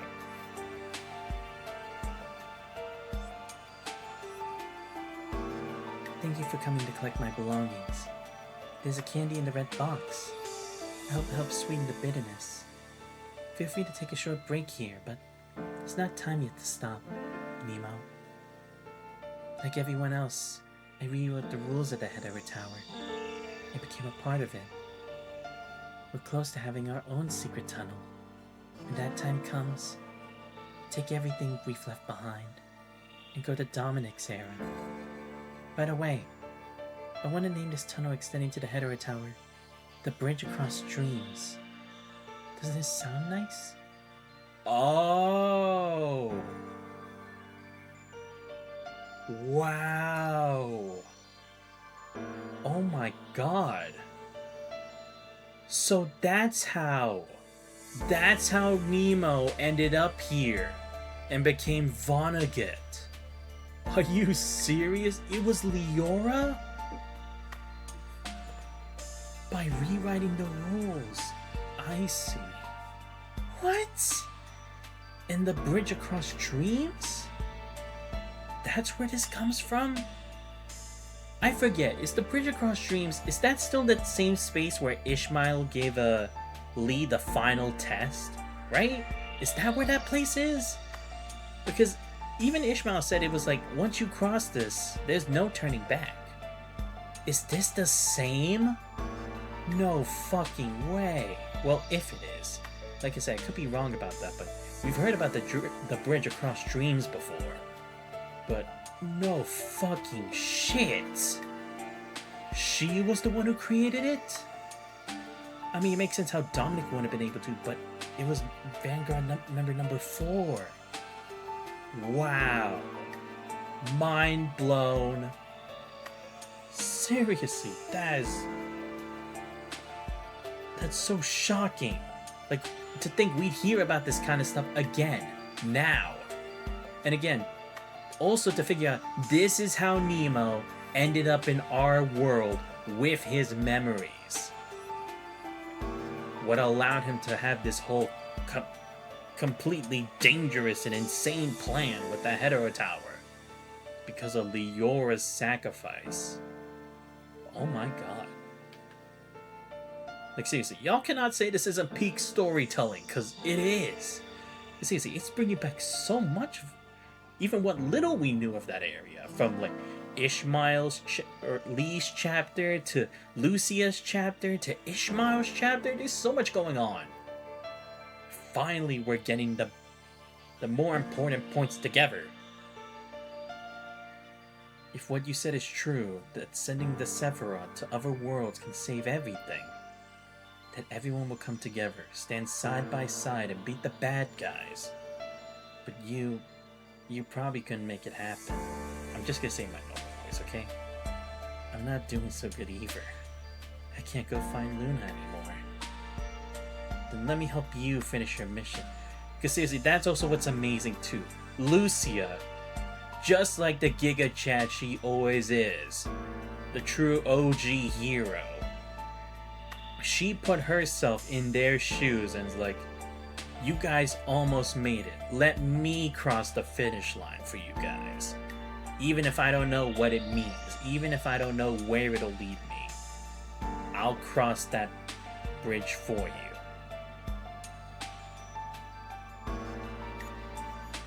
Like, seriously, just amazing. And now it's finally gonna come together.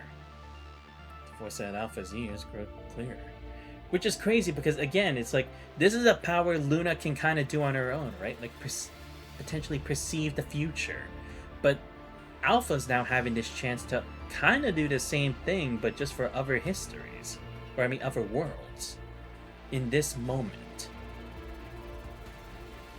Our little hero, Alpha. Why did you sit out too? I'm sorry, Lucia. I'm sorry, we failed. Oh, I see. Oh, I see. This isn't just her. It's all the voices. Everyone who's been trapped here. And I see. They're resonating with Lucia.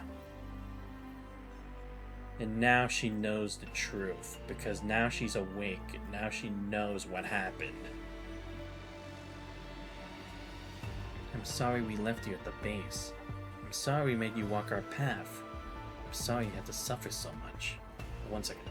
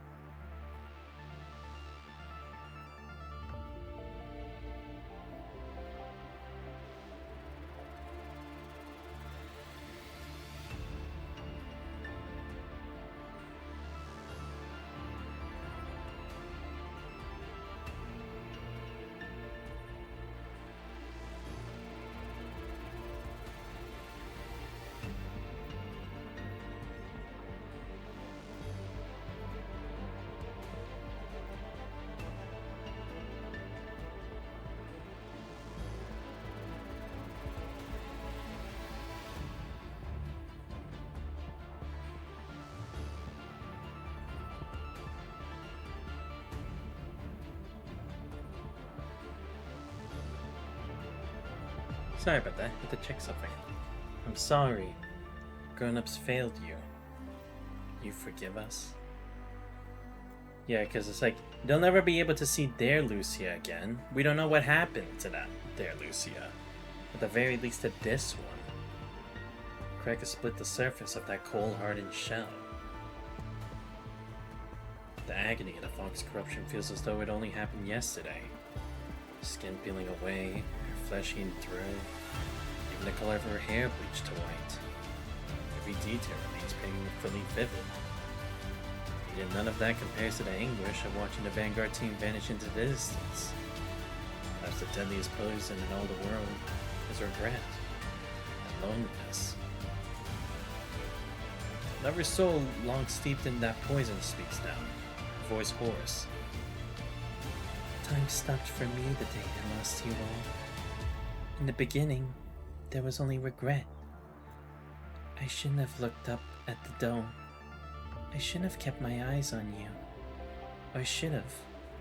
If I had just been paying attention, maybe you wouldn't have vanished. For the longest time, I thought you were dead. I thought you'd been buried under rubble crushed by a falling ceiling panel.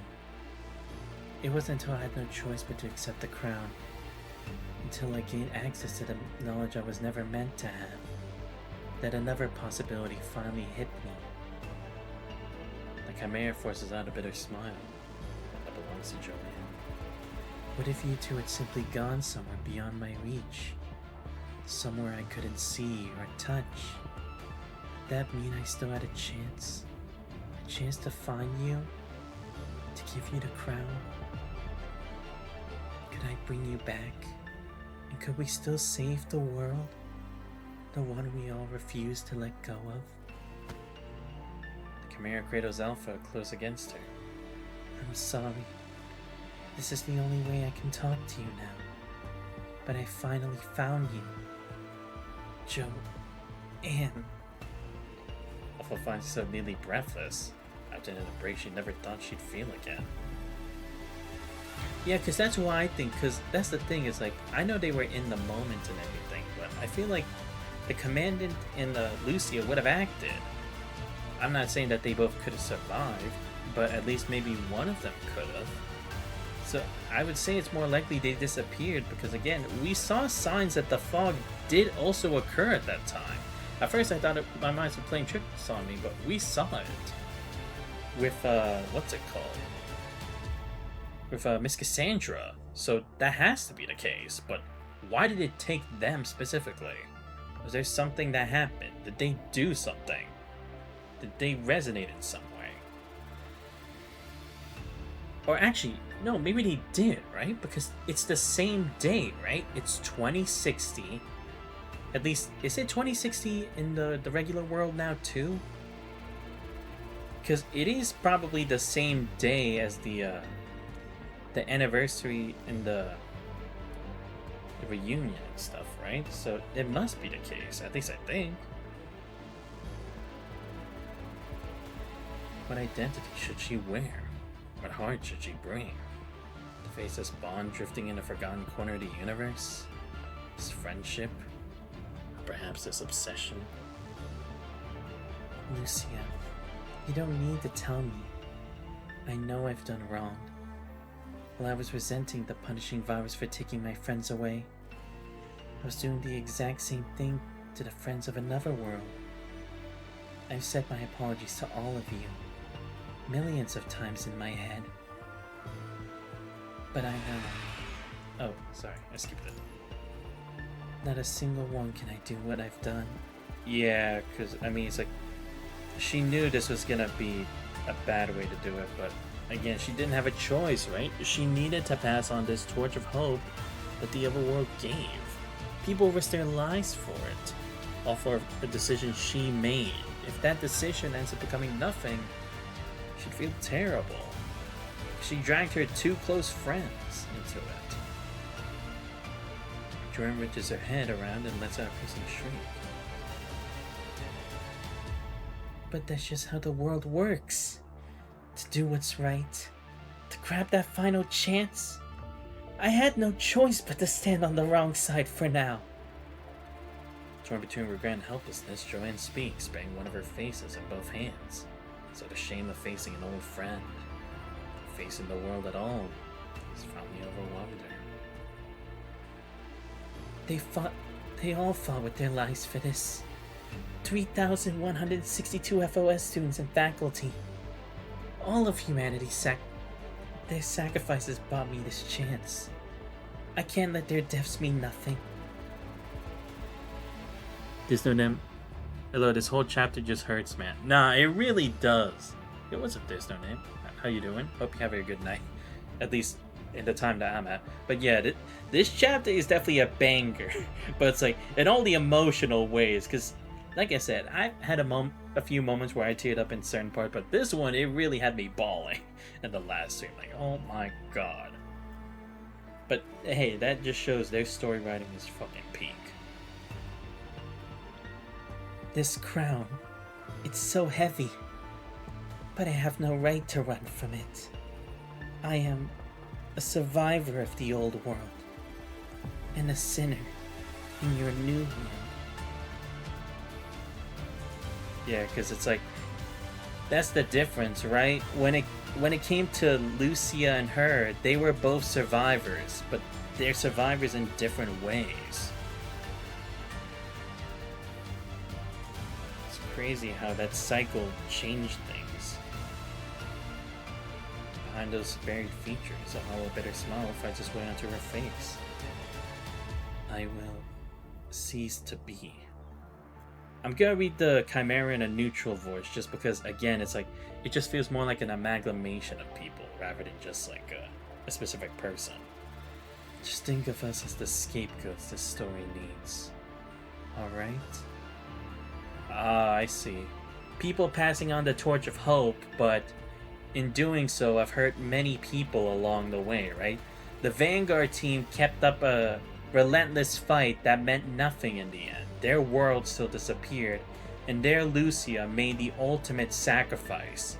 For Joanne, the lives of others were sacrificed for one opportunity, and she hasn't been able to complete it. It's crazy to talk about it now. Kuro Games, you like Lucia? We are going to make her clothes suffer again. I swear, like, really, can she not catch a fucking break? Like, I mean, that's also what happened with Kamui's, man. Like, Kamui, he just couldn't have anything going for him. And then having to fight his own brother, Azile, at the end is like, man. They really love doing these kind of things. Like, can we ever just at least give them a good ending to a chapter, like, where they win wholly? To, like, keep something alive for them? Please! Don't keep doing this to us! But they always have to sacrifice so much just to keep the game going. The Chimera rises and tears itself once more, starts visibly unraveling. Different voices spoke from its many faces, rival consciousnesses each claimed to be heard. Alpha stares at those familiar yet chaotic faces, each one parading before her in turn. Their mouths gape open, the only words it speaks are, "I'm sorry." And yet their hands hold fast to Alpha, refusing to let go. Forgive us for doing whatever it took. This thread of sanity is all we have left to hold on to. Every single moment the fog and crown ate away at our minds, we held on to the good old days. Those memories, they're the only reason we lasted this long. Let's go back now, and promise me, never leave me behind again, okay? Our dear little Lucia, we failed you. We'll take you back right now. We'll promise never to leave you behind again. Okay?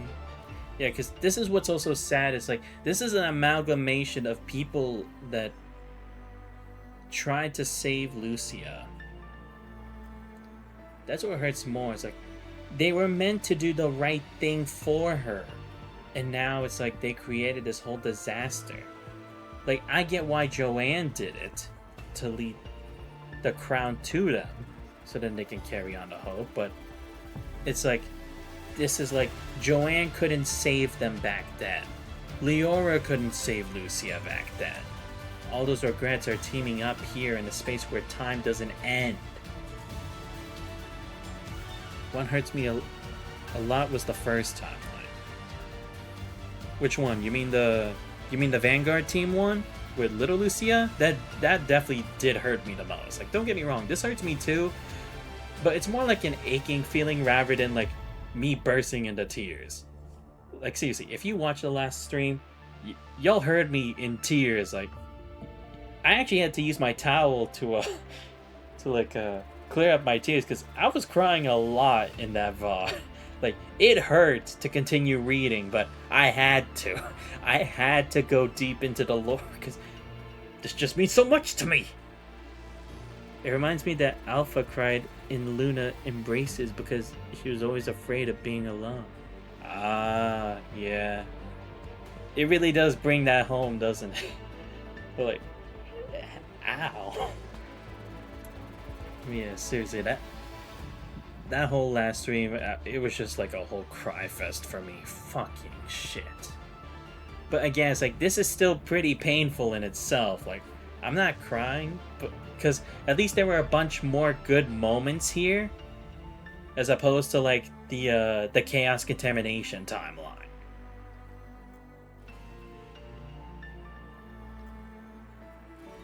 But yeah, I guess it resonates with Alpha because in the end, she is still Lucia at the end of the day, the original one. But again, like I said, the question that's still brought up: where are the originals? Right? Did they really die back then, or if they did disappear into the fog, where did they go? Are they in the people that are here right now? Kind of like what the other Lucia did? Or is it different? Or maybe even further in the future, or in a completely different world or something. The whole of it settling upon her, Alpha's lips begin to tremble. What can I do to save you? Dear grown-ups, what can I do to help you? Dear friends, what can I do to support you? If I wear the crown, I can take you home? The Chimera's last strand of hope manages only a sigh, and this scarcely sounds human. From the fog, all those long stripped of their home resonate as one. The Chimera lets out a piercing shriek. The crown crashes down upon the Chimera with crushing weight, bring away the last shred of reason, seeming to transform it into something utterly lost. Yes, home. I want to go home. We want to go home. This long, cruel ordeal. We've lived it for far too long. We have nothing left to give. Alpha remains trapped in the Chimera's grip.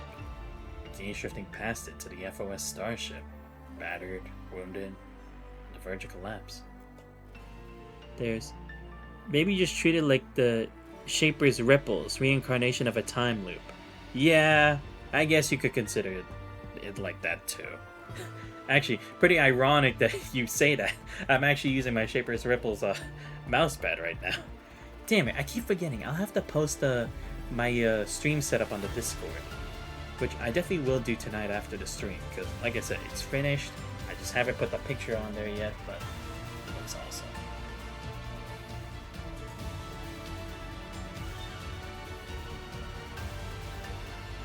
Along its hull, the tiny white moths are still beating their wings. Cover me while I'm moving in. Blade in hand, Lucia gives chase, only for the failures to come flooding from every rift of the fog. But that's the thing, is like, if Joanne's voice is there, why isn't she going to Xanthos too, right? Like, I guess maybe as long as Lucia or Xanthos gets it, it doesn't matter, right? Or maybe it's because in this form, she's losing her reasoning, right? Like, she even said she's on a limited, like, amount of time. So maybe it's like because of that, like, more of her consciousness is slipping. So by that point, it's like she's only doing it by feeling energy, not really so much of like actually seeing them visually. But Blade in hand, Lucia gives chase only for the failures to come flooding from every rift of the fog. Rampage blindly, battering her mid-bound and sending her crashing back against the FOS. Watch out! The human lunges forward, catching Lucia as she tumbles down, drives her blade into the hull. Deadly's slide grinds to a hole just short of the edge. I'm fine. We can't let it take Alpha. In a single motion, Lucia rolls upright, pulls the human up, and lunges back into a sprint. Her frame rolls under the strain. Deep within her mind, a current of unease churns relentlessly. Instinct tells you that if the Chimera takes Alpha away, the consequences will be beyond undoing. Right, because the problem is they're resonating again, right? So it's like, who knows what kind of adverse effects it would have on her. Last time it was to fuse their mind. Who knows what's going to happen this time? Without hesitation, she contacts the FOS starship. All units, stand by for covering fire. Lucia raises her head. As the boundless void, the two Lucias lock eyes for a single moment. One of them lets out a thin-weary laugh.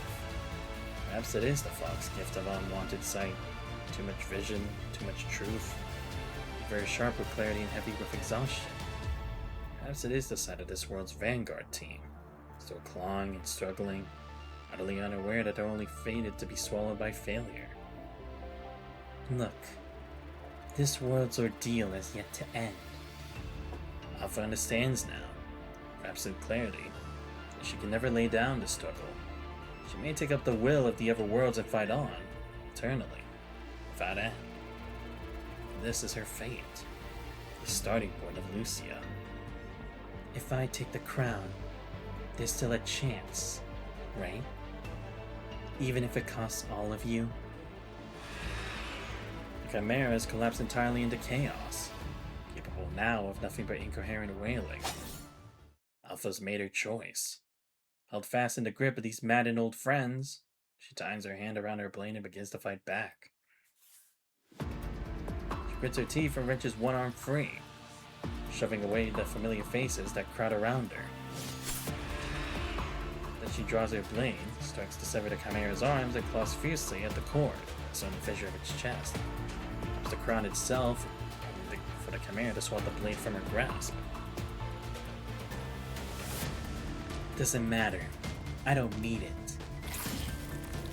Alpha's hand lashes out with desperate resolve, plunging deep into the Chimera's chest, turning to the blue-violet mass in search of what she needs.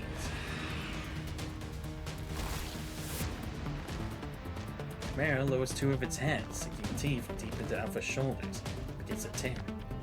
This is nothing. You've all endured far worse. Chimera snaps both of Alpha's arms. Alpha answers with her teeth. She too sinks them into Chimera's neck and chest, hanging back with raw ferocity. Like the most primitive of humans, gnawing at bloody flesh. Save that both of them hold tears of blood. Damn, that's why Alpha's the fucking GOAT! Lucia catches sight of Alpha's sudden feral counterattack and frees it for half a heartbeat. She drives herself forward even faster. Don't worry. Don't push it. We're coming. The crowd cannot bridge the distance to Alpha. Lucia lifts her blade and sends a razor-edged arc slashing through the void. But the distance is too vast. The energy wave carries for only a moment before the void devours her whole. Damn it! Sudden tightness grips Lucia's chest. Churning emotions within her mind clog the energy flow of her omega core, making it sluggish and strained. Hurry. We have to do something. Commandant. Got it. Target Chimera. Push upward again. Target locked. Nessa's voice filters through the comms in broken fragments, and with it a threat of wearing mockery. Honestly, my whole career just running support for someone? To hell with that! Fire!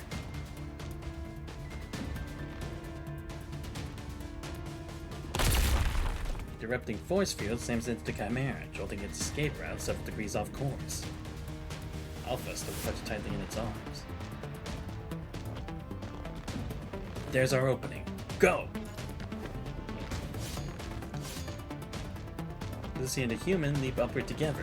With a swift stroke of her blade, Lucia cuts down the monsters blocking their path.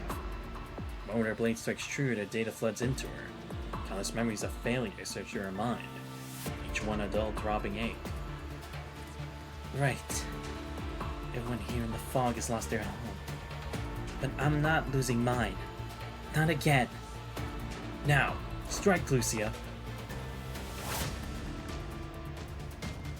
White moth shoots skyward in a blur, bringing her blazing blade down upon the Chimera's body.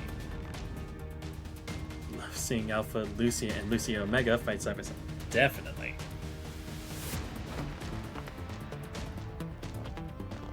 Like, seriously, can you think of a better duo? Truly like the Batman and Robin, but instead it's like two Batmans. At least that's how I would phrase it anyway.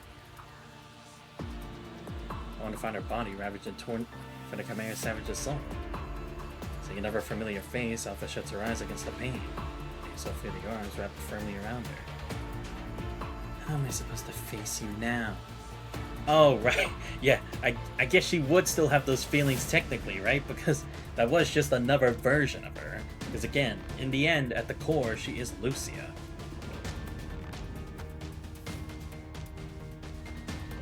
Strike with her, Alpha. Bringing Kratos off his head, before it pressed his forehead, fingers gripping her ears while shouting. Fog degrades all information, and sound is no exception. Into her haze, a memory surfaces within Alpha from that long-lost world. Two figures in bulky spacesuits, clumsily pressed together in the void of space, confessing their feelings to one another. Just like now, comms cut off, no sound able to carry across the silence, only visor against visor. Even then, the information reached the depths of their hearts. Open your eyes, Alpha. Something to touch against her brow, and the ears resonates deep within. Close her eyes to open. Before, the human lips seems to shape words she knows by heart. Lucia, just beside her, labors over her torn body. Right. To not lose where I belong again. To go back home. I can still fight. I can do it. Alpha staggers to her feet and takes the blade Lucy offers. The wounds along her arm push back against the fog's corruption, flooding her limbs with renewed strength.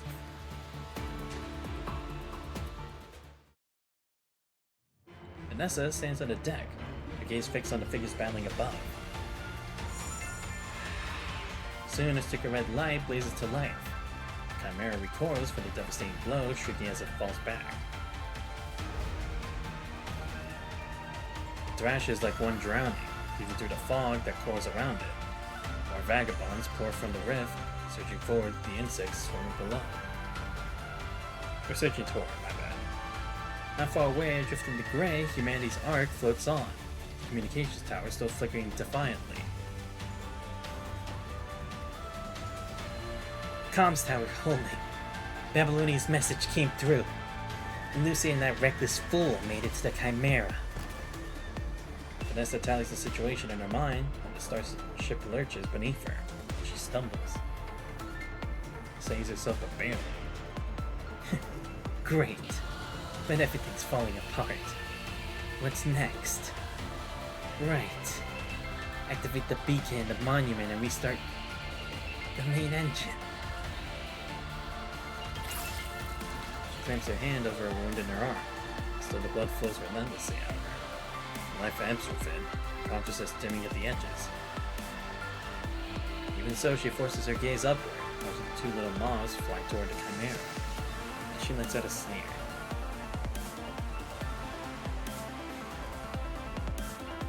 Now I get it.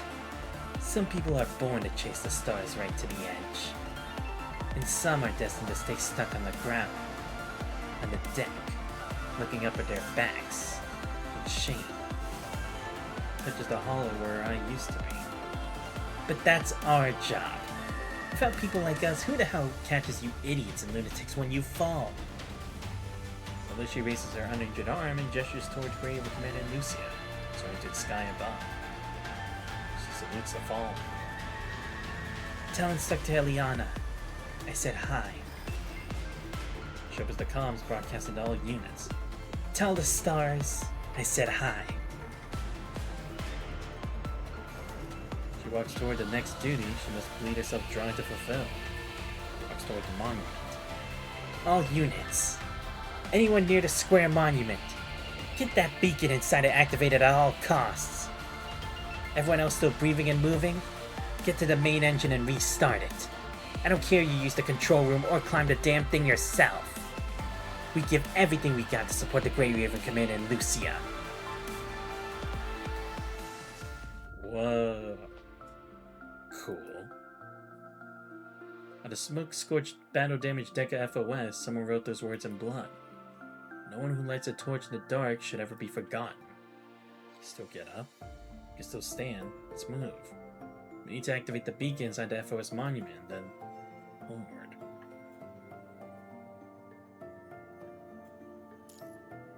Oh, cool. We're actually gonna fight with both of them. Wait, is this gonna be where the boss fight ends? No, it's too early. It also doesn't even have the boss thing there, so I guess we're just trying to combat it till we get back to our world, right? And then we'll have home field advantage and not like have to deal with all these corrupted anymore. But finally, a fight. Wait, 1 second.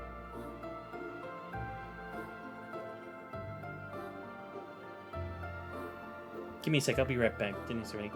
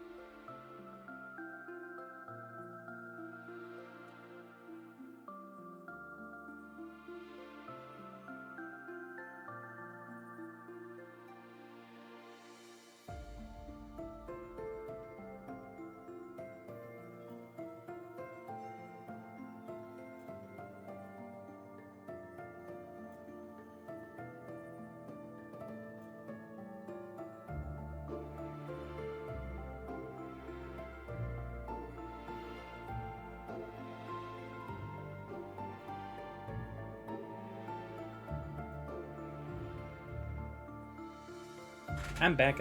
Sorry about that. My sister brought my a McDonald's order because she was already on the way back.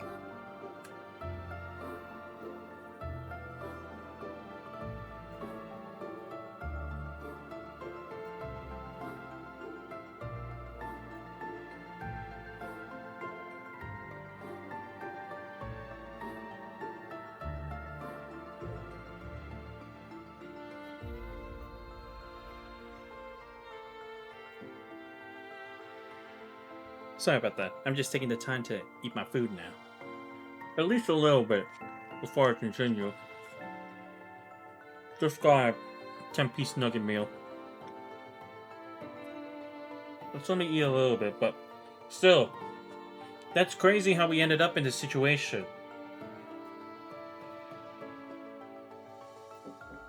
Oh, 1 second.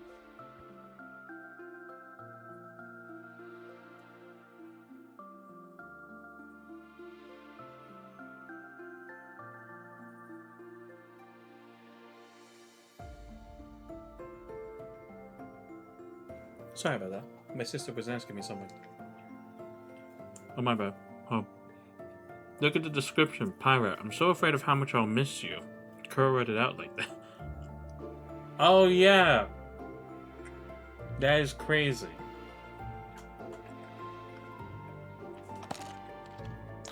But still, it is insane how this whole situation came to be. And I have to say, I like how much more of a role Vanessa gets, right? Because it's like, it really is that she also, like, knows how she has to do things, right? She may not have, like, roles as grand as the commandant, but what she does is just as important. Like, don't get me wrong. Like, she's not always out there on the front lines with us directly, but she's always doing her own thing and doing it pretty well.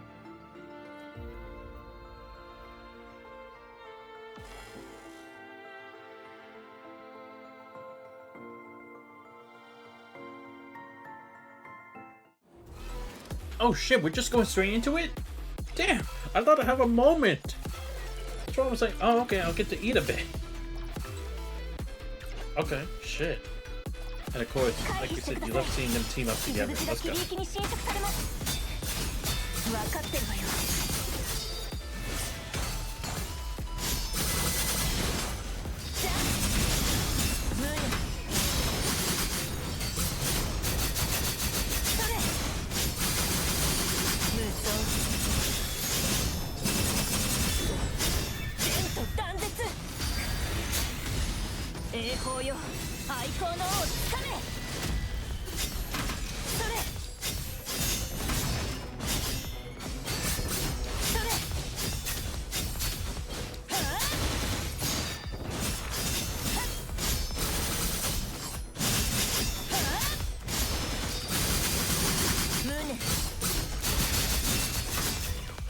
未練を抱えた故郷を失った者。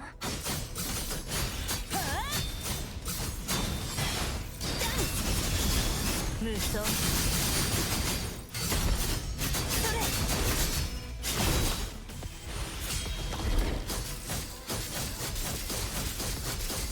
深淵よ、ひれ伏すがいい。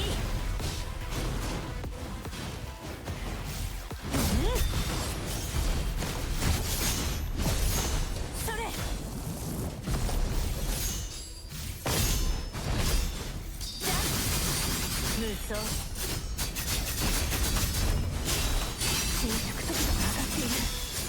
ふし、不滅。深淵よ、ひれ伏すがいい。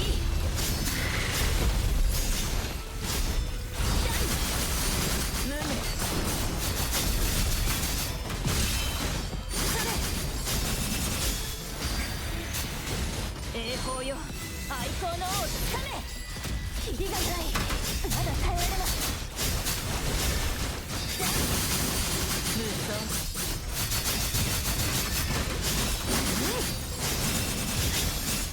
ふし、不滅。深淵よ、ひれ伏すがいい。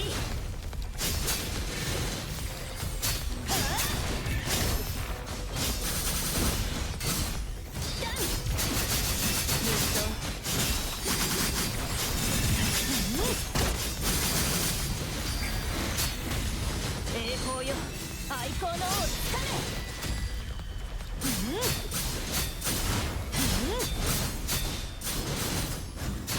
それ。じゃん。全部断絶。体の制御権が奪われている。いいわ、本気を出して。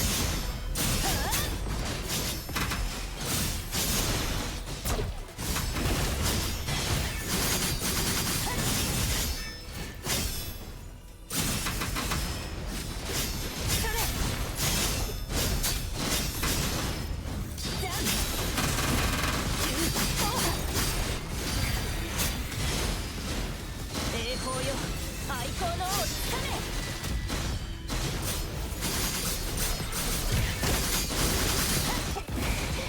絶対に倒れるわけには。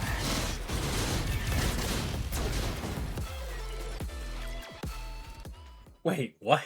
I somehow completed the stage? Classy and Wise working together. Exactly. As Chimera's sanity crumbles, more and more risks head to the fog. Us vagabonds rampage through the fog, lashing out blindly at anything and everything, as if venting rage pent up from enduring corruption for far too long. Okay, I'm just gonna go through this a bit while I at least eat a bit more of my food, and then I'll force some more of the dialogue.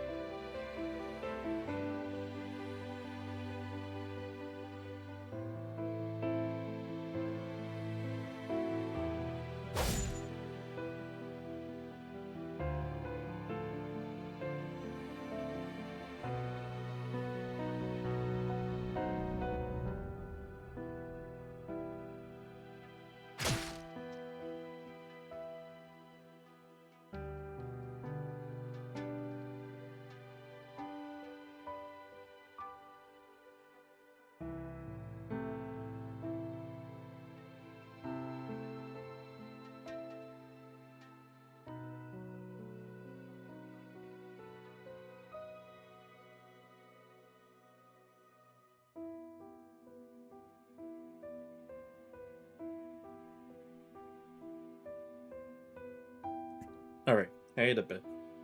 I can't man see Lucy like this. No, I understand theirs. I completely understand, bro. It's fine. I'm fine. I can still keep going. I'm fine too. I'm also. Blood no longer pours from the human's mouth and nose. It's likely none left to spill. With a great wound in Alpha's abdomen, crimson liquid still drips in a steady river. Framing moments from breaking apart, yet she forced herself onto her knees, pushing aside all efforts to restrain her. Right now, she's probably holding herself upright on nothing but a spine of sheer will. Too many vagabonds. If we don't clear them out, we can't reach the Chimera. We have to take the crown from inside its body. Lucy does a stunned glance over his shoulder, trying to determine if Alpha has also succumbed to the fog's corrupting madness.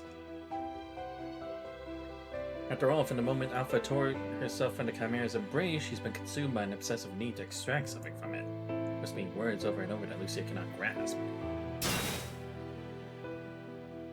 But even as a split-second distraction cost her several more wounds, one that refuses to heal. Such wounds would typically mean little to her, from the speed at which energy seeps out of them. Since that under some influence, the Chimera has quickened the decay of all things. Crown. Decay. Suddenly realizes she can no longer remember how many wounds cover her body. The sense of her own frame is being stripped away. 90 wounds? 59? 109? The data in her mind is indeed slipping away without restraint. Feel her grip on her body and her memories weakening with terrifying speed. She's vanishing. The Chimera is racing them all. A kind of erasure far more dreadful than being killed in battle. Suddenly, Lucia darts back to where the human Alpha are, singing the one name. There she meets Alpha, still finding on her knees face to face. Gaze is holding. That dream you had when the Chimera was holding you. Tell me, how terrifying was it, really? So terrifying you can't bear to lose anything more? So much that you throw your life away for something I can't even understand? I don't know how to put that into words. This isn't just some simple investigation anymore. The kind Babylonia dispatches task force squads to handle. I'm not completely in the dark here. I can feel something in my mind. Alpha! Mid-sentence, Lucia bats away a lunging vagabond, but not before it carves another wound to her frame. As at this moment, Lucia bears 195 wounds across her frame. Closes her eyes for a moment. Just losing people who mattered most in my life. Over and over. Not just in this world. I've had those dreams too. Watching the people who mattered die right in front of you. Again and again. You're lucky there's half a limb left. More often it's just a pool of blood. Nothing left to hold on to. Right, because that's another difference there, right? Alpha is receiving the memories from Lucia from other worlds. From those worlds. The ones that we just saw. But what Lucia is going through, she's more basically just seeing what happened in the Hetero Tower, right? Because that's more of what her stuff is focused on. Which, I mean, makes sense, right? Because those were kind of locked away from who she originally is. As opposed to Alpha, who's basically the original Lucia. Can't even recover their things. Just clinging to scraps of their last words. Turn them into something you have to live by no matter what. Trapped in the fog. Can't even cry out. Fighting and fighting with no end in sight. Lucia's voice rises. She can't help but recall that frantic, desperate flight she relives over and over in her dreams. Space just like this one. Empty in every direction. Visual modules flickering between black and white until her perception spirals into chaos, giving only the sense of moving through fog. And in that dream, what was she fighting for? All that time, I failed to protect you. I can't watch you die again. This is the future I've always longed for. A peaceful world. And a world where you're there.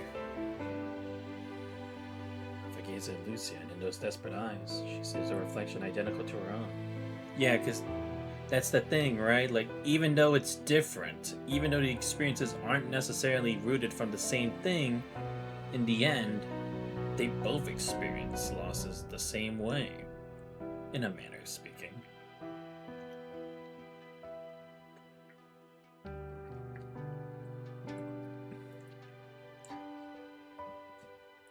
Alpha lifts a broken arm as if to brush away the tangled strands of hair covering one of Lucia's eyes. Why even you? I need you to understand. We're the same. What terrifies you terrifies me. What drives you drives me. Ever since we first reunited, you've been like this. Keeping to yourself. Refusing to let anyone in. Carrying everything alone without a word. Vagabond's onslaught grows even more frenzied. At last, the claw finds its mark, piercing through Lucia's shoulder.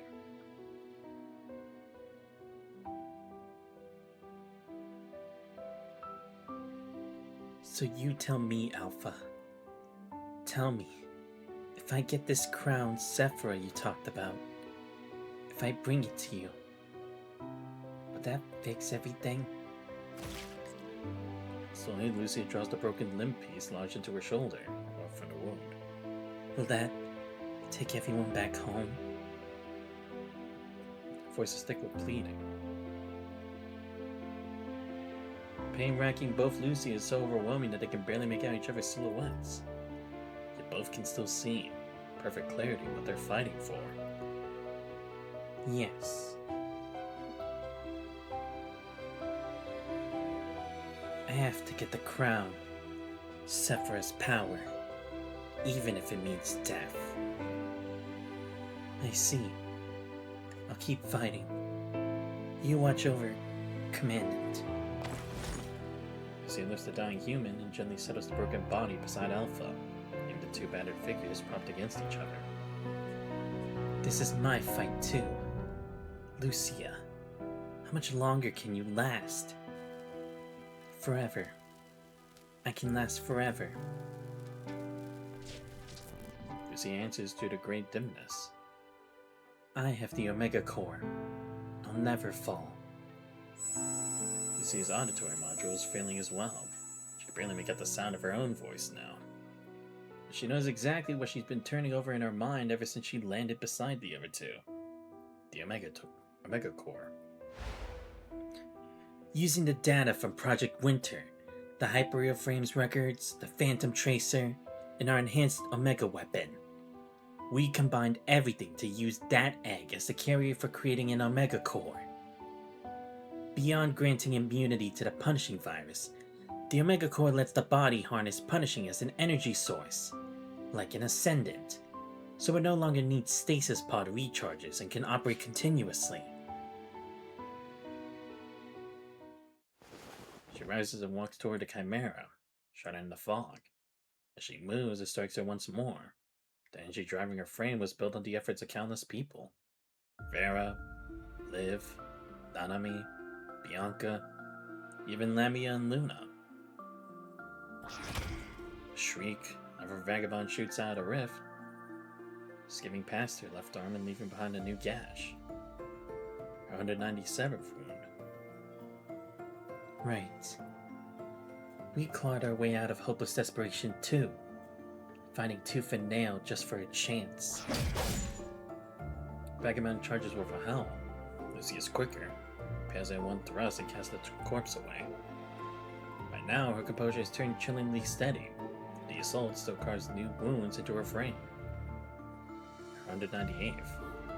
We have to end this now. No more dragging. Neither of us can outlast the fog. Battered and broken, Alpha charges forward with the human's equally shattered body in her arms, sprinting toward the sparser patch of vagabonds to buy her moment's reprieve. Lucy's gaze locks onto Alpha's hair. At some point, the tips have taken on a crimson-black hue, the exact same shade as our own. We're the same. You do the same in my place. Alpha doesn't look back, just leaves her with a single line. Remember this. The one left behind suffers more than the one who falls. Alpha's clearly seen through her thought. Then let me be selfish this once. Lucia tightens her grip on the blade. Her gaze finds the human's hand, and for a fleeting moment, as if she's holding it gently in hers. It's my call now. Everything humanity built during the Reconquista age. It's been handed to me. Time to use it.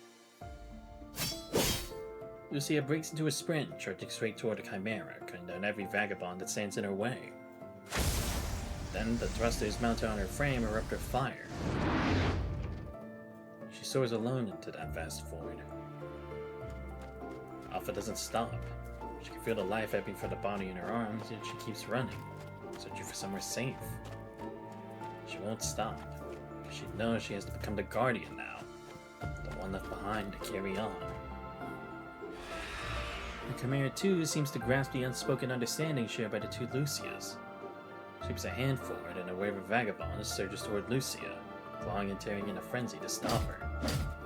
For the 99th, 200th wound, Lucia raises her blade again, for the last time. The fog is where the vagabonds roam free. We might never be able to defeat them here. In that dream of mine, this Frame's Omega Core kept me going for many, many years. But this time is different. I'm not fighting this alone, and none of you can last forever the way I can. The fog's eating away at everyone, bit by bit. She too once had a dream much like Alpha's. The loneliness from it still haunts her. It's alright. I can get through this. This Frame is gonna get me through this. Commandant, I miss you. I miss you so much. She fears becoming that Lucia wandering in the fog, the one who kept whispering it's alright to herself. She fears becoming that Lucia who repeated endlessly how much she missed Commandant, how desperately she wanted to see the Commandant again. And every minute she stood guard at Commandant's side, she's been silently turning over that Lucia's anguish, reliving the terror that consumed her. If everyone's gone, and I'm the only one left standing, then what was any of it for? She can't go through that again. I'll buy everyone the time they need, while I still can. She meets Chimera's attack head on, racing along its arm, drawing closer and closer to its face. She reaches the Chimera's forehead. I have to replace you. At last, she raises her gaze and looks back. She never dared voice this before, afraid of worrying everyone. But now, as if truly submerged in that dream, she finally speaks the heavy burden she's carried all along. I'm so afraid of how much I'll miss you. Lucy stops before Chimera and raises her pyro katana high, aiming the blade at her own chest where the Omega Core glows in gentle warmth. She'll no longer be the flame standing vigil through the endless night. Instead, she'll ignite herself first, become a beacon that lights the way home for those who follow.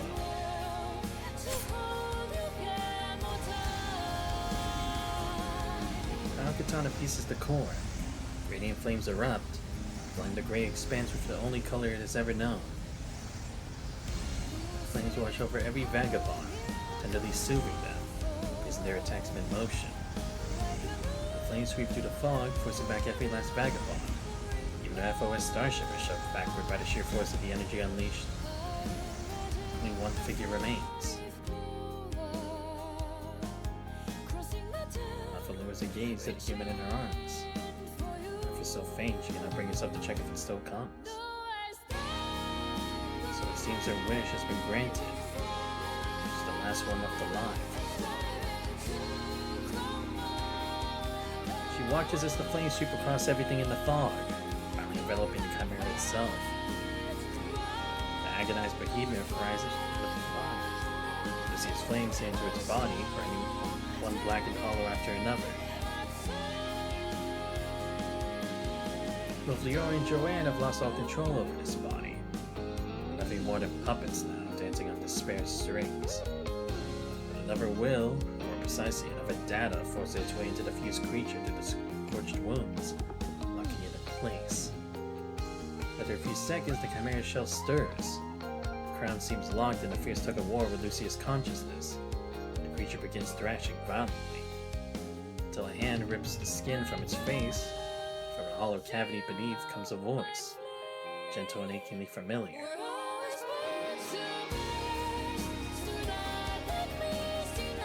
I'll finish this.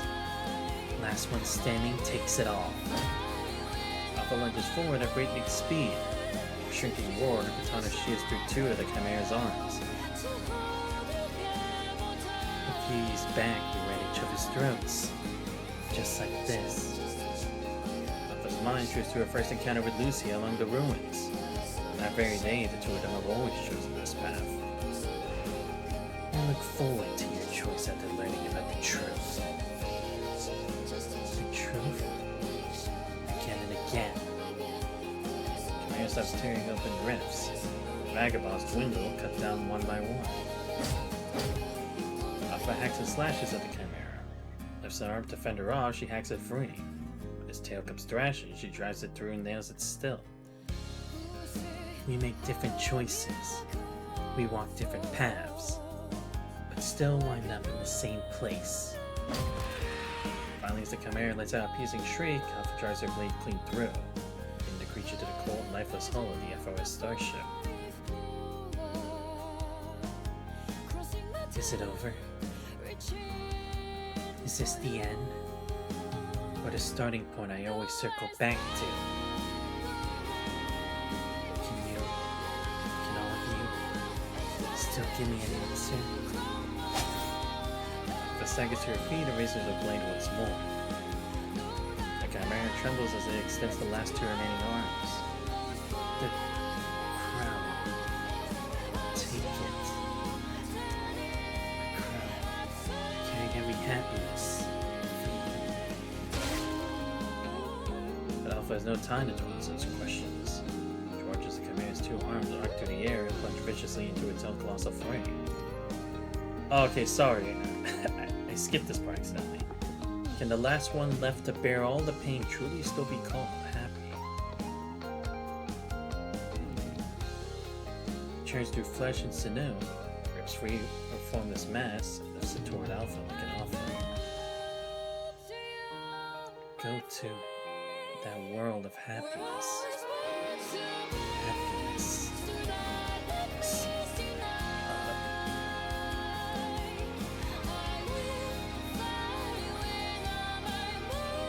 Lucia, head first at the base, alright? I promise you, we'll succeed this time. We'll put an end to this crisis. We'll be there for you as you grow up. We'll make sure you have a happy life. Help you live a life filled with happiness, Lucia. I had no idea about tonight. It's just alumni catching up over dinner, right? Lucia, Santos, I wish you... Jordan doesn't finish. I held on as long as I could, but the moment I found you, the fog in the crown devoured my mind. All I wanted was to pass the crown's power to you, because you're the only one who can wear it. But I lost myself and only hurt you more. I'm sorry. I know I probably don't have the right to say this anymore, but this is the only chance I could give you. Don't waste it. Don't let everything be lost. Fog before Alpha begins to shift the flow, taking scenes from the past across her vision.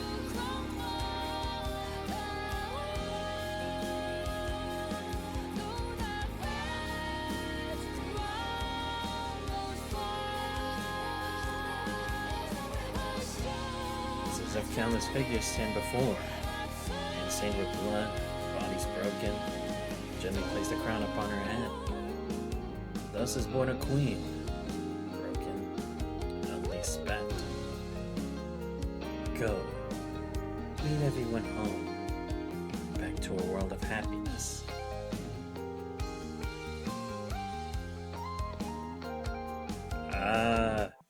Yeah, of course she'd fucking be there, Ishmael.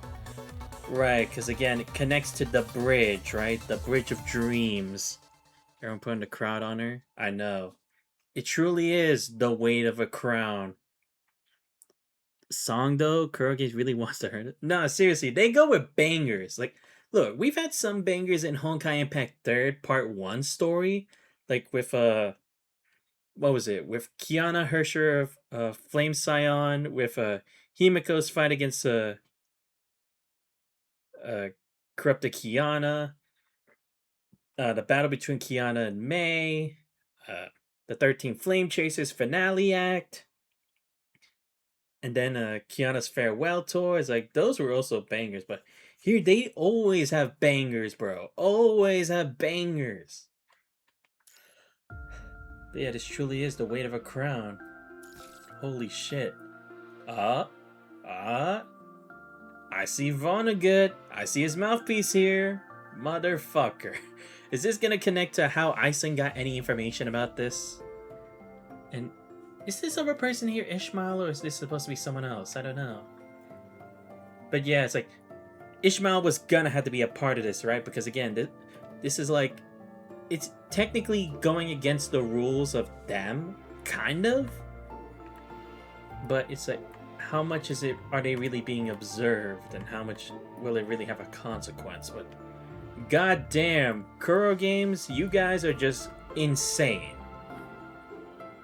Like seriously, if just this initial storyline with little Lucia wasn't already heartbreaking enough, now you have this with the Academy.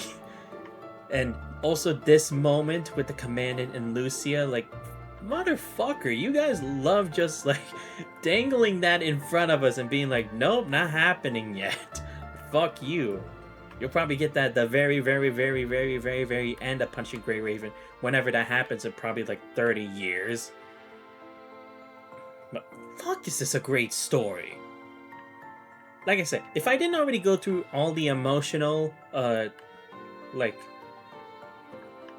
that whole cycle I went through in this part of the story, if I didn't only go through this and went through all this other stuff in one stream, I'd probably have cried multiple times. I'll be honest with you.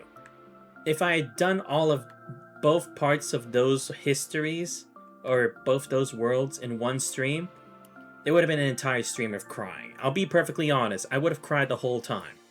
But at least this one, it's like I already went through the most heartbreaking goodbye. Literally, I titled that as my VOD because it really was the most I teared up in a stream for a long segment of the story that I did for that stream. So it's like, this one is like, it still hurt, but no, not as much as that.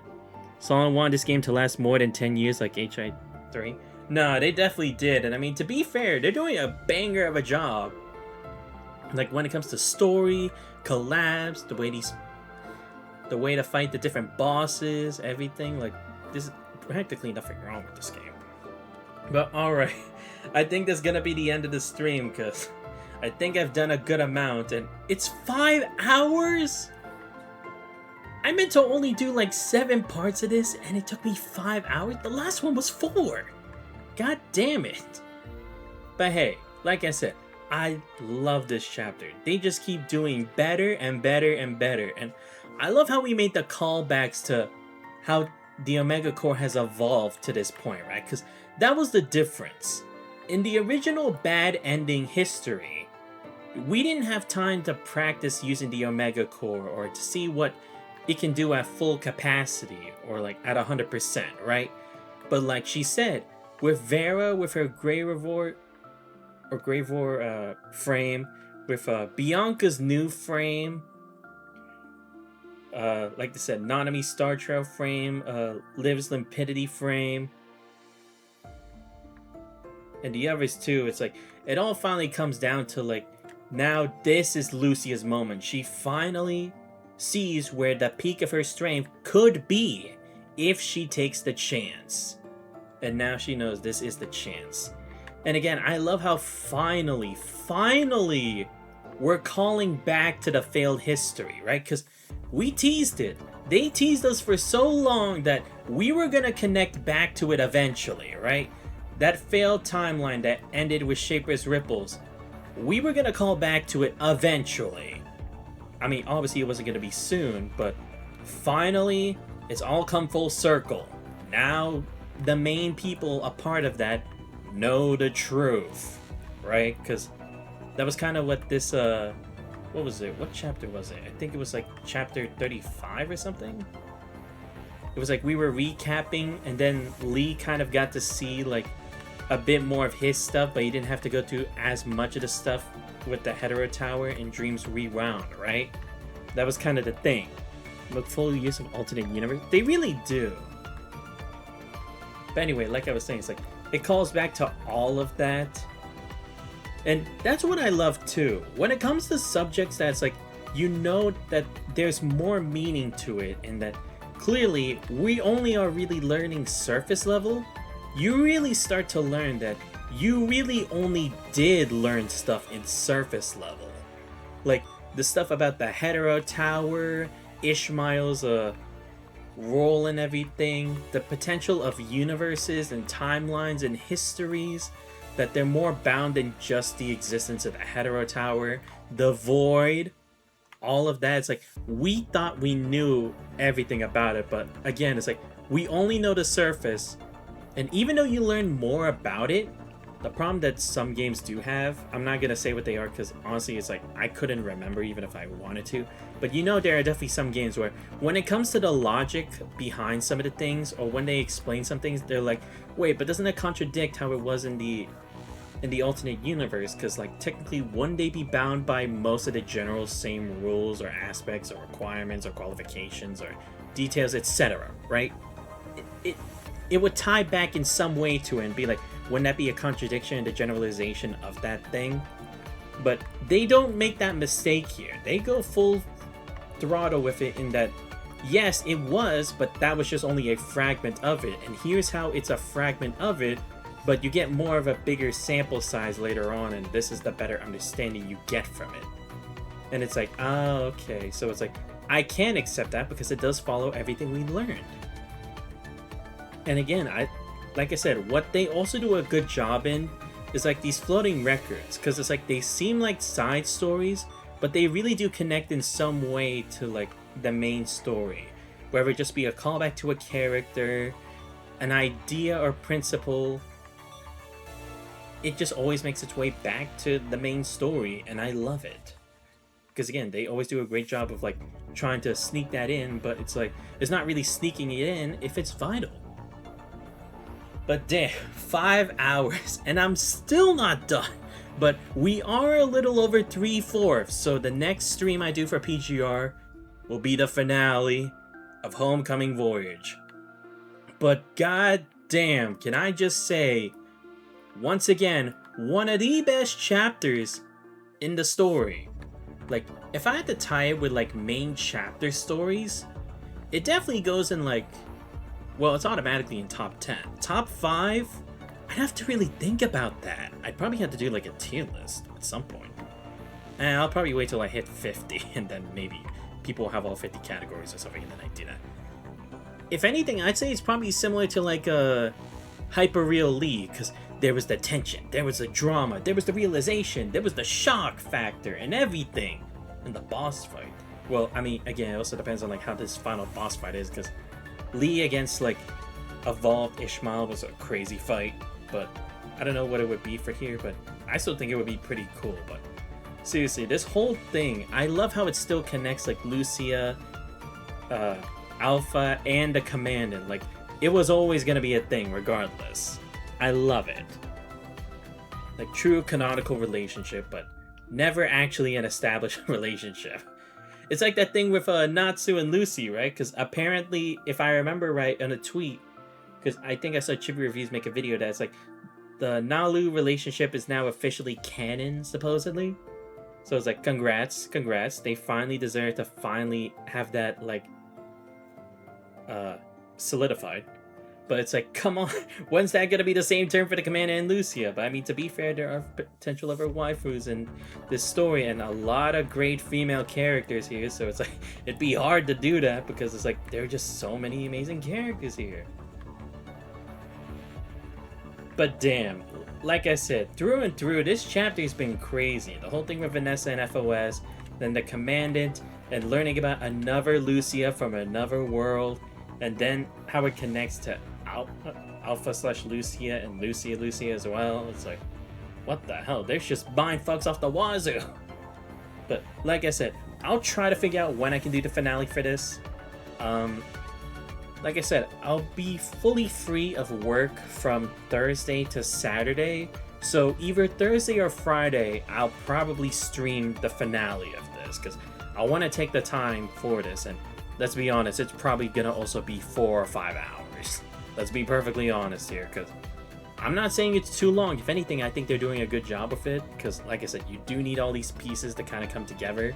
But it's like, it is a long story to tell, because there are a lot of moving pieces here and there, and there's a lot of connecting factors, and there probably are still surprise factors here, right? Because again, it's like, what happened to some of the people who existed in the other histories, right? Do they also exist in our history, or if they yet to be born yet in this history, right? What about Adelaide? What about Ophelia? What about Cassandra? What about some of the other characters? You never know. There's a possibility that they have yet to actually be a part of the team, and maybe they'll be future commandants later on. Potentially, I don't know. But, and also again, it's like, how will we really solve the situation, right? Because we get the crown, but will we even be able to use it properly, right? Because who's to say it hasn't been corrupted by how Joanne was using it?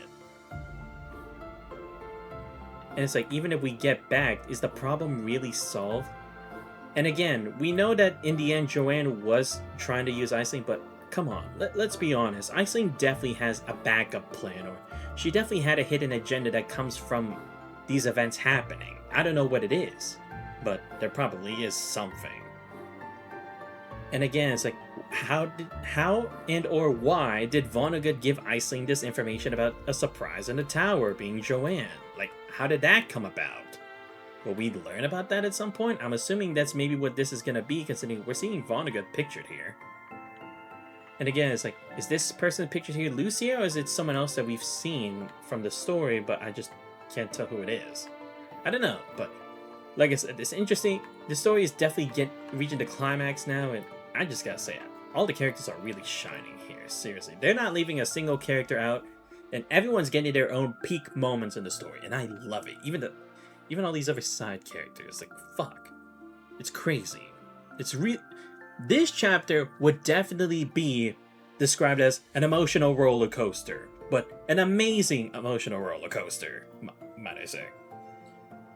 But yeah, that'll be the end of the stream for tonight, everybody. Like I said, hopefully I'll be able to stream Honkai Star Rail tomorrow after work. I mean, as long as I'm not too exhausted, then I should at least be able to do some more story for the 4.3 update, and we'll see how far we can get with it. And I don't know if we'll actually finish it, because I'll probably only do like around 2 hours of it, because like I said, it'll be after work, so I'll be pretty tired. So as long as I can get something out there, that'd be good enough. And like I said, for the Wuthering Waves thing with like Lucilla, if that is actually already out now, then I'll probably do that maybe Tuesday, Wednesday, or I mean Monday, Tuesday, maybe, if I'm lucky. Like I said, it depends on how I feel after work those days, if I can. If not, then maybe I could squeeze in Thursday. And that's the same for Tales of Berseria Remastered, but like I said, I just really wanted to do Punishing Grey Raven, and I'm honestly glad I did. This was a great chapter, and it really hypes me up for the finale of Chapter 41. So I think I made the right call for it. But like I said, I will try to make up for it with a Tales of Berseria Remastered stream sometime in like the first half of next week. But I have to figure out when I do that. But yeah, anyway, let me give a huge shout out for everyone who showed up to the stream. So shout out to Divine Wing, Jacob Fennell in the. Of course, there's no name for all showing up to the stream. It was a great chatting with all of you. But anyway, if you guys did enjoy the stream but not already following the channel, please make sure to leave a follow. Much appreciated. Check out my YouTube channel, I post all the VODs, subscribe there as well. Join the Discord, you guys already. Links to all those are in the channel. But anyway, this has been Xander's Vice. I hope you guys have a great rest of your night. I'll see you guys next time. We're out.